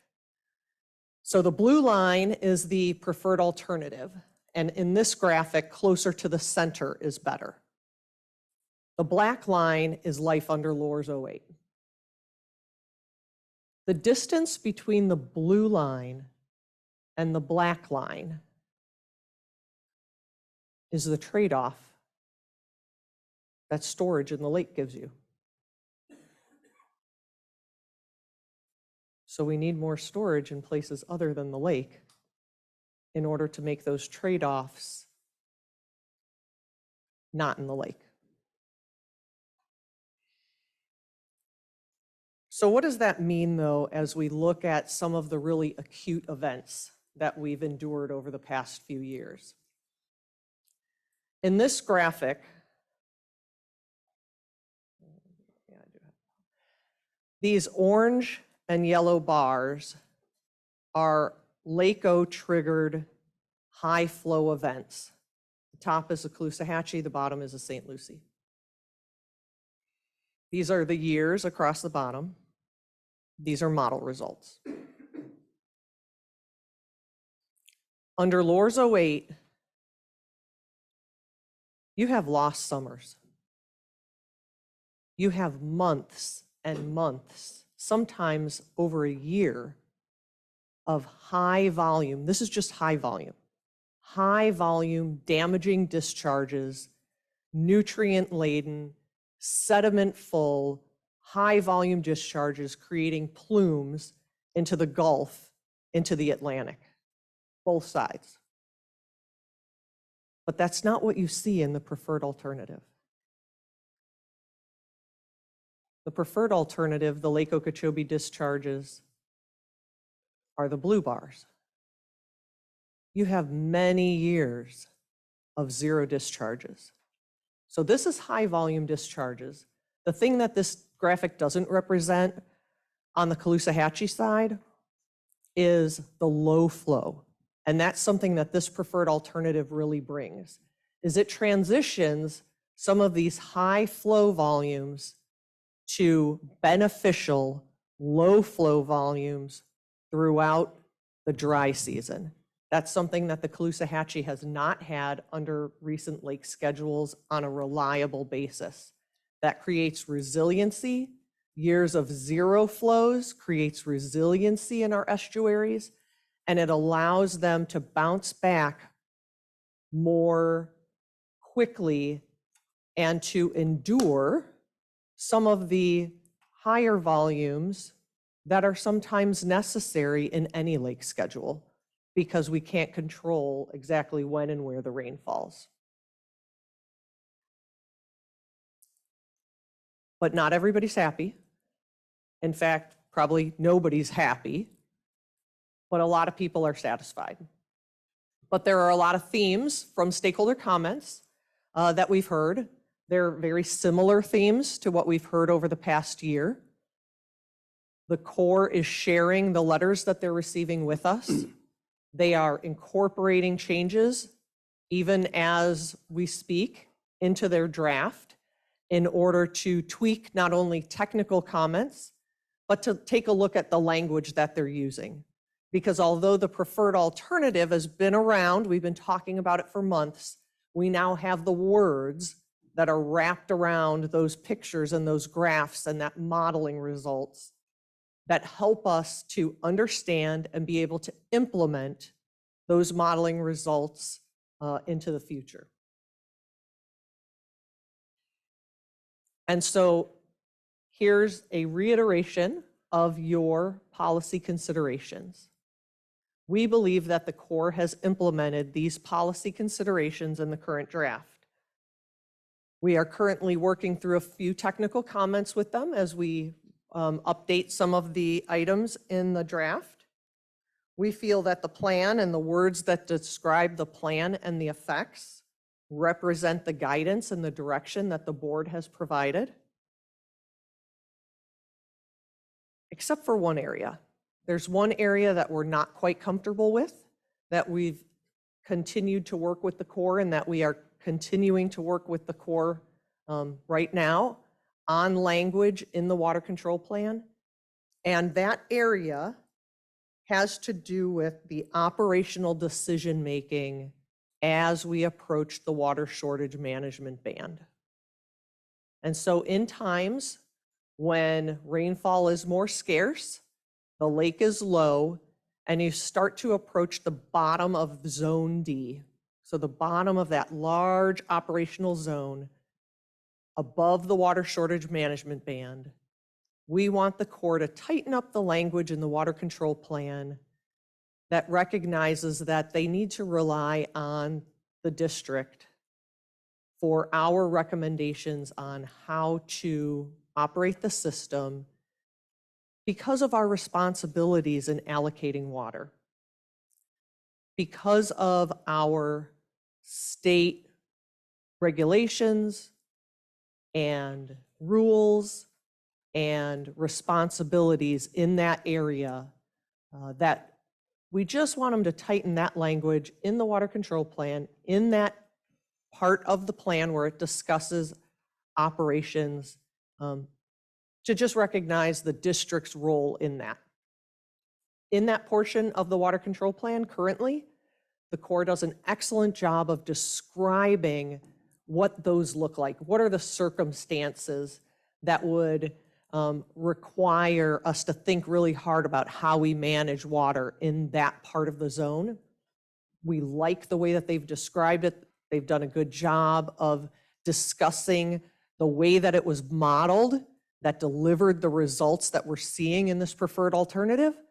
But we just want them to tighten the language up a little bit on recognizing the district's role in that part of the process. So that's the letter that we plan to send to the Corps not later than Monday, which is when the comment period closes. And with that, I'll turn it over to you, Mr. Chair, for discussion. Thanks. Let's go to public comment before we have discussion. If we have any.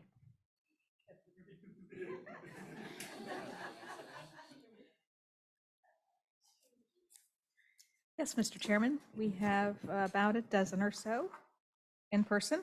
We're going to start with Tommy Stroud, followed by Mark Perry, and then Gil Smart.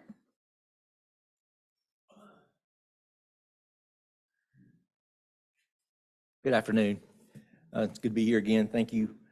Y'all know I've been here before talking about Loxahatchee several years ago. We had expressed our concerns regarding water supply impact from the implementation of LORS 08, the current schedule.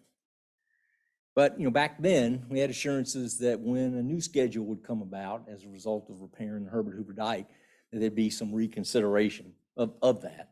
And in Loxahatchee, the Corps is committed to look at improving water supply for particularly Lower East Coast, which I represent in the Lake Worth Drainage District. We'd hoped the savings clause analysis in Loxahatchee would identify the impacts, but it was determined not to be a CERT project, so that didn't happen. When you get into the EIS, I'm gonna get a little bit in the weeds. There's indications that water supply conditions during droughts in Service Area 1 are actually worse under Loxahatchee than in southeastern Palm Beach County. And it may have a negative ecological impact on Conservation Area 1. There's a slight increase in groundwater triggers and drought severity in southeastern Palm Beach County, and that indicates there's a lack of regional water when you compare Loxahatchee to LORS 08. In LEC 1, there's a 12% decrease in water supply deliveries to Conservation Area 1 from the lake, but there's a 16% increase in water deliveries from Conservation Area 1 to our service area, Lower East Coast Service Area 1. That means more water is being taken out of the conservation area than is coming into it when you compare the two models. You can verify this by looking at some of the stage difference maps in Appendix C of the EIS, again, representing drought conditions. There are lower stages within the Lake Worth Drainage District, particularly around the Palm Beach County well field near Okeelana, and there are lower stages along the internal perimeter of the refuge.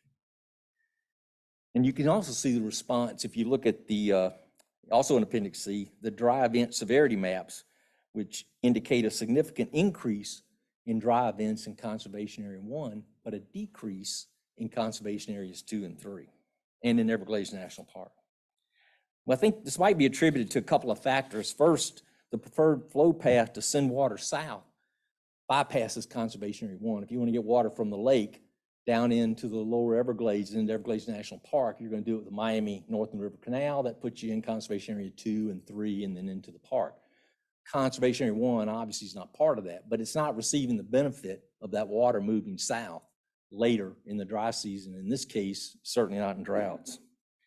And then secondly, in the past, under Lower 08, because it tended to push more water out of the lake more often, there was more excess water available. And we at Lake Worth Drainage District would capture that water on its way to impact the Lake Worth Lagoon. We would try to get as much of it as we could, bring it into our system.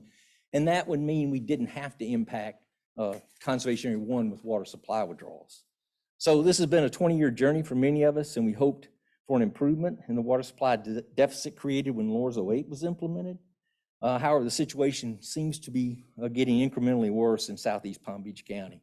Certainly, we'd hope the shortfall could be addressed in Losun, but at the very least, it has implications for future water supply plans on the Lower East Coast of Florida. So thank you very much. Appreciate it. Thank you, Mr. Stroud. Mark Perry is our next public commenter, followed by Gil Smart, and then Daryl Graziani. Yeah, good afternoon, Governing Board, Mark Perry, Florida Oceanographic. It's been an interesting road. Of course, those of us have been there years for following different schedules like, WSC 25 and, Lower's 2008, which we thought was an interim schedule. And now we're here at Losun, which is great. So those of us have been following it, of course, trying to work through 2,600 pages of the EIS and, of course, the all-important Appendix A, which is the water control plan, is really vital and important. What we do is feel that in kind of basic review that and walking through this process is, again, appreciate the district and the Corps' transparency and stakeholder involvement in this whole process from the very beginning, back in 2019. So we're glad to see this moving forward. We're finally going to get a plan, hopefully by April next year, get the record of decision. So we're looking forward to that. We feel the plan obviously is going to be beneficial to the northern estuaries.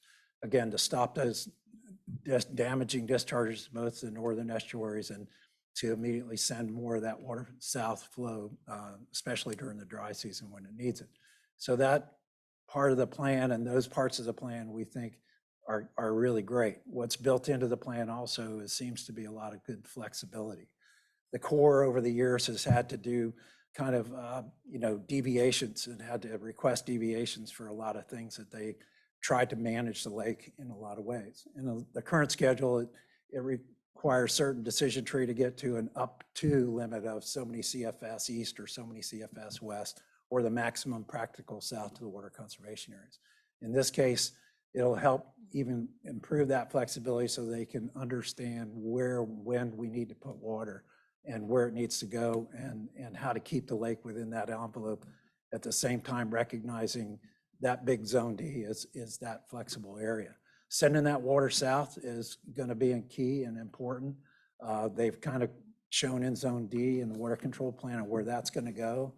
And that's also going to be up to the district. So also in that discussion of where and how we put water south through the STAs, they have to consult the district on the capacities, and particularly in the stormwater treatment areas. And that concerns us in a way that if we've limited that capacity because we've overwhelmed it, as you've seen month after month with the bar graphs, that we put so much of the basin runoff from the EAA in there, and there's limited capacity to move water from the lake south. We need to make sure we look to treat that water and store that water on the EAA properties instead of sending it through the stormwater treatment areas, and give that capacity more so for the control they need to put water south during that dry season particularly, and get that water through the STAs and into water conservation areas where it's needed. But overall, basically, moving the plan forward is really important. It's taken a long process, a lot of people engaged. It's a real good discussion. And now that we're in that water supply issue, of course, that's going to be a hot topic, and we don't ever want to get there. But I think the Corps now and the district will have that flexibility. Mr. Perry, if you could wrap up your comments. Make it work. Thank you. Thank you, Mr. Perry. Gil Smart is our next public commenter, followed by Daryl Graziani and then Jake Foytik. Afternoon, Board. Gil Smart. I am Policy Director for Friends of the Everglades. We're based in Stewart, founded in 1969 by Marjorie Stoneman Douglas. LOSUM represents what we believe to be a significant and positive change in philosophy on the part of the Army Corps of Engineers. It's not everything we want, but it's progress compared to the current Lake O plan, Lourdes 08, which brought devastation to the St. Lucie and Caloosahatchee estuaries while depriving the southern Everglades of clean water. We like the operational intent of LOSM. We want to make sure the intent translates into actual benefits. With LOSM, the Corps recognizes the threat of harmful algal blooms to ecosystems and public health and allows for flexibility to mitigate that damage. It expects to reduce stressful or damaging discharges to from Lake O events to the St. Lucie estuary by 79%, to the Caloosahatchee by 62%. Projects that flows to the southern Everglades will roughly triple to about 150,000 acre feet per year. Generally speaking, I know you've heard a lot of folks inveighing against the flexibility of LOSM, but we believe the flexibility built into LOSM is good for the greater Everglades. Lack of flexibility was the death knell for the St. Lucie estuary in 2013, 2016, 2018. 4 years ago, if I was standing here, I'd be talking like my hair was on fire because we had another lost summer due to the algae blooms in the St. Lucie. We'd like to see more specifics regarding harmful algal bloom operations. We recognize the Corps has made an effort to incorporate water quality risks into LOSM. It's encouraging to see flexibility that could allow for holding back releases when toxin levels are high. We'd like to see more specifics in the plan requiring discharges to be held back when toxins levels are high, not just allowing discretion to do so. Excuse me. We know LOSM's not a panacea. The potential for massive discharges to the northern estuaries will remain when the lake is high. One area of particular concern for us is the potential recovery operations whereby the Corps would intentionally lower the lake following a high lake year. The draft water control plan calls for accomplishing this by making discharges of up to 1,400 CFS to the St. Lucie, 2,100 CFS to the Caloosahatchee. Since operations were likely to follow a very rainy year, this could be devastating.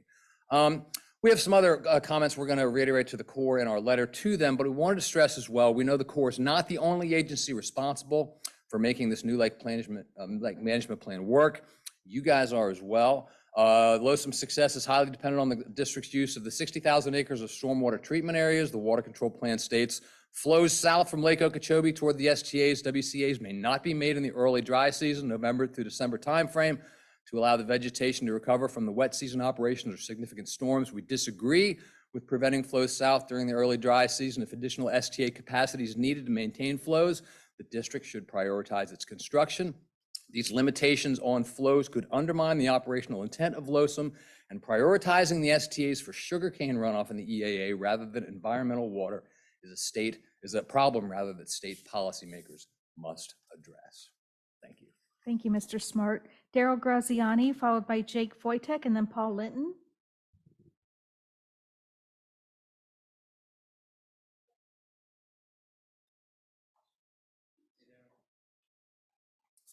Thank you, Chairman and board members. My name is Daryl Graziani. I'm with the City of West Palm Beach. I'm the Assistant Utilities Director, and I'm here to bring out a few concerns that the city has and say that some of them are the same as the district has, so that's good. The city provides a potable water supply to over 125 residents for the city of West Palm, as well as the town of Palm Beach and South Palm Beach. The city's primary source of water to meet the needs is from the regional surface water system that is supported in large part by the operation of Lake Okeechobee. Because of this, the city has been an engaged stakeholder in the Lonesome development process. The city has expressed a number of concerns about the potential for Lonesome to adversely impact the availability of surface water to meet the city's existing and future water supply needs, reduce the reliability of the city's water supply, and adversely impact the environment, particularly the city's grassy water preserve and the Loxahatchee River Restoration SERP project. The proposed operating strategy would result in a significant loss of the state of Florida's control over its own water resources. Under the proposed schedule, control of water allocations by the South Florida Water Management District from the lake does not occur until after the lake has already entered the water storage band. Until that point, there is no guarantee that water allocations will be managed in a manner consistent with the Water Management District's water supply planning and permitting initiatives. This surrender of state control is both bad policy and contrary to the legal guarantees that underlie the region's water management. The city encourages the district to make sure that it has the final say regarding water supply in South Florida before we enter a water shortage. Water supply decisions should remain at the state level. So we're here supporting the district's position. The lonesome operating plan creates too much uncertainty for us. The EIS proposes an operating strategy that would grant the Corps extreme flexibility in deciding when and where releases from the lake would occur in critical circumstances above the water shortage band. Though the desire for flexibility is understandable, the operating guidance sacrifices certainty and predictability, leaving stakeholders with minimal confidence about what quantities of water will actually be available under future operations. Let's move down here to the conclusions here.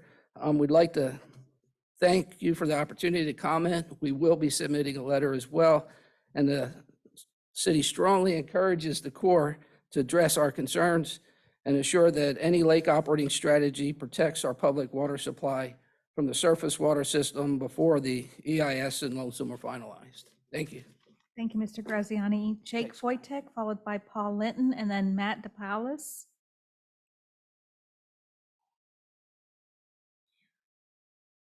Good afternoon. Jake Foytek, Assistant Director of Government Community Affairs for the Florida Farm Bureau Federation. Thanks for the opportunity to speak today. Thanks to the Corps for the ample opportunities for feedback and stakeholder inclusion. Florida Farm Bureau is the state's largest general ag organization with over 134,000 member families. We're a grassroots nonprofit who represents and speaks on behalf of all agriculture, large and small, throughout Florida. Florida's economy depends on viable, productive agriculture and honest, hardworking farmers.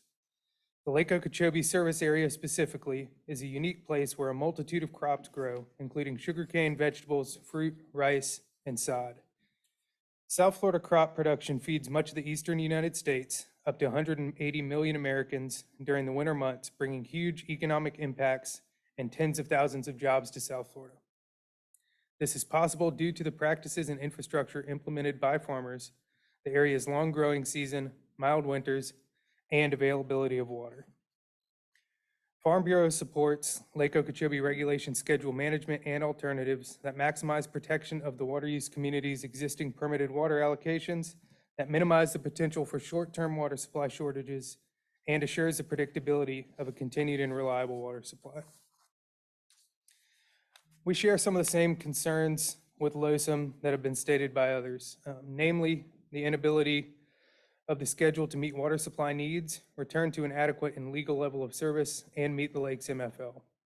Additional concerns of ours include the underestimation of agricultural water demand and the lack of deference to you all, the district, prior to water shortage. We remain very worried that the amount of flexibility and seemingly week-to-week decision-making lacks consistency that is needed and should be afforded to all existing legal users. We must restore existing legal water users' rights to their permitted levels and establish a water control plan that reflects and adheres to the schedule described in the environmental impact statement. Mr. Butler touched on this earlier, but farming takes time and an immense amount of planning around a multitude of factors. Adequate legal water supply should not be one of them. Farmers, as all other water users all across South Florida, need certainty that they will have access to sufficient water supply in order to survive and continue to provide food security and a safe, abundant, and affordable food supply for all of us, for the whole state of Florida, and for the United States. Thank you. Thank you, Mr. Foytek. Paul Linton is our next public commenter, followed by Matt DePaulis and then Ernie Barnett. Good afternoon. Good afternoon, board. I'm here to speak for Palm Beach County. About 2019, the board had a resolution. They had three concerns. One was the kind of shortness, the balance of the project, and then the water supply. The first two have been addressed. We still have concerns about the water supply. Palm Beach County is an active participant in the SERP. We've spent over $500 million on land acquisition. We have 32,000 acres that we manage. We're involved in restoration of Lake Worth Lagoon and other projects like the Loxahatchee River. Palm Beach County completely understands the challenges and complexity of these projects, and we both support it figuratively and literally. But here are some of the concerns. We're going to reiterate our resolution. It really speaks to the issues of the water supply, but based on the modeling from the LOSUM, there's definitely improvement in water supply, but it doesn't get us to the authorized level of 2,000 that Congress wanted and stated as part of the SERP project. It's incongruent that a project would come in and change that. The SERP promise was not to impact water supply in the interim or in the long term. And now we've got a project that's impacting it, and we have no promises or plans to get back to that in a time certain manner. Regarding the modeling results are good, but there are changes from the water control plan to the modeling. For example, most specifically, Zone D in the modeling had 3 sub-bands that kind of moderated discharges as you went down. Those are gone. So now you have complete latitude. With great latitude comes great responsibility. And in this case, there are a list of factors. Those factors are not ranked. So you have a moderate El Nino might be considered to be, by someone who doesn't understand it, as important as a strong El Nino. And a strong El Nino may be considered to be as much equal to an AMO. And the AMO has been involved active since 1993. So all the modeling runs, half the database of the modeling runs include that in the modeling run. So you're going to get double counting. Let's see, 40 seconds left. We're very much impressed with the work going on. I think you guys stated we need more storage. Storage is the answer. There are different methods of storage. We encourage us to move forward, but we are still concerned about water supply. Thank you. Thank you, Mr. Linton. Paul DePalos, followed by Ernie Barnett, and then Nyla Pipes.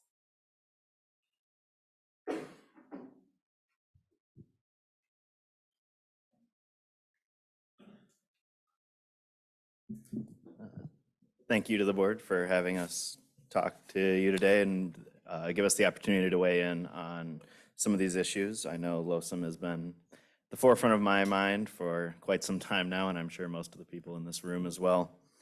So it's good to be in the home stretch, at least for the draft environmental impact statement. So I'm Matt DePaulis. I represent the Sanibel Captiva Conservation Foundation. And as a barrier island community, we are focused on our island, but also off the island and in the surrounding areas. So everything that comes through the Gulf and down the Loxahatchee and through our estuaries really has an outsized impact on our environment, our economies, and our way of life out there. So when we're talking about water releases down the Loxahatchee and any potential to impact our estuaries and plumes out into the Gulf of Mexico and beyond, we sit up and take notice, which is why we've been so involved in this process. And we're happy to see that as we come to a choke point, to use a previously used term, of this process, that there has been a lot of effort put in on the Army Corps and all the surrounding stakeholders to provide a transparent process that we were able to engage with along with the other affected parties. We are happy with the current plan. Not happy, as was mentioned, but satisfied with the current plan. It seems as though the equity was really strove for while trying to take all of these different plans into account and come up with the best for everyone involved. As I mentioned, it doesn't seem to be as though a balanced plan is achievable in a situation like this. But since equity was the goal for all the stakeholders, it looks like, according to the modeling, that we will be able to achieve something closer to equity. Throughout the bounds of the modeling, we are going to be seeing hopefully more optimal flow days down the Loxahatchee. We're going to be seeing a lot more clear water. We've lowered the amount of stressful and damaging flows. And while that's great, that does come at a cost. That means we've increased the amount of extreme flows. So we are going to have some dark water days, and there's going to be people who are clamoring to the Army Corps and to you and to us about why their water is dark. But overall, we feel like this is the best plan available. It takes all stakeholders into account and provides some level of equity to those involved. We do have concerns. We would like to see more damage control around the potential for red tides, not specifically just these blue-green algae blooms. We'd like to see a little more robust climate resiliency built into the plan, and we will be submitting our technical comments reflecting that. However, we just wanted to reiterate that overall, this is one of the better plans we've seen from this process, and we will be supporting it and hope that you do as well. Thank you very much. Thank you, Mr. DePaulis. Ernie Barnett is our next public commenter, followed by Nyla Pipes and then Bradley Watson. Mr. Chairman, members of the board, Ernie Barnett with the Executive Director of the Florida Land Council. Lake Okeechobee is the single largest surface water source of drinking water in the state. It's inextricably linked to the water supply for 6.2 million people on the Lower East Coast and supports the largest agricultural area in the state. For some unknown reason, the Army Corps of Engineers relegated this federally authorized purpose for water supply to a secondary status in the development of the plan. I believe the recommended plan lacks the certainty needed to manage water resources in the region. The operational plan does not implement the subzones in Zone D of the schedule that were analyzed in the EIS and provide a predictable schedule with a predictable decision tree and a conservation mode. Rather, the proposed schedule defers lake management to a week-to-week decision process with no documentation of how the schedule will actually perform. So every lake regulation schedule since 1948 has protected the state's rights to make water delivery decisions when the lake is at a level that does not pose a threat to the stability of the Herbert Hoover Dike or jeopardizes flood protection. But as is currently written, the plan only recognizes the state's authority to make water delivery decisions when the lake is below the water shortage band. Second key point is state control is needed well before we are in water shortage crisis, so the shortage can be avoided if at all possible. And thank you, Vice Chair Wagner, for your strong comments to that point. Furthermore, state law requires the water management districts to allocate and manage its water resources to ensure that both existing legal users' rights and minimum flows and levels of our natural systems are met. The language added to this draft falls well short of the clarity needed for the water management district to manage and protect its resources and to meet the needs of all water-related needs of the region and to restore the permitted rights of existing legal users. Now, I believe that that schedule could have been formulated to meet the authorized purposes and protect the estuaries. So one major improvement that we would ask you to do is to urge that you demand the reinstatement or to reinstitute the state's control of its water resources under normal and drought conditions and to rewrite the water control manual to reflect this control and include the subzones in Zone D, including the conservation mode, to make this consistent with your obligations and all other prior regulation schedules. Thank you. Thank you, Mr. Barnett. Nyla Pipes is our next public commenter, followed by Bradley Watson and then Dan DeLisi.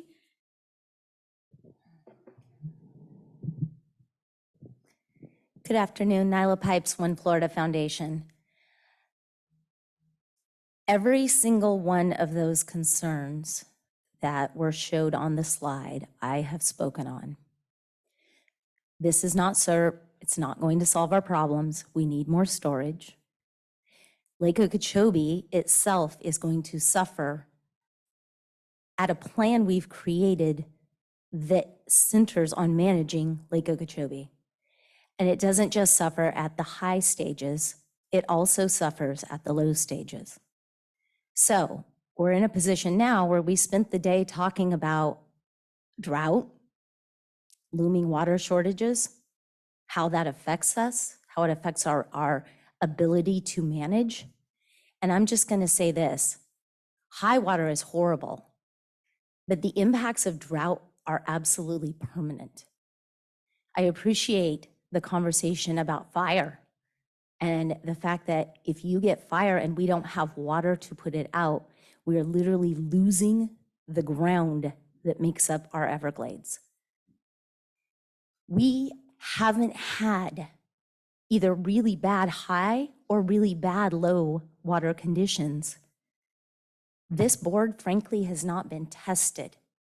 And the questions about drought and what happens and how you manage for that happened today tell me that we're really not ready.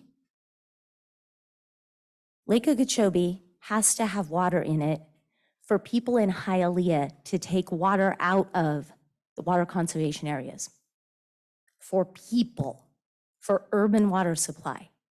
So yes, everyone south is dependent upon Lake Okeechobee for water supply. That is written in your permits. Frankly, with the flexibility of this schedule and the fact that I don't see a plan that matches the water control plan, I don't see a decision tree that is clear cut, I'm afraid you all are going to be left holding the bag. You're going to be handed a disaster that we created by continually sending as much water south as possible during the dry season, when possibly we don't end up with the rain in the wet season. And then the Army Corps is going to turn over their part of it and say, okay, now you're at the water shortage management band, y'all make the decisions. You're also going to be left holding the bag as more and more permits are being asked for and permits are being renewed, because you aren't looking at a plan that's solid enough to really know what we're doing. Week to week is very scary for a lot of reasons, not the least of it being you guys have to manage that. And when I have people talking about the fact that they don't know what a drought actually looks like on a board that is managing our water and saying, yeah, we're cool with this plan, that's alarming to me as a citizen and a stakeholder.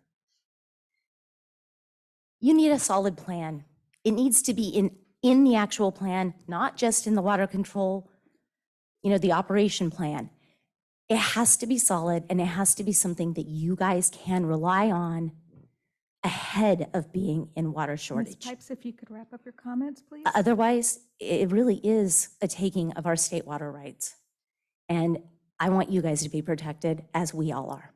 Thank you. Thank you. Bradley Watson is our next public commenter, followed by Dan DeLisi and then Tom McVicker.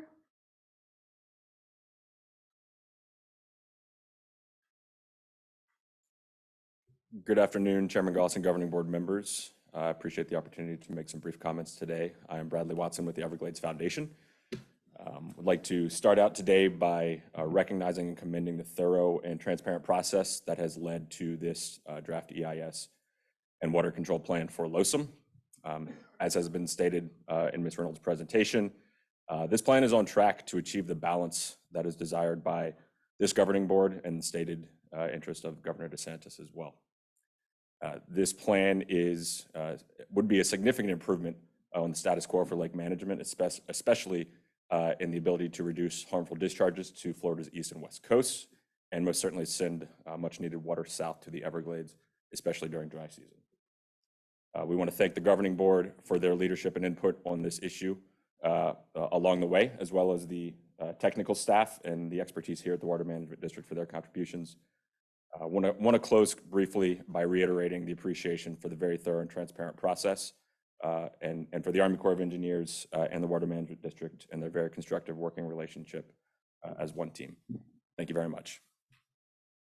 Thank you, Mr. Watson. Dan DeLisi is our next public commenter, followed by Tom McVicker.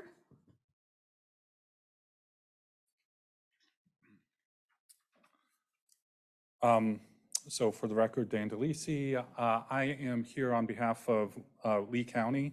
Been working over the last 3 years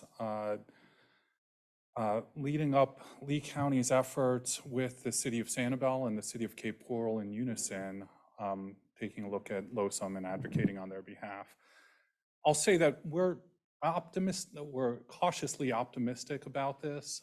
We're not as excited as some may be. And we do believe that there are improvements here, but we're not sure. See, the EIS didn't do the scientific analysis we were hoping it would do. Last March, we had provided the Corps some correspondence asking for some salinity models to be run. They were not included in the EIS, and to take a look at those high volume discharges. Understand that there is an improvement in high volume discharges, but the way they're looking at managing the system, there's a very significant backslide, if you will, on the high volume discharges greater than 6,500 CFS. So if you look at duration, those discharges actually increased by about 40%, 39%. So those plumes that Jennifer Reynolds was talking about, those are the plumes that affect Sanibel, Estero Bay, San Carlos Bay, and those will increase, not decrease.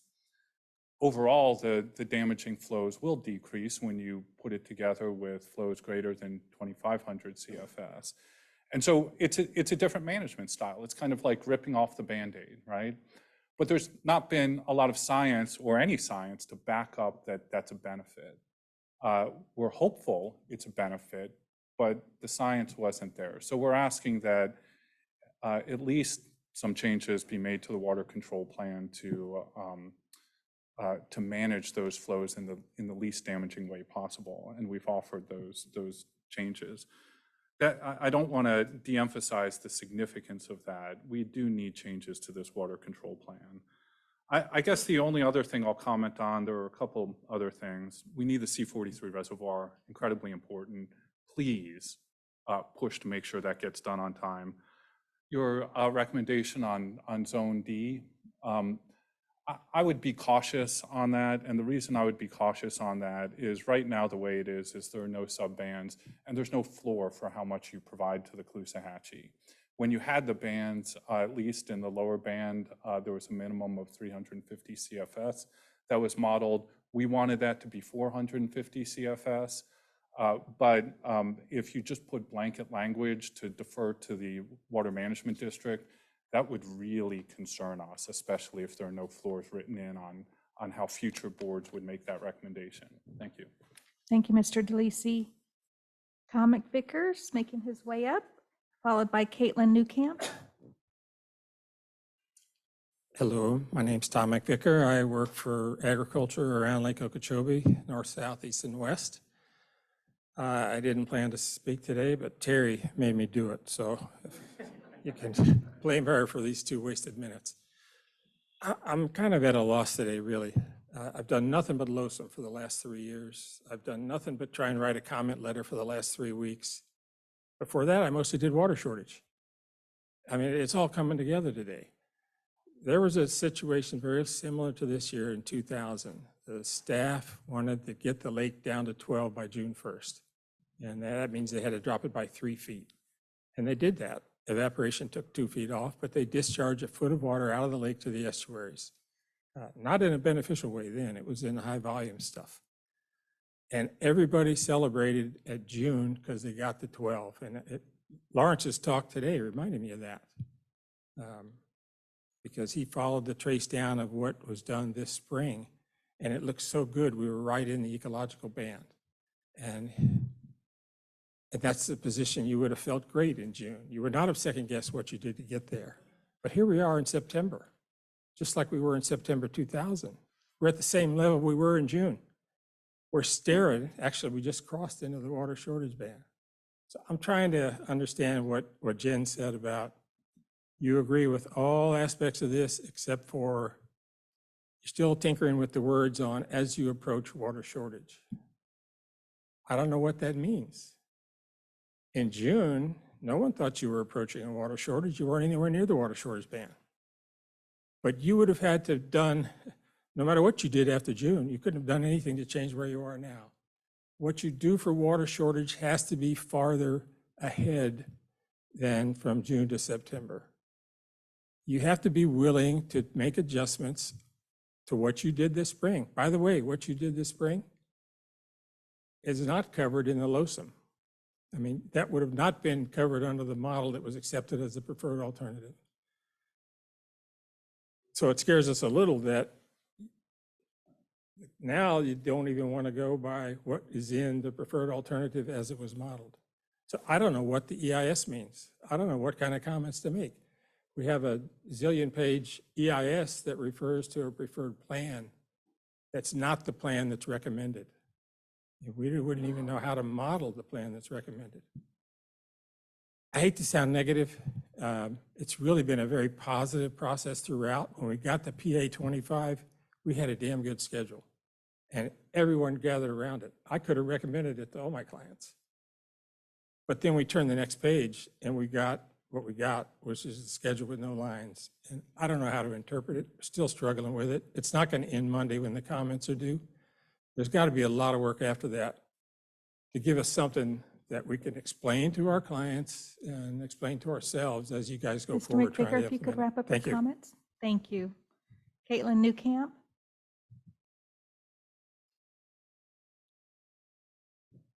Hello again. Thank you for the opportunity to comment. Caitlin Newcamp with Audubon, Florida.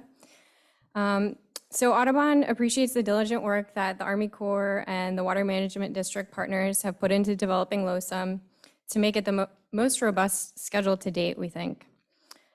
We particularly appreciate the increased emphasis on sending more water south to the Everglades, which previously was hindered by infrastructure issues, but more importantly, by policies that were harmful to the Everglades.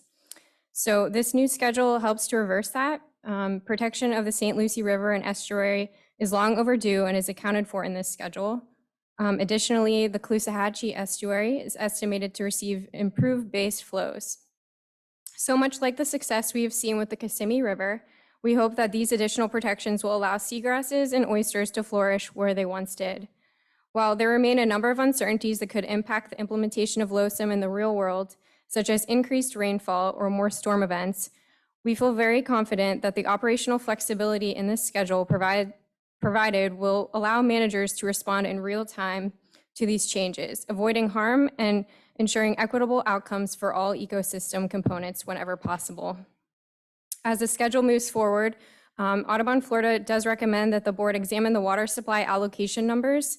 We have reviewed the accessible data from 2011 and found that water supply users are offered more water than they take, even in drought years, and suffer no demonstrable impact to crop yields. We strongly encourage the district to share the best available data regarding water supply allocation and demand, as well as crop yield impacts with the Corps so that they may consider this in the LOSUM process. Thank you for your time. Thank you, Ms. Newcamp. Switching now to our virtual participants, we're going to start with Kara Kapp, followed by Paul Gray.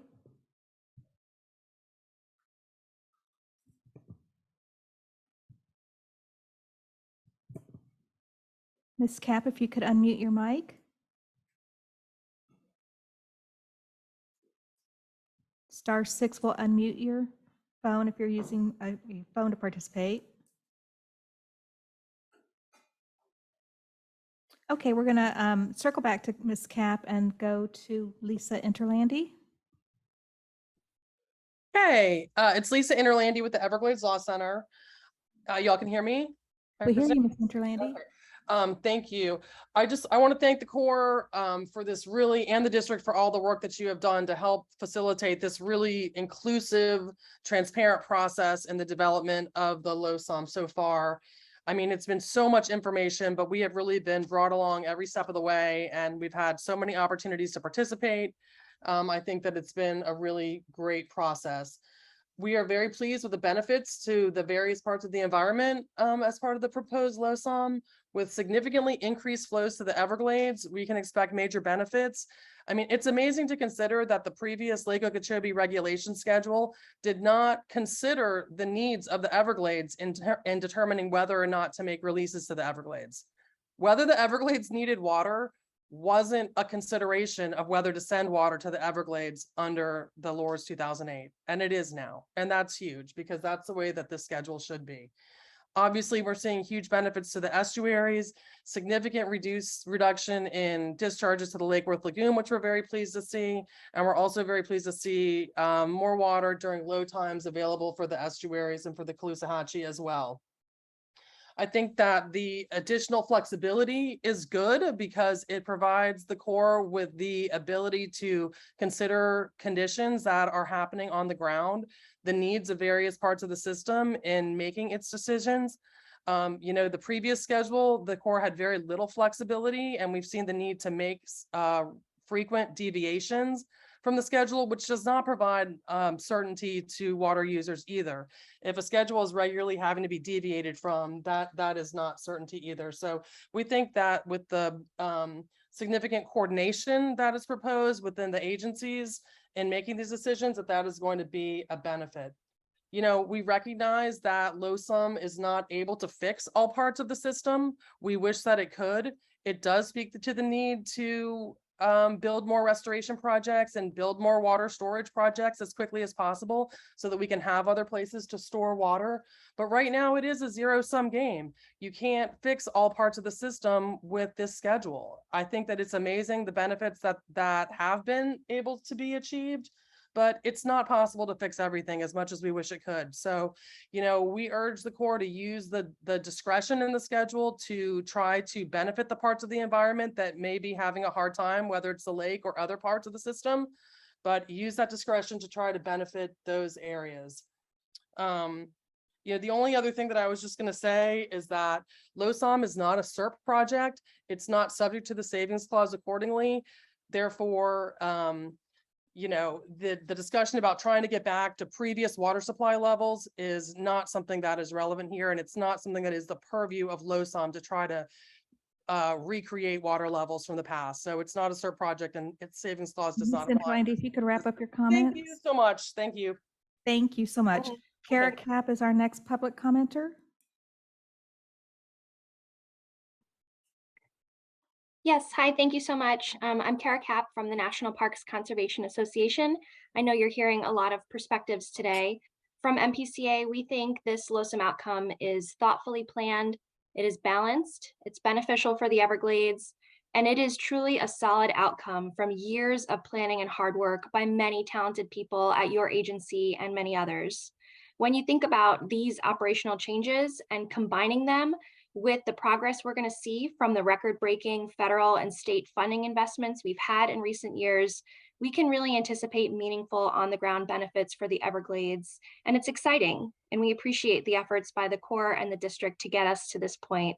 So just to sum it up and to be brief, MPCA sees this plan represents progress, equity, and sound science, and it has our support. Thank you. Thank you, Ms. Kapp. Mr. Chairman, I have no more raised hands. Thanks, Rosie. Thank you all very much for your comments. We'll now go now to a board discussion. You called Paul Gray at one point. Did He put his hand down. He lowered it. he disappeared? Caitlin took care of it. All right. Does anyone have any discussion? Go ahead. Mr. Olepich?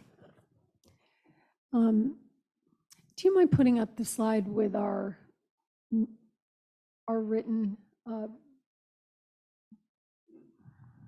direction? Yes. Did you want this one or the Oh, I'm the sorry. next So one? it's right, it's 2 pages. So if you go to the next page. Okay. First of all, thank you to the Army Corps of Engineers and to members of the South Florida Water Management District staff who've worked so hard on this. I would be remiss if I didn't say that many in my community around the St. Lucie River, although incredibly thankful for what this is making better for the St. Lucie, are concerned about the recovery operations aspect of this. So let's just read it. Provide for Lake Okeechobee recovery operations if the lake has experienced high and damaging lake levels for more than 1 year in a row. So that it's likely that that will occur, and it's unfortunate that the lake is in this situation.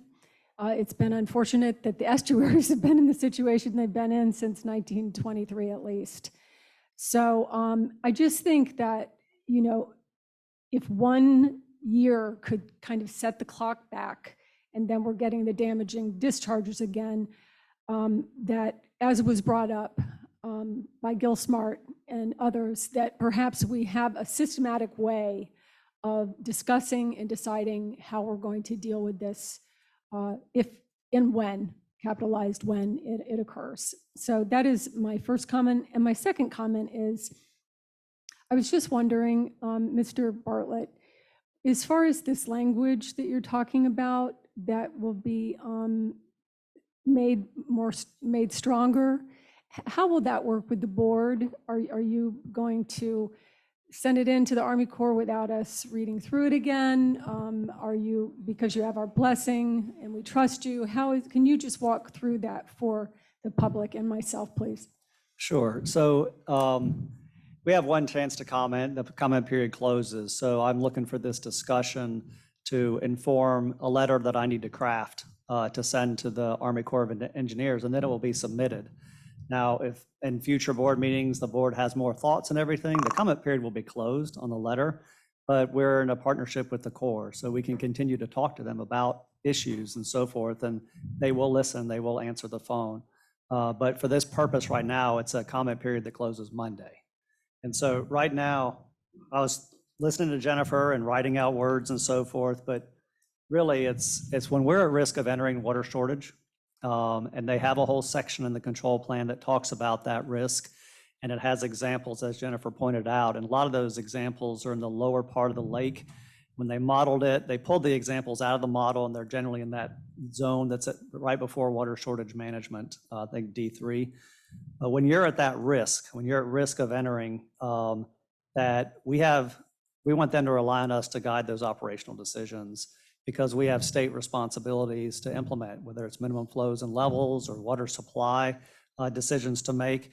Those are our state legal responsibilities. And so they need to rely on us to guide the operations when we are at risk of entering water shortage. So that's the phraseology that I'm thinking of sending to them.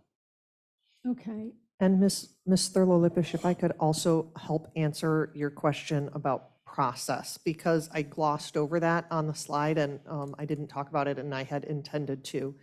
Let me go back to this slide. So this shows the timeline. So we're where it says we are here.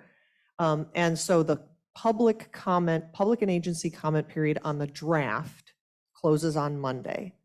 Between Tuesday and the end of January 2023, the Corps' current schedule is that the final NEPA document will be released between January 30th and February 5th. So really the first week of February of next year, then that is when the final draft will be released. We have between now and the time that that final draft is released to pick up the phone and call the Corps through our partnership, because what they're doing during that time is incorporating comments. And they will be calling people and saying, oh, I got your comment. I need to understand it to decide whether we're going to make a change between the draft and the final. And so we have that time period to work with them about what our letter means and how they may or may not reflect those comments in the draft. And then with the final, between the final document release and that record of decision, we will be coming back to the board, because that is when the Corps will ask us for a letter of support for the final document before they sign it. Thank you. Let me ask a quick question. Jennifer, you can help me with this. I'm interested to know what isn't in LOSM when you're looking at infrastructure projects. I think I know, but would love for you to expound on that a little bit. So the C-43 is included, right? The completion?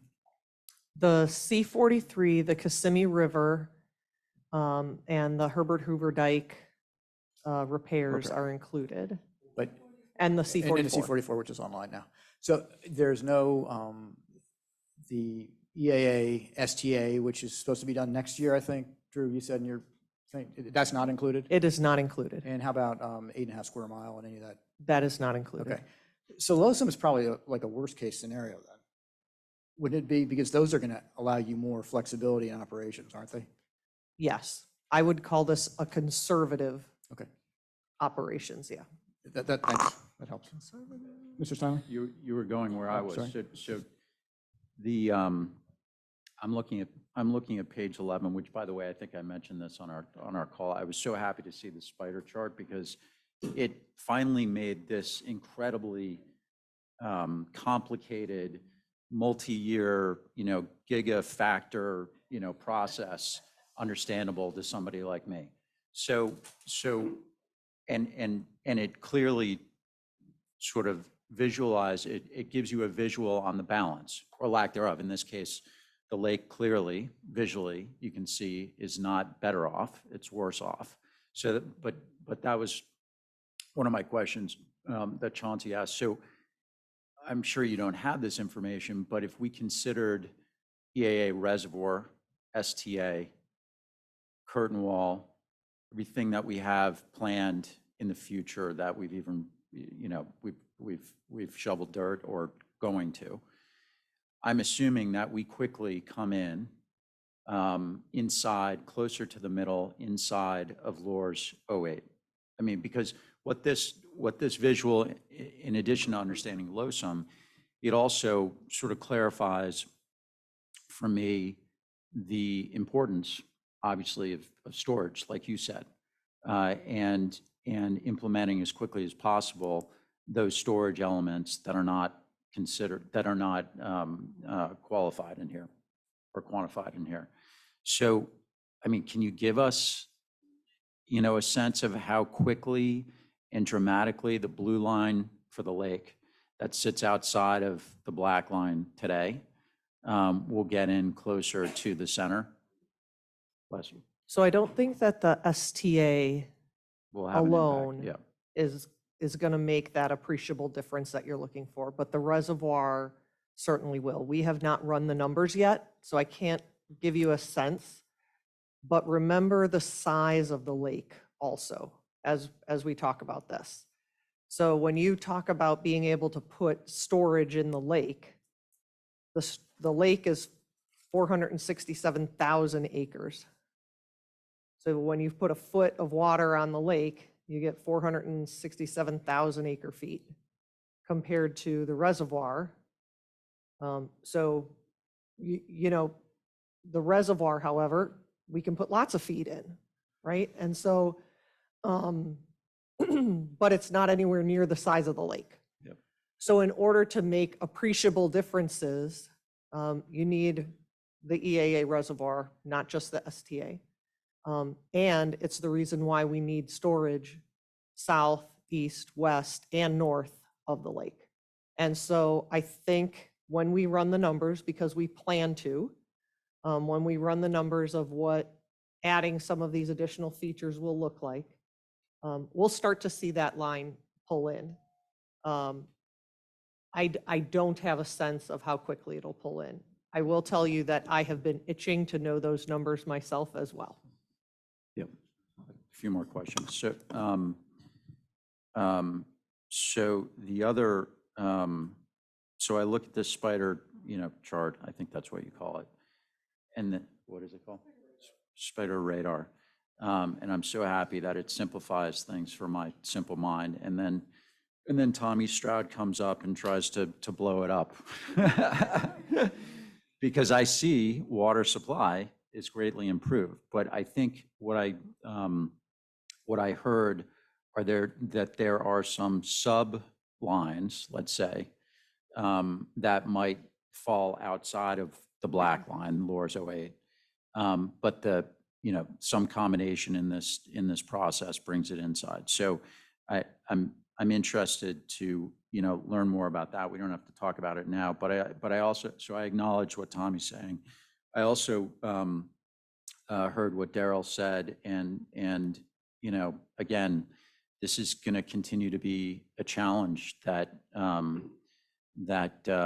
areas that rely on surface water continue to have. So I think you know, I think I speak for the district when I say we'll continue to work with those folks, City of West Palm and others who rely on groundwater, surface water, to find ways to manage for supply more effectively, to bring in alternative structures, in their case, the well fields, and including that in the operating process. So I wanted to acknowledge that. Mr. Steinley, I'm sorry to interrupt Yeah. you, but one of the things that, so Tommy was doing a good job looking at the modeling and how it was modeled and what the results of the modeling were. And that's looking back, right? So what we also see in the control plan is looking forward, like what tools do we have in the control plan to address situations when they arise? And one of the things under water supply is they said very clearly that if we need to make water supply deliveries as the district, that they will do them, right? Just straight out, flat out. And so if we see a situation arising in a water supply capacity in Palm Beach County or anywhere, and everything lines up and we can use lake water, we can make that request under the control plan. So, the modeling is very informative and sort of generally what's going to happen, but the control plan is important so we can have the tools necessary to address situations and going forward as well. Okay. So that makes the spider chart even more relevant, right? With an asterisk. And then can we talk about the recovery plan? I mean, are there, I haven't read through everything, but are there guidelines in terms of what if we are exposed, if the lake has more than 1 year of high water, are there parameters and sort of a decision tree around what the recovery is? There are, so I wouldn't say that it's a decision tree, but there's actually multiple pages of information that talks about considerations and conditions that would not just turn on the recovery plan, but a whole series of conditions that would turn it back off. That would say, okay, yes, we've had more than 1 year of high lake, but there's also this whole series of conditions, so it's probably not the best idea. And there's there's quite a long description of it within the EIS and the water control plan itself. Thanks, Jennifer. This is great. Thank you. If I read the spider radar correctly, I think what we're saying is we don't have enough tools in the infrastructure yet, but hopefully things are on the way. But in the interim, where we are right now, the trade-off for preventing discharges down the estuaries and holding water for water supply is that on lake ecology, we're going to have higher lake stage. That's effectively what's going on here. We've made a decision through this process, through the entire LOSM process, to prioritize the diminishment of discharges and to have water available for water supply in the lake. And because we don't have the tools in terms of northern storage and EAA reservoir in the mix just yet, it's just going to result in a higher lake stage that's going to affect the ecology of the lake. That's accurate. Okay. When we talk about what I think we're trying to do now, taking all these public comments in, it seems to me like we're down to writing a letter, right? Basically, within the comment period by Monday, that would ask the Corps to incorporate language into the water control plan that would sort of codify or memorialize in some way the deference to the state in order to manage the water or make decisions as we start getting into what I call the red zone. Is that what people refer to as D3? Yes. Okay. Notwithstanding the fact that we are going to write this letter and I think sort of formalize, and get the comments in during the procedural window that it's called for, it's not like we don't have conversations with Corps all the time.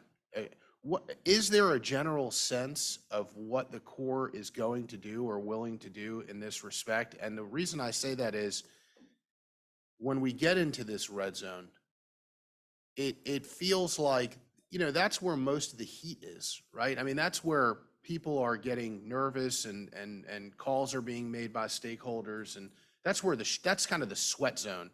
We're in a stress period. Why wouldn't the Corps want to take that off their plate and give it to us? I mean, I don't know. I guess what I'm saying is like, we're gonna write this letter, it's a formalized procedure, we're gonna get it in within the comment period. Like, are they saying to us, get it in because we would like to get this off our plate? Or is there a resistance at some level to even incorporating it in the language, or have we not even had these conversations? Oh, yeah, we've had those conversations, and I'd say they've been productive. I don't want to put them on the spot because they're in the middle of taking comments, but I would say they've been productive. I think what they struggle with, and this is what I think, all right, I'm not speaking for them, is their federal authority juxtaposed with our state authority, and how do they recognize their federal authority and then incorporate our state authority? Yeah. And so it's a legal tussle inside the Corps. But I do think they, as a entity, recognize that they want to give us that responsibility. So Right. I have a suggestion for that. Mhm. Because I think it's kind of like they would like to give the deference. Historically, I think they probably haven't Yep. formally given the deference. Now it's being sort of asked to put in writing, and I think that sort of, for people who have jurisdiction over things, it's like, wait a second, I get a little squeamish. We're already working on a handshake deal over here. Do I really need to put it into writing? Because I'm a little bit nervous about doing that. I mean, I think there has, from a course perspective, there probably has to be some guardrails on it in case, for instance, the district just goes rogue, right? I mean, I don't think anybody's got intentions of going rogue. Right. But it's almost like a business judgment rule exception where we're going to give you the opportunity to make these decisions. And we understand you're going to exercise your judgment, a district with a variety of different stakeholders. And we're cool with you doing that. But there's got to be some sort of opportunity for us to tap back in case you go rogue, and I think maybe that's, I don't know how to, I think there's a way to memorialize it in that respect. And that would be maybe my suggestion, is let us drive the car, and let us make the decisions on how to get there best. But if you do something crazy, like you start driving the car off the road into the wall or something, we're gonna have to take the car back from you.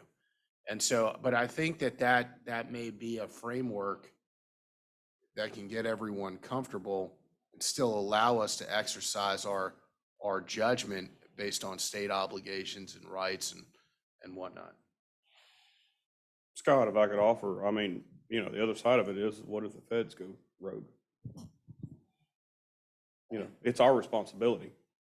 We're the local, it's our water, it's our state water. So, that's Yeah, the one. my attitude on that is, I think they're the ones currently that have the authority to manage sort of LOSM, and we are saying, well, we got all these interests over here, and this is stressful for you when it comes down the pike.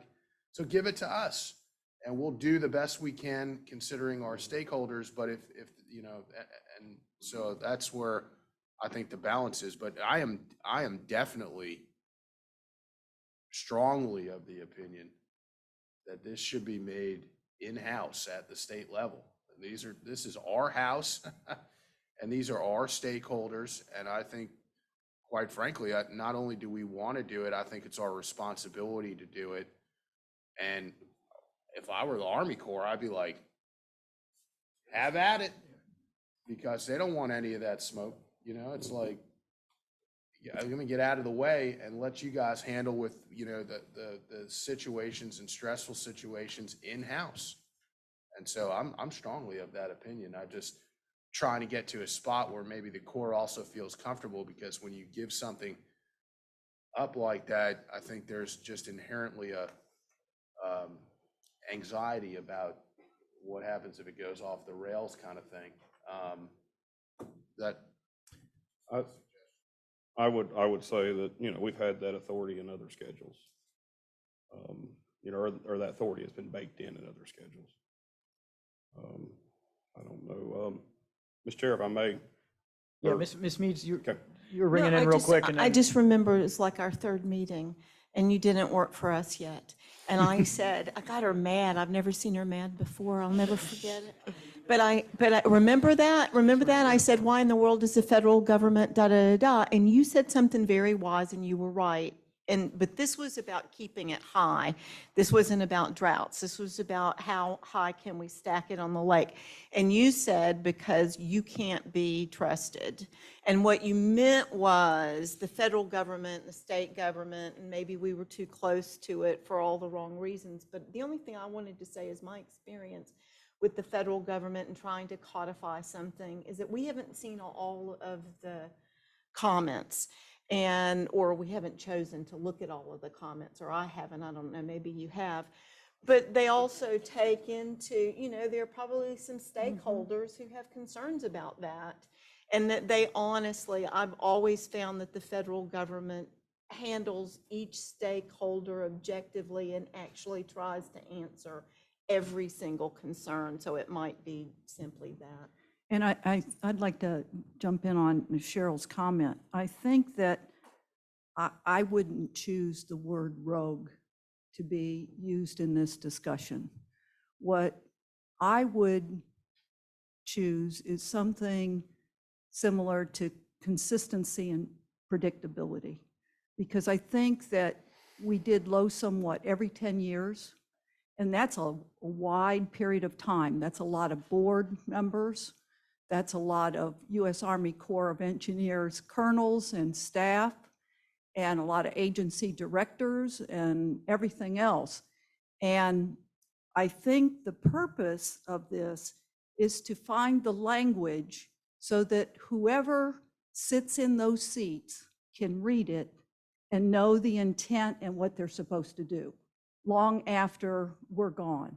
So I think there's another way to look at this besides the going rogue, and is the federal government going rogue or the state government going rogue? Thank you. Mr. Bergeron? I think the concerns I've heard today, basically water supply and the environment. Those are the two major balances that we're dealing with here. And I want to compliment the Corps and our staff for running 80,000 models and trying to find the sweet spot that won't take away all the problems that we have. But will it balance the impacts and the billions of gallons of water discharged into the Gulf and the Atlantic? 9 out of every 10 years, and you can go back 4 decades, 9 out of every 10 years, massive discharges in quantities greater than natural, impacting the estuaries in the Gulf and the Atlantic. Massive. Quantities greater than natural destroy.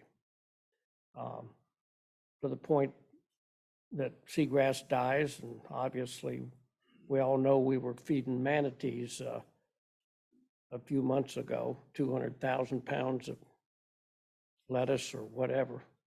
So we're trying to balance something that gives benefits to the environment.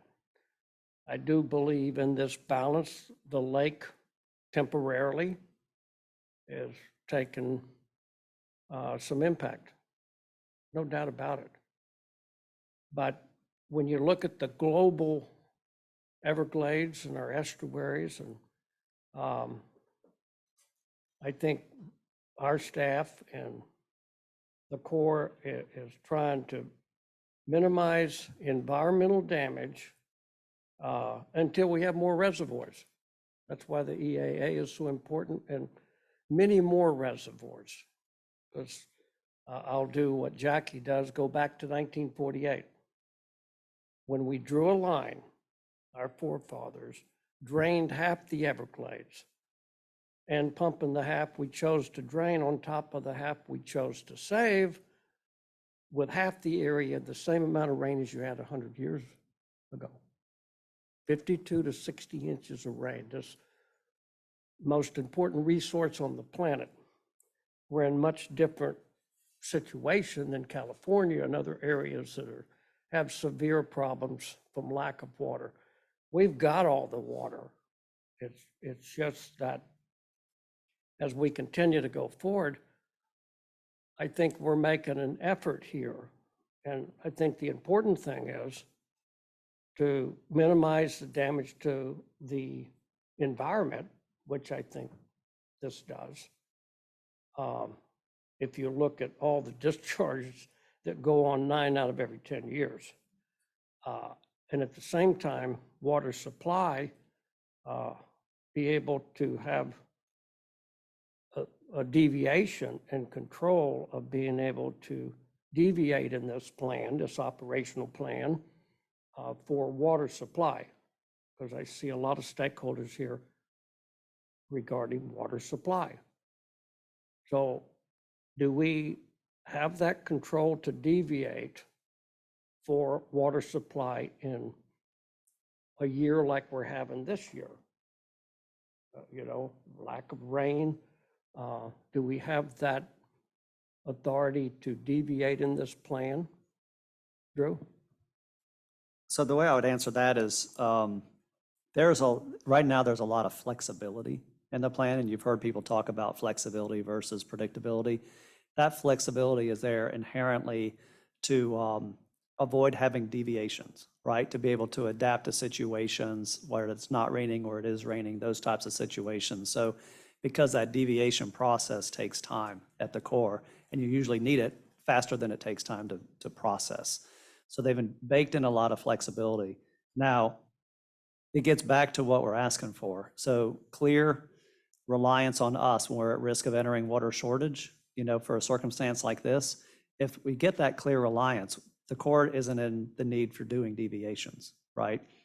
We can help guide those decisions, whether it's to meet a minimum flow and level, whether it's to save for water supply and later in the dry season. All those types of decisions can be made by the water management district. So the need for a deviation becomes unnecessary if we have that reliance on us when we're at risk of entering water shortage. So I think they're intentionally crafting LOSM to avoid deviations so that we have the tools within LOSM itself to manage those unique circumstances. Well, as long as we have the tools to make sure that we're responsible for water supply. Right. And I do believe the overall plan here under LOSM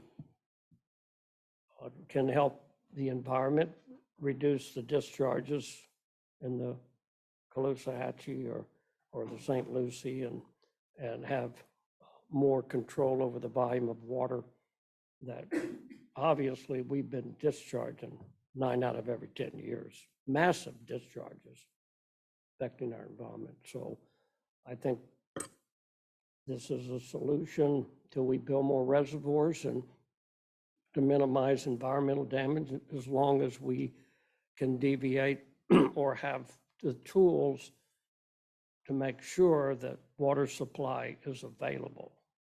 And as long as we have that, I think we're doing more good than harm. Thank you. Yeah, Mr. Olovich.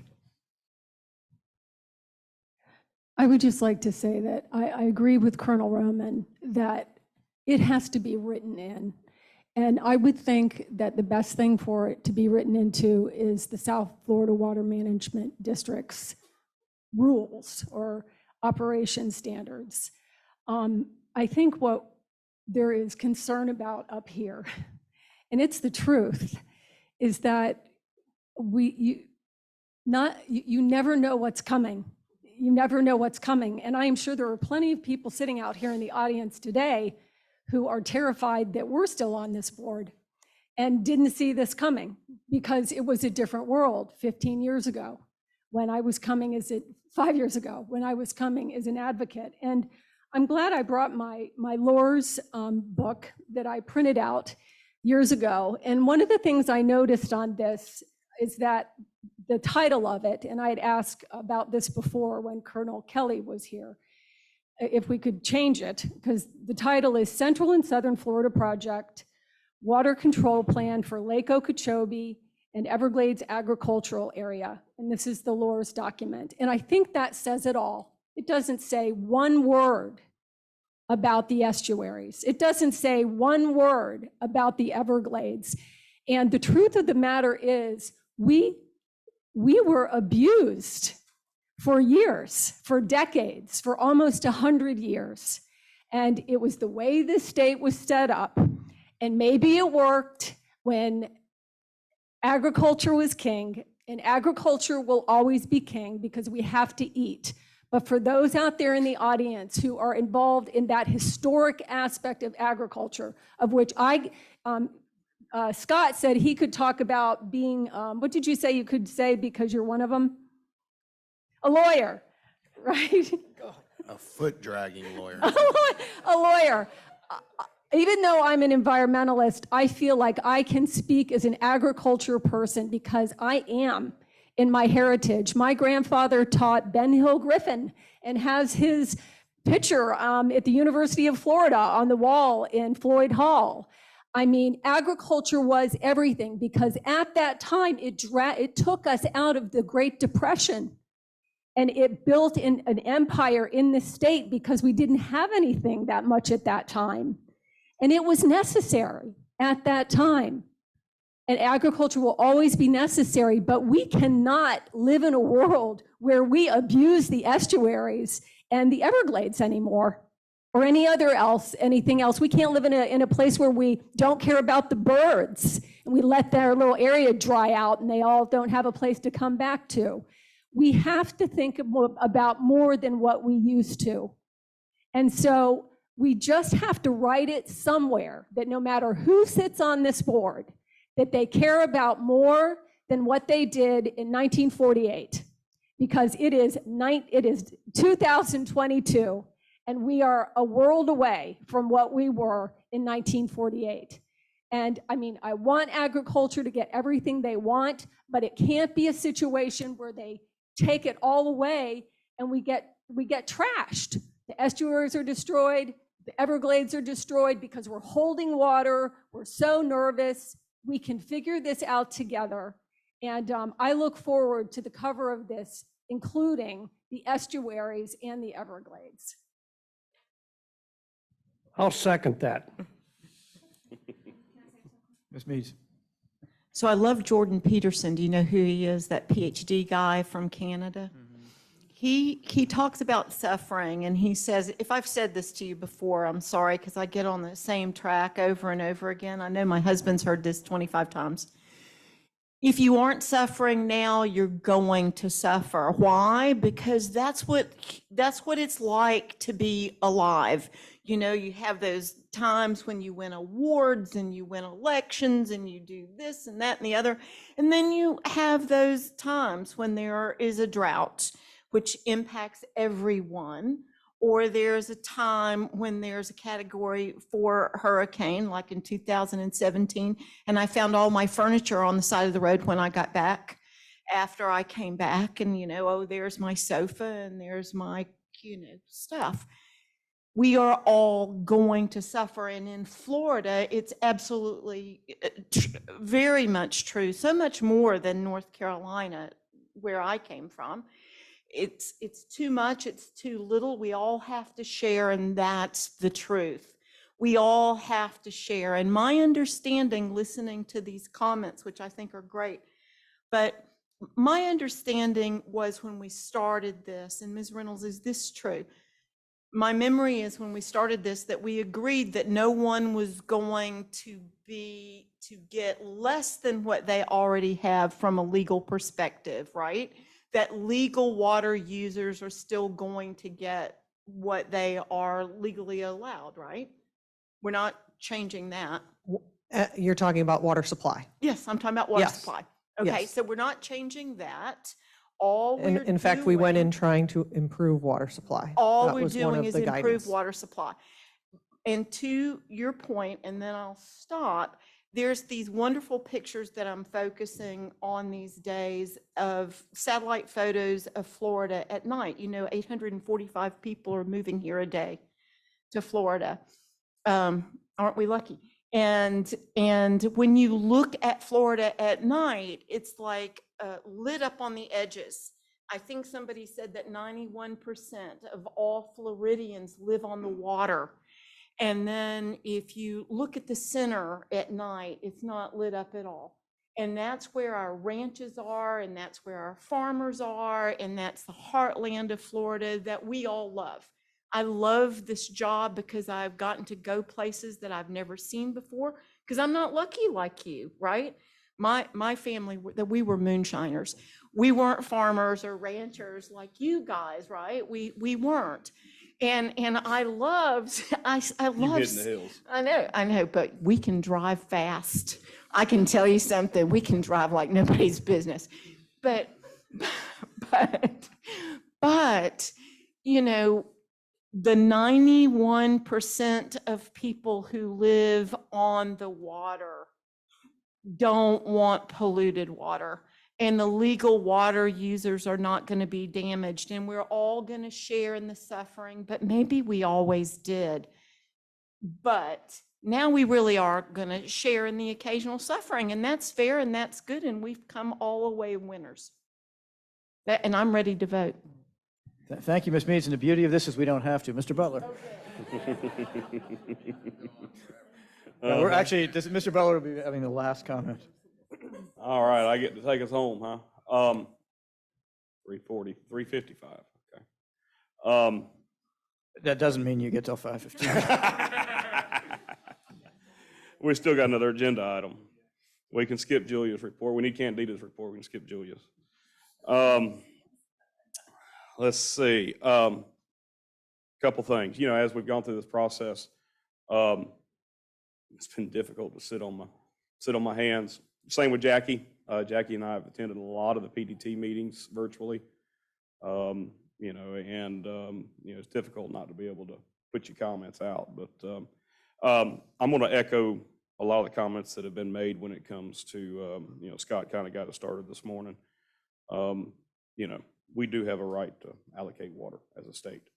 And that is a luxury we have that, you know, there's some states out in the West right now that are sure wishing they had the authority to take the reins and be able to allocate. Of course, they've gotten so far into it now. That's, you know, that's going to be a strongly difficult process from where they are now. But I appreciate the language that we're talking about sending as a district when it comes to recognizing that you know, we don't need to get into the water storage management ban till the Corps, you know, and at that point the Corps looks at us and says, okay, hey, we're here, y'all take care of it. No, we need to have the ability to have a strong say-so.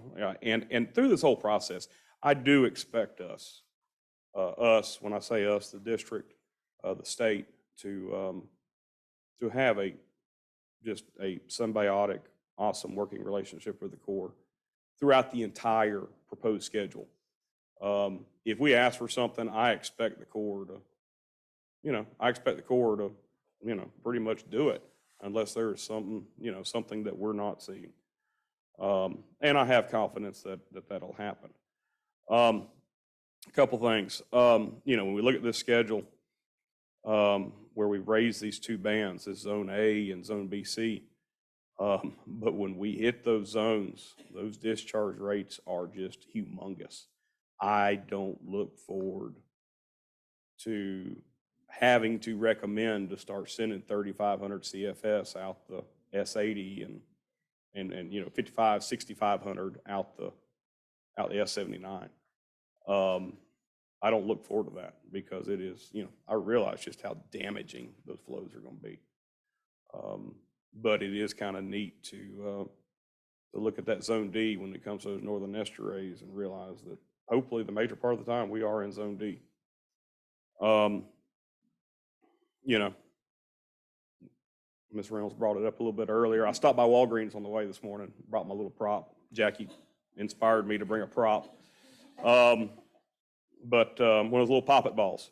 And, you know, this whole spider, you know, the spider graph, the radar graph or whatever, you know, as you poke in one side, the other side pokes out.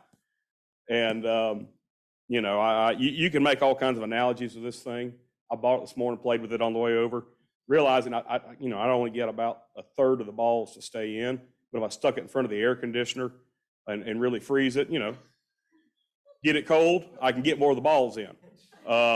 You can make some other analogies here. I mean, it's as long as the discussions for staying civil and cold, we could get more of the balls in. If it got hot, we got fewer and fewer.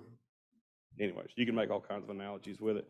But the analogy I want to make with it, and it's one that, that I want to put on the record, is, we've all said it, the one loser in this whole situation is the ecology of Lake Okeechobee. And, when we get up to that, get up to those higher zones, we get over 16 feet, we start losing that SAV. We start losing that submerged aquatic vegetation. When we hit 17 feet, when we get up in that zone BC or even zone A, for just any time, history tells us, we've got the research, we're killing, the SAV is gone. And it's not until that lake gets down below 12 foot or 12 and a half foot that we start getting it back.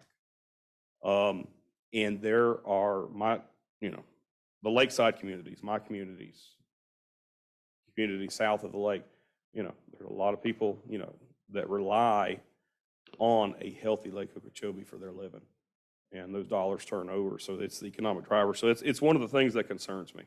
Dr. Paul Gray, I was going back reviewing some notes from the last time we had a discussion, which was about 15 months ago as a board.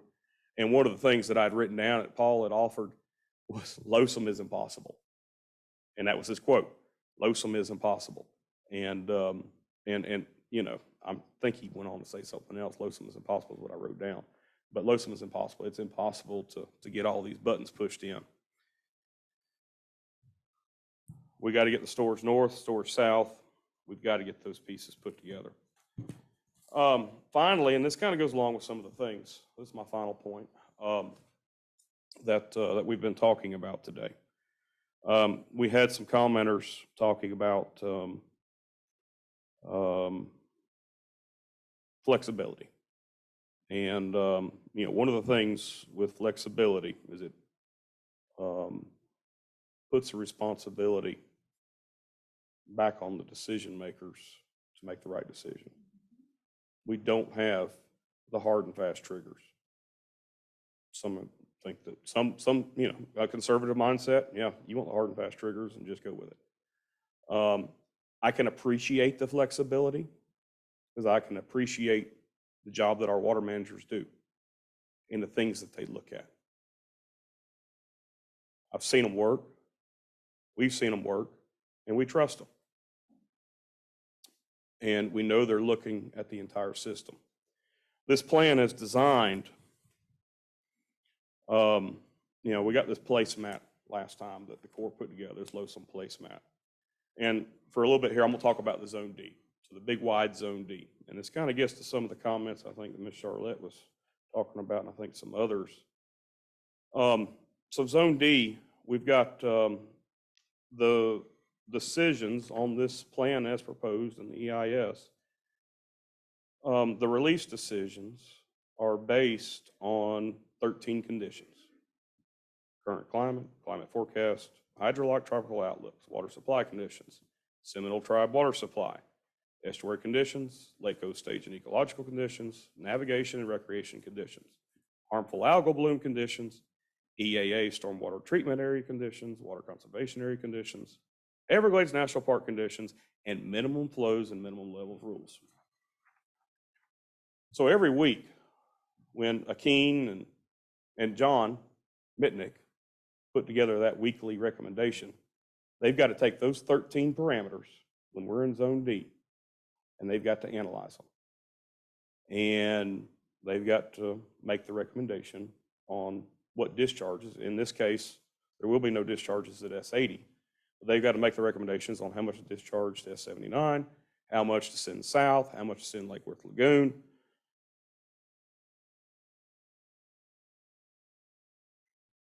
And 100 other structures, by the way. And 100 other structures. I simplified it. But one of my concerns is I have full, complete, okay, I'm gonna call it 99% faith in the job that our water managers can do. I have faith in my governing board to oversee that. But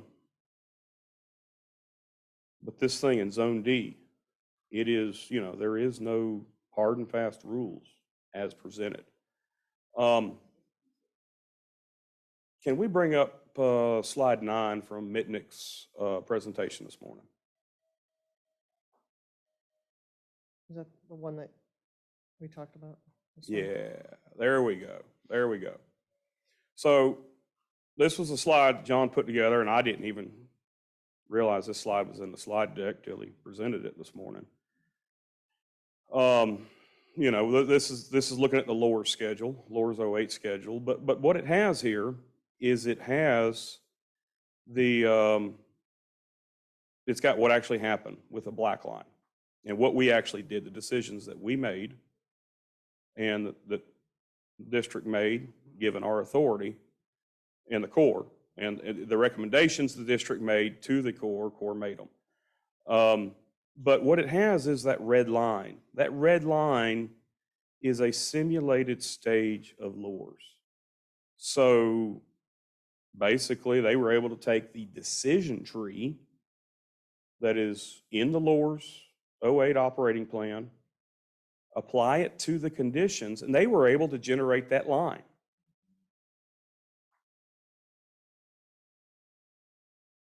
My issue comes is that the plan that we're given today, you can't generate that line. You cannot, there's nothing to plug into a computer that will generate that red line. Am I correct? Unless we take Mitnick and the Corps' head and hook it up to a computer, there's no way that we could generate that red line. And it gets to kind of the point. So what got us to this plan, and I think somebody mentioned the 30,000 models, kind of after the Corps picked CC, they then took CC and they put in all kinds of, they ran all kinds of different models. And basically it was all kinds of different release decisions within the framework of CC. And I think it was like 35,000, is that right, Ava, Ms. Reynolds? That's close. About 35,000 different models that they ran. And then they kind of got, and this was about a year ago, and they wound up, they picked one model, model number 260467. And this is, it's in the, where is this at? This is in the Appendix G, I think is where this shows up in the EIS. So it's not in Appendix A, it's not in the water control plan. But this model right here, all the statistics that we've looked at for this were created by this model. Now, in order to run a model, you've got to be able to tell the computer what to do, what your decision is going to be. And so, they fed in, and that's where that discussion on the different subzones in D came, is that, when we were in the upper part of D, well, we were going to discharge 1,400 CFS to the Loxahatchee, unless it was wet conditions, and then I think it goes to 2,000 CFS or something like that.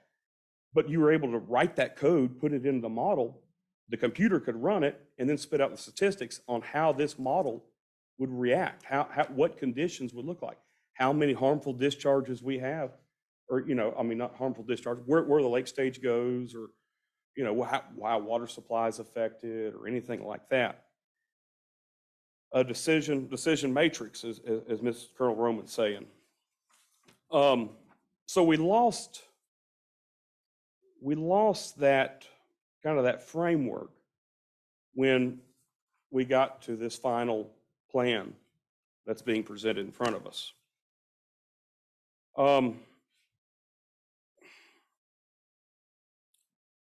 So I got 2 points here when it comes to this slide and the need to be able to make a chart just like this, only with LOSUM. To be able to throw up how LOSUM was modeled which is the basis for all the decision. That's how we got to this plan, was based on modeling. First of all, versus, so a modeled decision. So to be able to develop that red line so that we could go back and compare what we actually do. Under this LOSOM plan as presented, as designed, we mentioned it earlier, but we have a lot of responsibility. This gives us a lot of responsibility because we don't have the hard and fast decisions there. We've got to make the, and it's the nice thing about the flexibility. But that responsibility comes back to us as a governing board to hold our water managers accountable, to make sure they're making the right recommendation.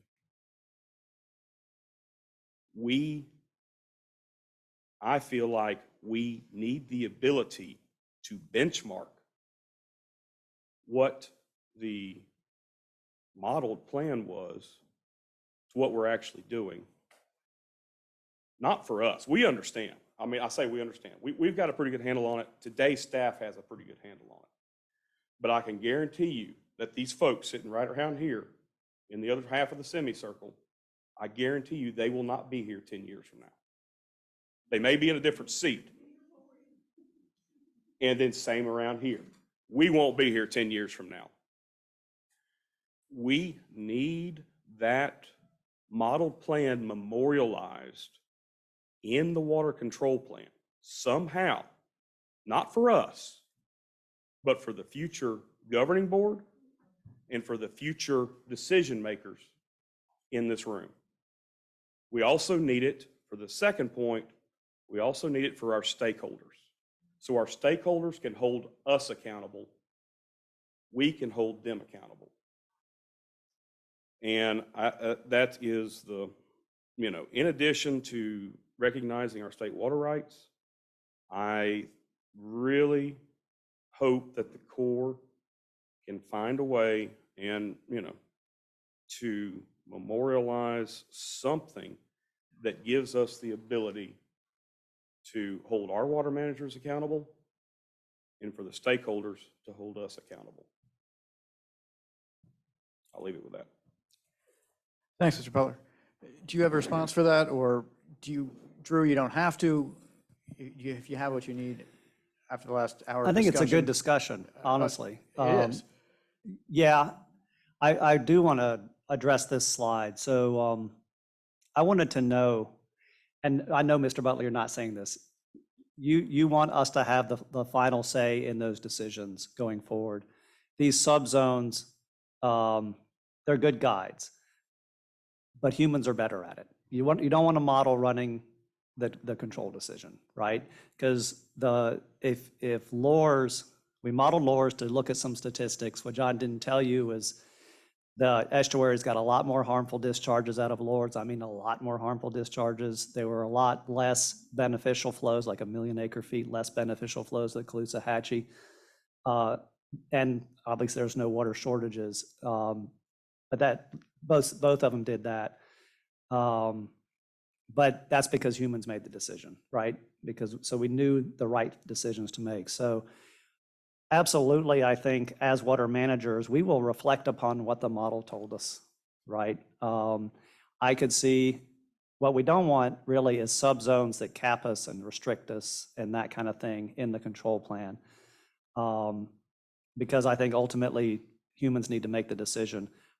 But the model, whether it's, wherever it is, and I think the Corps is going to have to think about how to incorporate, because it's an EIS, the model output into the control plan and how to cross-reference it. It's good information, right? It's good information. So I think it needs to be in the record of decision. And I do believe that going forward, we will reference that, So it's really up to the Corps and how they incorporate it into whatever appendix they incorporate it. But I absolutely understand your point.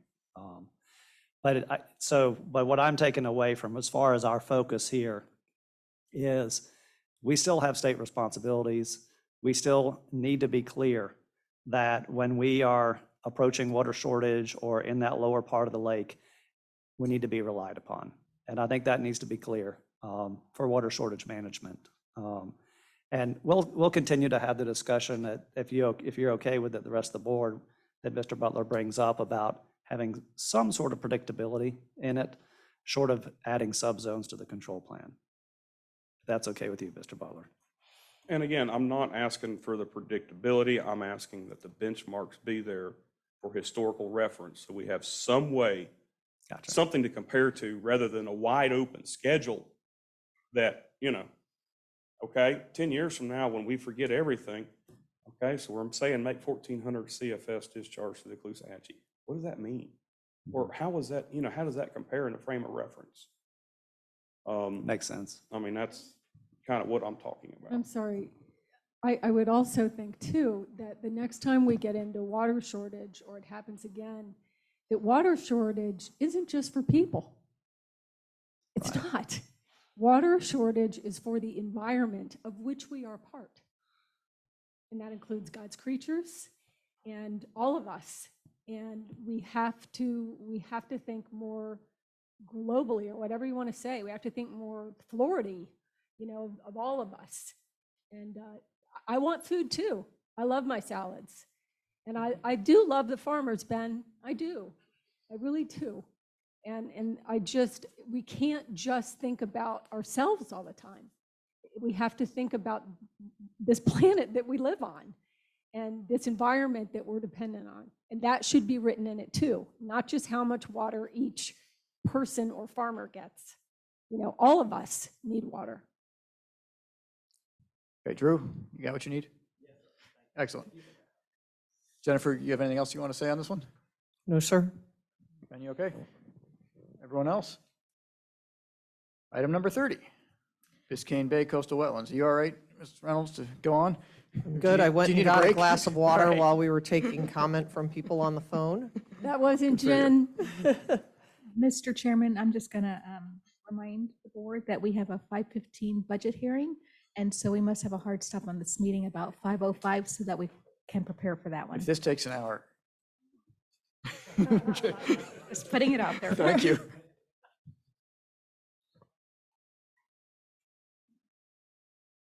All right, so I think this is the last discussion agenda item for the day.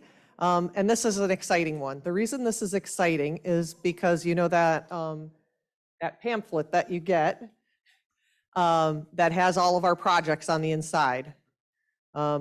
Your action today can move one of the projects, number 33, from the bottom of that page up to the top of that page so that we can break ground on the third component of the Biscayne Bay Coastal Wetlands project. So I'm just going to remind you what this project is, and then we're going to talk about this exciting construction contract that we have the opportunity to consider today. So Biscayne Bay Coastal Wetlands has 3 parts. On the northern end here, so this is Biscayne Bay, here, over here on the right, Deering Estates. The district moved out with Deering Estates. Arella mentioned it earlier today. This project was actually completed by the district in 2012, and that picture on the front slide that I showed you, that is actually a picture where the park staff from Miami-Dade County is doing outreach with students from elementary kids all the way through college out at Deering Estates talking about the importance of restoring the Everglades, the importance of freshwater flows to mangroves for resiliency and for environmental impacts. And so there's just really great stuff going on at Deering Estate. On the southern side of Biscayne Bay Coastal Wetlands is the L31 East Flowway. The district moved out and completed the culverts for this portion of the project, and the Corps currently has the 4 pump stations associated with this part under construction now. They're going to complete the first of those pump stations later this year, 2 next year, and 1 in 2024. And so that brings us to the third part, which is the Cutler Wetlands. And so this third part is the Cutler Wetlands piece. And this is where we are proposing you award a construction contract to begin the pump station on this part. But before we go there, I wanted to show you some pictures of what's happening with Deering Estates and some of the initial results we're seeing in Biscayne Bay, because I think it's really cool. So not only are we seeing natural sawgrass recruitment, and we're seeing a redistribution of water into those mangroves, but what you're also seeing, and this is just a cool story, this picture on the right-hand side of the slide where it says freshwater upwelling in Biscayne Bay. So there are stories throughout a multitude of history books and journals where people who came to Biscayne Bay from their ships, they would anchor in Biscayne Bay and they would drop a bucket overboard into the ocean and they would pull fresh water out of Biscayne Bay because there were natural springs that created these freshwater upwellings in Biscayne Bay, a number of them, over a dozen of them across Biscayne Bay. We've seen one start to return and maybe the indications of a couple others.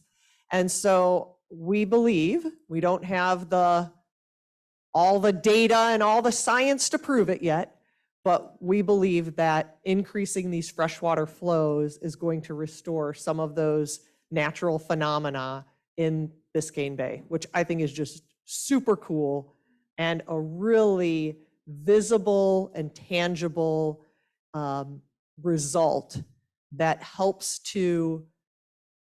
us to understand not just the importance of restoring the Everglades, but how much we don't know about the connectivity of this amazing system. Okay, so what are we talking about today? Here's Cutler Wetlands. So this is the area we're going to try and rehydrate. This yellow line is the spreader canal.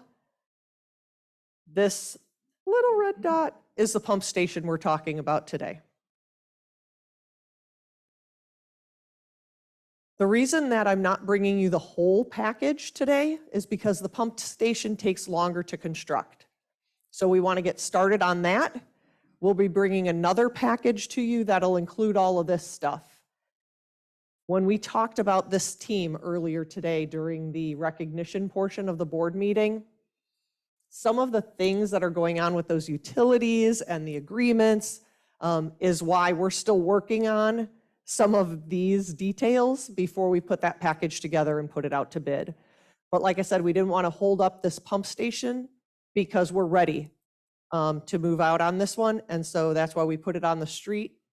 And we got 2 bids on this. The engineer's estimate was between 36 and 39 million. The 2 bids that we got on this project were at 35.8 and 37.3. So we are recommending award of this construction contract to Kiewit, who was the lowest responsive and responsible bidder, for $35,847,000. This will take about 3 years to construct. No, thanks, Jennifer. That is exciting. Do we have public comment on this? We do, Mr. Chairman. Caitlin Newcamp.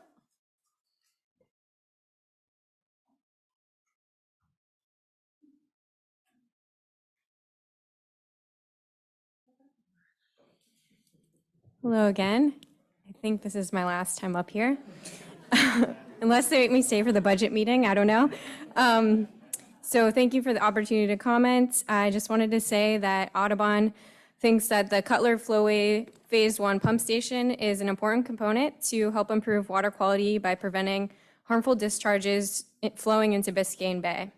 As one of the 2 remaining components of the Biscayne Bay Coastal Wetlands Flowway Phase 1 project, we are happy to see this moving forward, and we are hopeful this pump station will aid in improving Biscayne Bay water quality by preventing point source flows and rehydrating wetlands along the coast. Thank you very much. Thank you, Ms. Newcamp. I have one raised hand. That's Marissa Caruso. Ms. Caruso, you're recognized to speak. Good afternoon, Governing Board. Marissa Caruso on behalf of the National Parks Conservation Association. I will keep my comments very brief on this last agenda item for today, but we wanted to express our strong support of the Governing Board moving forward on this contract for the next construction package for the Biscayne Bay Coastal Wetlands. BBCW is the one Everglades restoration project that is solely focused on restoring Biscayne Bay. And we know that the bay has faced decades of declining habitat health. And we also know that BBCW is very integral to the health of Biscayne National Park, our country's largest marine national park.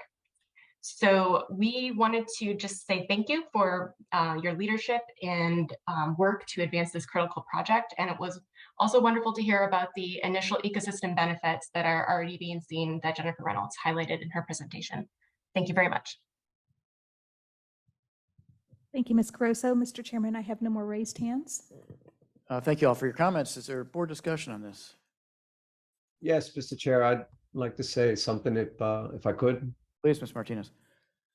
Thank you. Well, love to be there with you to celebrate such a joyous occasion, but I have a feeling that neither Ben nor Charlotte would want to sit next to me at this time. But it's exciting days here in Dade County with the Sept wall and BBCW finally getting wrapped up. There's a lot of excitement in the air. I have one quick question for Jennifer. Jennifer, on the northernmost point of the leg on the spreader canal, I know at one point I was at a meeting where Lee Hefty back then, Durham had expressed that maybe they would want that instead of being at a 90-degree, they would want it to go at a 45-degree. Is Durham on board with the final design of that spreader canal? Yeah, the picture that's on the slides is the agreed upon final design layout. Okay. So there were some different considerations and looking at the land and some other access needed and a variety of different complicating factors. We worked closely with stakeholders in order to land on that final layout that you see. Okay, thank you. And have the district, have we had experience working with Kiewit Infrastructure before? We have, in fact, they are completing a project out in BCB that has gone very well. So structure number 1 in BCB, Kiewit is just finishing that up. And they are also working on at least 2 of the pump stations that the Corps has going on the L31 East Flowway as well. And they've done other work for us. And all of their references, both with us and other agencies, have been positive. Okay. And thank you, Jennifer. Thank you and the whole staff for bringing this first package and not waiting until we get all our T's crossed and I's dotted on the second on the conveyance channel. That's having a lot of foresight, knowing obviously that the pump station would take longer. So I applaud your efforts in that and getting this going as quickly as possible. So that's all, Mr. Chairman, but love to make a motion whenever you're ready. Charlie, I hope you feel better, and I'd love to hear your motion right now. I'll second And I it. guess Mr. Wagner will second it. Miami-Dade tandem. I'll make a motion. I have a motion and a second. I'll second. I have a motion and another second. Is there further discussion? Mr. Bergeron, you want to say something? You don't have to, but. I'm really excited for Biscayne Bay. It's kind of been like the black sheep for a long time. And it's a very intricate part of the Everglades and quality of life in Dade County. So we're really excited to see this. I have to give a lot of credit to our board because we made some hard decisions early on that helped move this thing quickly along. It's exciting. I'd like to give credit to our staff for moving them along. Yeah. That's the Always harder the part. staff. You can't do it without them. So I've got a motion and a second. If there's not further discussion, I'll go ahead and call that question. I'll start with Mr. Butler. Yes. Next, Ms. Means. Yes. Colonel Roman. Yes. Vice Chair. Yes. I'm going to vote yes. Mr. Olipich. Yes. Mr. Steinle. Yes. Mr. Bergeron. Yes. Finally, Mr. Martinez. That's a big yes for me. I thought so. Congratulations. Thank you very much, Mr. Williams. And I just wanted to mention, we also have a video for you to conclude my portion here at the podium. Thank you.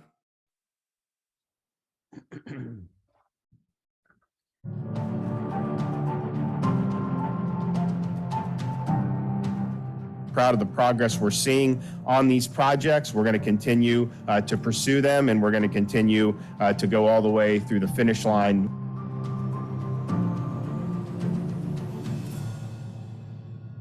We've made real progress. We've broken ground. We've cut ribbons on dozens of projects critical to protecting America's Everglades. With your support, Governor, these projects and many more are moving forward very expeditiously. The removal of the Tamiami Trail to allow sheet flow of this clean water to the Everglades. Well, as I look out, this is just an amazing sight. We're seeing the pump stations all turned on here at the Picayune pump station. Nearly 50 Everglades restoration projects that have either broken ground, hit a major milestone, or finished construction. If that isn't progress, I don't know what is. When you look at the scope and scale of projects, to appreciate how much progress is being made. But because of the governor's leadership, I do want to highlight that momentum. I've been to more ribbon cuttings and celebrations in the last 2.5 years than I've been in the last 20 years under this leadership of our governor. Our administration's record investments in Everglades restoration, the protection of water resources have allowed us to expedite these key projects critical for Florida, providing numerous benefits to the communities in South Florida. Biscayne Bay is what drives tourism in Miami-Dade County. Everything revolves around Biscayne Bay. Everything revolves around the boating community. That's our crown jewel. Our mission, as I sit up here and continue to look at it, is to safeguard and restore South Florida's water resources and ecosystems, protect our communities from flooding, meet the region's water needs, while connecting with public and stakeholders. And what I see in terms of how we operate, how the district operates, and how we spend taxpayers' dollars in a transparent and an accountable way, it makes me really proud. Our board's put a lot of emphasis on ecosystem restoration, particularly Everglades restoration. Water quality improvement is key to Everglades restoration. We didn't just do $2.5 billion, we did $3.3 billion. And so no one thought that was possible. Today, we are restoring history.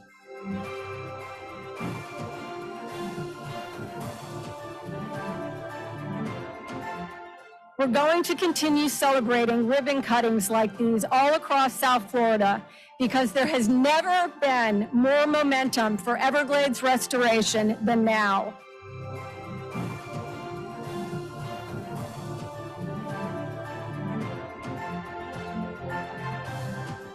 Our governor is really delivering confidence for taxpayers, for businesses, and most importantly, for residents across the state.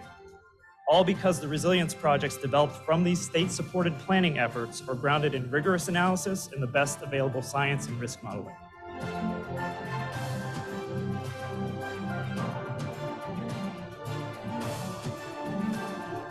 Welcome to the heart of the Kissimmee River Basin. The reconstruction floodplain, the 12,000 acres of reconstructed wetlands, and the 40 miles of reconstructed historic river channel are already demonstrating a benefit to native fish and birds.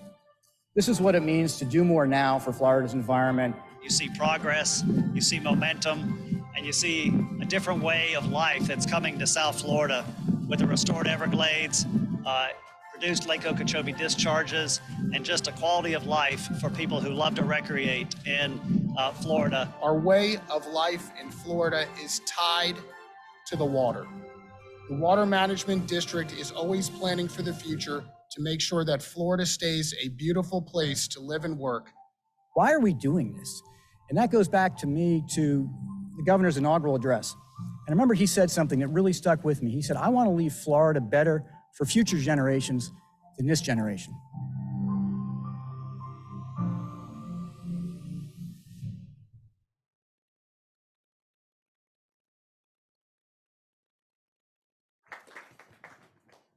Very nice, Sean. I'm assuming you did that, not Jen, but that was well done. You need better actors next time.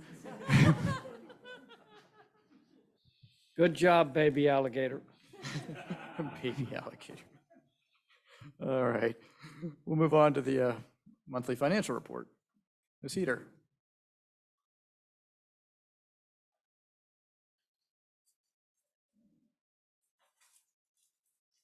Good afternoon, and that's a very, very hard one to follow, especially with a monthly financial report. Make it good. So the monthly financial report is through the month of July. It's in the packages.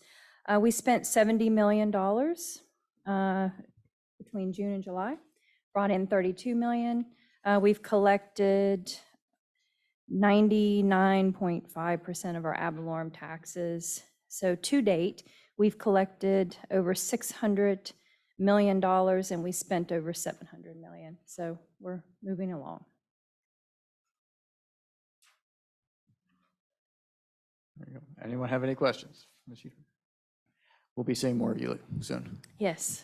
Ms. Lamonaco.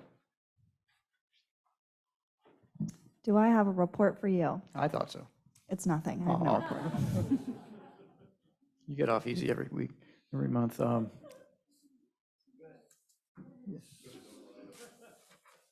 Rosie, do we have general public comment? We do, Mr. Chairman. Great. Nyla Pipes.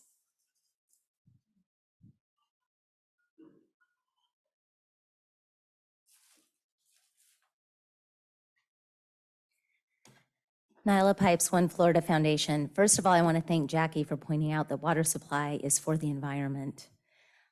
It's also for all of these large infrastructure projects that we're putting in the ground. So I know that water supply can seem like a dirty word to a lot of people, but it's actually quite complex and very important. Earlier, I know I spoke about drought and the very serious concerns about drought, but there is an upside to having low lake levels and the possibility perhaps of some land management.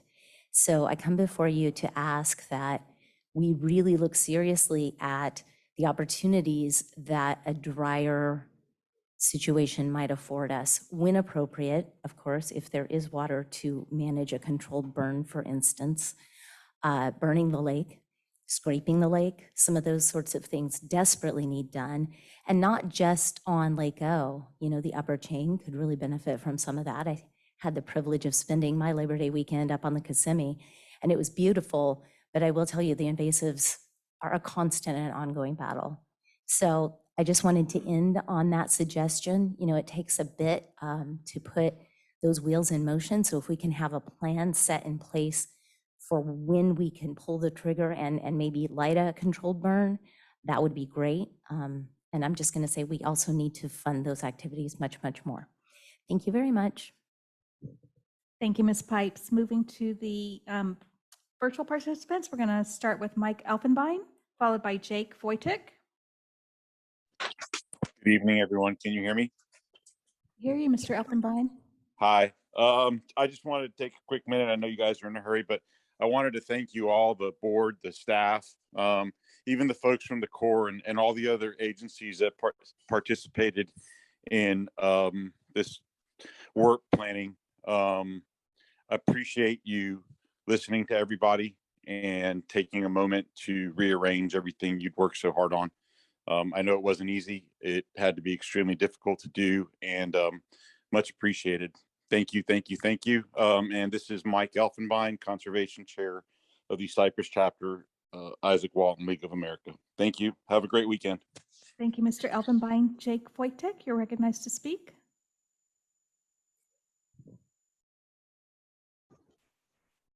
Good evening. Can you all hear me? Hear you, Mr. Voitic. Great. Thank you. Again, this is Jake Voitic with the Florida Farm Bureau Federation. I will keep my comments very brief. Just wanted to say that I appreciate all the thoughtful and thorough discussion that was had regarding LOSUM and other topics. We are all part of South Florida's environment, as was stated earlier. And I'd argue that nobody understands that, nobody cares more about that than our farmers in the state. There was some talk about percentages, and that kind of jogged my memory about some agriculture facts and percentages. Less than 2% of the population in the United States is farmers. So we have less than 2% feeding more than 98%. Just wanted to throw those numbers out there. Again, appreciate the opportunity to talk. Thank you. Thank you, Mr. Foytik. Mr. Chairman, I have no more raised hands. Now, thank you all for your comments. We'll go to a board member comment now, and Mr. Butler has none. I don't have any. Ms. Meads has none. I don't have any. Colonel Roman have none. No, nothing. Vice Chair has none. Mr. Erlovich? I have 8 things I'd like to talk about. Just kidding. When you turn to the front of your book, I thought, here we go. Mr. Steinle? We'll keep it going. All right, Mr. Bergeron? I got 28 things. 28 things? About. No, I just, like always, want to thank our staff. Great sitting with my fellow board members here. And I think Jackie brought up some good points as LOSUM was a pretty big issue today about water for the environment, water supply for people. It's a true balance, what we're trying to do. And look forward to our next meeting, and long live the Everglades. Long live the Everglades. And the American dream is still alive. God bless America. God bless America. There you are. Mr. Martinez? You're still with us? Charlie's gone. I hope he's feeling better.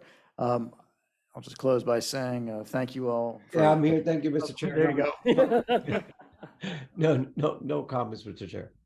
Thanks, Mr. Martinez. I'll close by saying thank you all for the discussions we had today. I thought they were excellent, and I'm proud to be a member of this board with you all. And thanks to staff. I really liked the video, Sean, but I didn't like seeing myself, honestly. Show more equipment, show more people working, because that's the cool stuff. The turning dirt, I mean, it's amazing what you all are doing, and it really is a testament to the ability and the capability of this organization. And that sort of goes back to what I was talking about this morning. It's not a question always of money. It's just a question of willpower and focus and just getting things done, and we're doing that. And so I'm really, really proud to be associated with you all. As I mentioned earlier, we're going to have our fiscal year 2022-2023 tentative millage rate, tax roll, and tentative budget public hearing today at 5:15. If you're joining the meeting by Zoom, you'll be able to use the same link. Link is also posted in the district's website, and we're going to adjourn until 5:15. Thanks.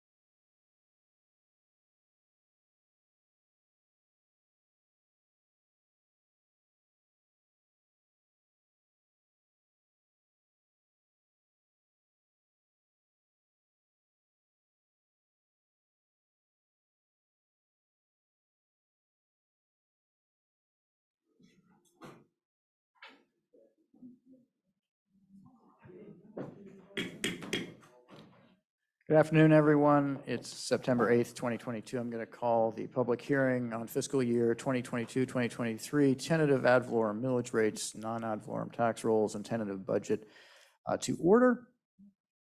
I'm going to do a roll call first. Mr. Bergeron? Here. That's alphabetical and you're not. Mr. Steinle? Here. Mr. Lipich? Here. I'm Chauncey Goss. I'm here. Vice Chair? Here. Bill Roman? Here. Thank you. Ms. Meads? Yes, here. Mr. Butler? Here. Mr. Martinez, are you on us? Yes, sir. Here. Thank you. And Mr. Martinez is joining us on the phone. We're going to do a pledge of allegiance. I'll lead us. Stand and join me. Pledge allegiance to the flag of the United States of America and to the republic for which it stands, one nation, under God, indivisible, with liberty and justice for all.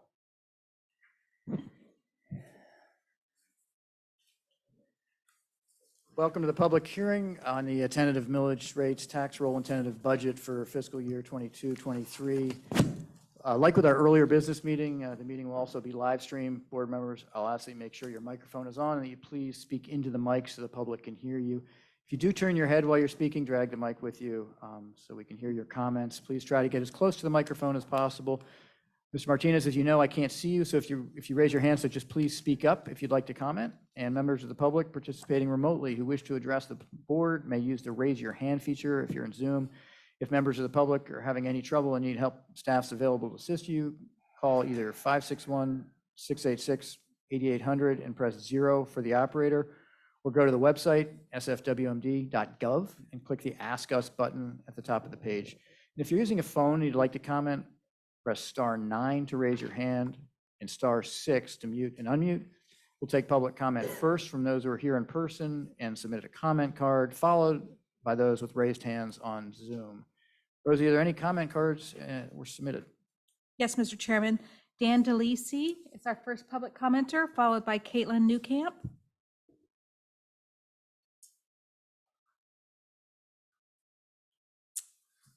Thank you for the time. I'm going to try not to belabor this too much. You've heard from me before on this very issue.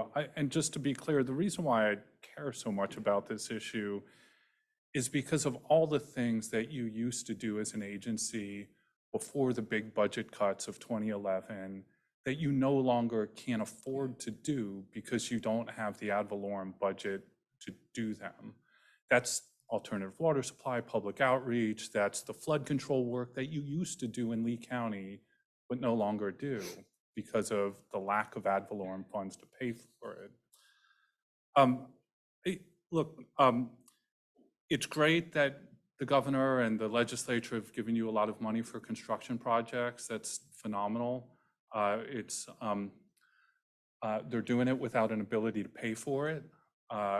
For the O&M over the long term, it only gets you so far. And I also think it's great. Mr. Steinle mentioned that the last time I spoke that you're getting one-time revenues to plug holes this year. Fantastic. But we're fooling ourselves if we think that the legislature is going to pay for O&M over a long period of time. It used to be that we would get Florida Forever funds as an allocation every year, and the legislature actually paid for management of lands every year. But when the budget cuts, when the economy took a downturn, that was cut. It was never restored. I mean, we were able to restore some of that funding, I think, in 2013 rather, or 2014. But even that has diminished over the last few years. And so the legislature just doesn't have an appetite for funding O&M, and yet your O&M budget is increasing. The idea that you can increase your budget every year based on new construction is woefully inadequate. I mean, that doesn't allow you to look at inflation. It doesn't allow you to look at the increase in cost of labor, all of the things that you need your ad valorem to pay for over time. You have increased responsibilities with increased people, but you don't, so the increase that you get can offset that, and that's what it's intended to do, but your costs are gonna rise over time. You can't continue to do a rollback. So even if you built nothing, I think you'd be driving yourselves into the ground after a while. Just please make this the last year. Make this the last time you ever have to see me up here talking about this. And if it's not, then you're going to see me a lot more. I'll be even more of a pain to you all. So again, please make this the last year. Thanks. Thank you, Mr. DeLisi. Caitlin Newcamp.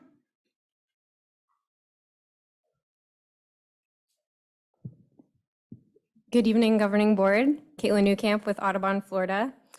I would like to comment briefly on the proposed millage rates for the upcoming fiscal year. So ad valorem funds are essential for water management districts to carry out their core functions of water supply, flood control, water quality restoration, as well as conservation land management. Ad valorem funds used towards projects that benefit these ecosystem functions are often leveraged against funding provided by other state and federal resources, increasing the total investment in critical water resource projects. Audubon is supportive of the district continuing the millage rate. As more people move into the area, the district is expected to provide the same level of service as work becomes more complicated and it requires funding to do so. The district undertakes significant projects, and with even more on the way, like the CNSF resiliency efforts we heard about today, it is simply good fiscal policy to continue the millage rate in order to support these meaningful efforts, especially in light of escalating project costs. Rolling back the millage rate will increase the district's reliance on state and federal appropriations, a more uncertain source of funding for the district's essential projects. The protection of Florida's incredible water resources should not be compromised with this uncertainty. Additionally, appropriations often fund capital projects and construction rather than operations and maintenance activities, like mentioned before. Continuing the millage rate would ensure adequate funding for these activities and others, such as ecological monitoring, to evaluate project success. So looking forward, we should be considering continuing the millage rate as a matter of good fiscal policy to support the great work this agency is doing. And we thank you for the opportunity to comment and for your continued leadership. Thank you. Thank you, Ms. Newcamp. Mr. Chairman, I have no more public comment cards or raised hands. Well, thank you, Rosie, and thank you both for your comments. We'll move to Candida Heater, who's our Division Director for Administrative Services. Thank you. This is the first of two public hearings required by Chapter 200 Florida statute to adopt millage rates and a budget for fiscal year 2022-2023. The second hearing is scheduled to be here at headquarters in the B1 auditorium and will also be available on Zoom Tuesday, September 20th at 5:15. The Zoom link may be found on our district website at www.sfwmd.gov. This evening, staff will request action on 7 resolutions.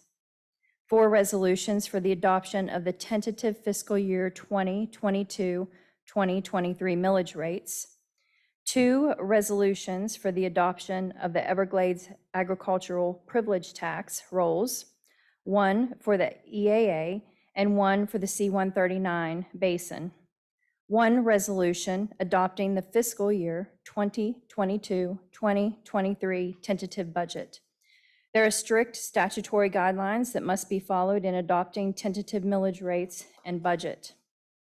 The first substantive issue to be discussed is the percentage increase in the millage rates over the rolled back rates necessary to fund the budget, if any, and the specific purposes for which ad valorem tax revenues are being increased. With the tentative rates being proposed this evening at the rolled back millage rates, there is no increase in ad valorem taxes to be discussed pursuant to statute. The tentative millage rates are as follows. District-wide, 0.0948 mil at the rolled back rate. Big Cypress Basin, 0.0978 mil at the rolled back rate. Okeechobee Basin, 0.1026 mil at the rolled back rate.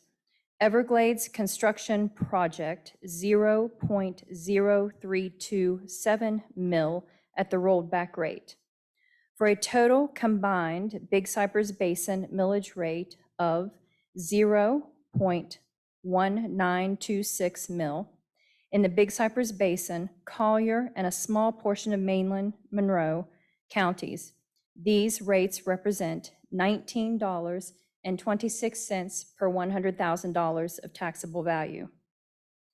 For a total combined Okeechobee Basin millage rate of 0.2301 mil in the Okeechobee Basin, 15 of 16 counties, these rates represent $23.01 per $100,000 of taxable value. Mr. Chairman, I turn the meeting back over to you prior to considering the next 4 resolutions on the millage rates. Thank you, Candy. Are there any board member questions, comments before we move on to consider the resolutions? Hearing none, go ahead. Thank you. I'm sorry, I'm supposed to say you'll be voting on each resolution separately, and I'll perform a roll call vote for each resolution. Thank you. I missed my line. The staff considerations related to the 4 tentative millage rates outlined as 2 on this slide and 2 on the following slide. And as mentioned, each must be separately voted on. For consideration, Resolution 2022-0913, adopting the district-wide tentative millage rate of 0.0948 mil within the Okeechobee Basin and the Big Cypress Basin of South Florida Water Management District for the fiscal year 2022-2023. Any comments or questions? I'll make a motion on resolution number 2022-0913 to adopt. I'll second. I have a motion and a second for 2022-0913. Further discussion by the board? Hearing none, I'll take a roll call vote. Mr. Bergeron? Yes. Mr. Steinle? Yes. Mr. Olipich? Yes. I'll vote yes. Vice Chair? Yes. Colonel Roman? Yes. Ms. Meads? Yes. Mr. Butler? Yes. Mr. Martinez? Yes. Thank you. That resolution passes. For consideration of Resolution 2022-0914, adopting the Big Cypress Basin tentative millage rate of 0.0978 mil within the Big Cypress Basin of the South Florida Water Management District for fiscal year 2022-2023. Any board member comments or questions on this one? Colonel Roman, would you like to make that motion? Sure. I'll move to adopt resolution 2022-0914. Second. I have a motion and a second on 22-0914. Is there further discussion? If not, I'll call that question. Mr. Bergeron? Yes. Mr. Steinle? Yes. Mr. Olipich? Yes. I'm going to vote yes. Vice Chair? Yes. Colonel Roman? Yes. Ms. Meads? Yes. Mr. Butler? Yes. Mr. Martinez? Yes. Thank you. That passes unanimously. For consideration of Resolution 2022-0915, adopting the Okeechobee Basin tentative millage rate of 0.1026 mil within the Okeechobee Basin of the South Florida Water Management District for fiscal year 2022-2023. Thank you. Any board member comments or questions on that one? Someone like to make a motion? I'll make a motion to adopt resolution number 2022-0915. Second. I have a motion and a second for 22-0915. So further discussion? Seeing none, I'll call that question. Mr. Bergeron? Yes. Mr. Steinle? Yes. Mr. Olipich? Yes. I'm going to vote yes. Vice Chair? Yes. Colonel Roman? Yes. Ms. Meads? Yes. Mr. Butler? Yes. Mr. Martinez? Yes. Thank you. That passes unanimously. For consideration of Resolution 2022-0916, adopting the Everglades construction project millage rate of 0.0327 mil within the Okeechobee Basin of the South Florida Water Management District for fiscal year 2022-2023. Any board member questions or comments on that one? I'll make it. Mr. Butler? Mr. Chairman, I move resolution 2022-0916. Thank you. Second. I have a motion and a second on 2022-0916. Is there further discussion? Hearing none, we'll call that question. Mr. Bergeron? Yes. Mr. Steinle? Yes. Mr. Olipich? Yes. I'm going to vote yes. Vice Chair? Yes. Colonel Roman? Yes. Ms. Meads? Yes. Mr. Butler? Yes. And Mr. Martinez? Yes. Thank you. That passes unanimously. This portion of the presentation pertains to the agricultural privilege tax, which is non-ad valorem per acre tax on actively farmed parcels located within the Everglades Agricultural Area, EAA, and the C-139 Basin in Palm Beach and Hendry counties. The EAA spans across both Palm Beach and Hendry counties, while the C-139 Basin is located solely in Hendry County. Beginning with the agricultural privilege tax for the Everglades Agricultural Area, staff requests for consideration that the governing board take action to adopt a resolution that approves previous vegetable acreage disaster tax deferrals from 1996, 2000, and 2016, and approves and certifies the Everglades Agricultural Area tax roll. No new vegetable deferral applications were received.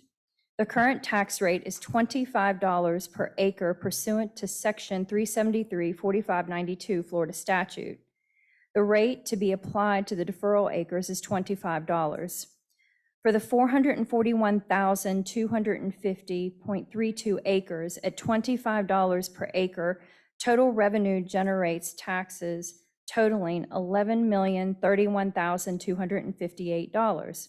Staff applies a budgeted discount of $441,250.32 to account for early payment discount and budget trends for a total budgeted revenue for the EAA of $10,590,008. Mr. Chairman, I turn the meeting back over to you prior to considering the adoption of the EAA resolution. Thanks. Are there any board member comments or questions on this one? I have a question. Mr. Olipich. I hope this is relevant. I just think it's a good time to ask if this is correct. Is it correct that the agriculture privilege tax expires in 2025? No. No, that's incorrect. Okay, thank you. It starts to roll back? It starts to, the rate does start to change in statute. I don't know right now off the top of my head what year, but it's not 2025. I think it's 27. Yeah, I think it's about 2 to 3 years out. But Thank you. don't quote me. I will get that answer though for you. Thank you. You're welcome. Any other questions? Anyone like to make a motion? I'll make a motion. I'll second it. To adopt resolution number 2022-0917. I'll second it, please. I have a motion and a second on 220917. Is there further discussion? Hearing none, I'll call the question. Mr. Bergeron? Yes. Mr. Steinle? Yes. Mr. Olipich? Yes. I'm going to vote yes. Vice Chair Wagner? Yes. Colonel Roman? Yes. Ms. Meads? Yes. Mr. Butler? Yes. Mr. Martinez? Yes. Thank you. That passes unanimously. For the agricultural privilege tax for the C-139 Basin, staff requests for consideration that the governing board take action to adopt a resolution that grants vegetable acreage applications, if any, and approves and certifies the C-139 Basin tax roll. No deferral vegetable applications were received. The agricultural privilege tax rate of $1.80 is assessed on the total taxable acres in the C-139 Basin of 125,747.87 acres, which yields a total tax of $226,346. Staff applies a budgeted discount of $9,054 to account for early payment discount and budget trends. The total 2022-23 budgeted revenue for C-139 Basin is estimated at $217,292. Mr. Chairman, I turn the meeting back over to you prior to considering the adoption of the C-139 Basin resolution. Thank you. Any board members have questions or comments on this one?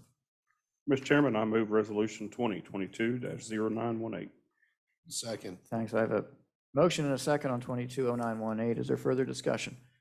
Hearing none, we'll call the question. Mr. Bergeron? Yes. Mr. Steinle?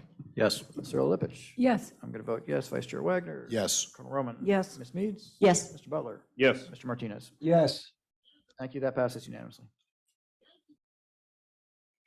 This portion of the presentation pertains to the fiscal year 2022-2023 tentative budget amount of $1,226,394,713 to be considered this evening for both revenues and expenditures. First, I'd like to highlight that there are changes to this budget before you compared to the July and August presentation that was presented to you in July and the governor August 1. We did amend our budget that was approved August last month for $45.3 million. Therefore, the funds and authority needed to be reduced from this budget to not double count. We did receive a $50 million FEMA BRIC grant after we had submitted our budget August 1 for a net increase of $4.7 million.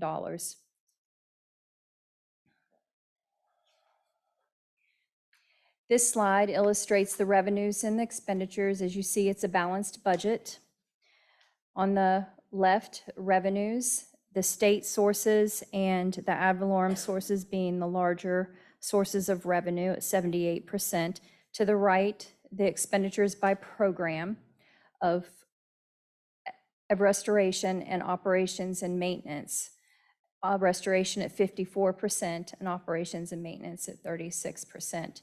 The changes that were in this budget compared, again, was in the state and the federal and the revenue sources side, and then on the expenditure side within Everglades restoration and in O&M.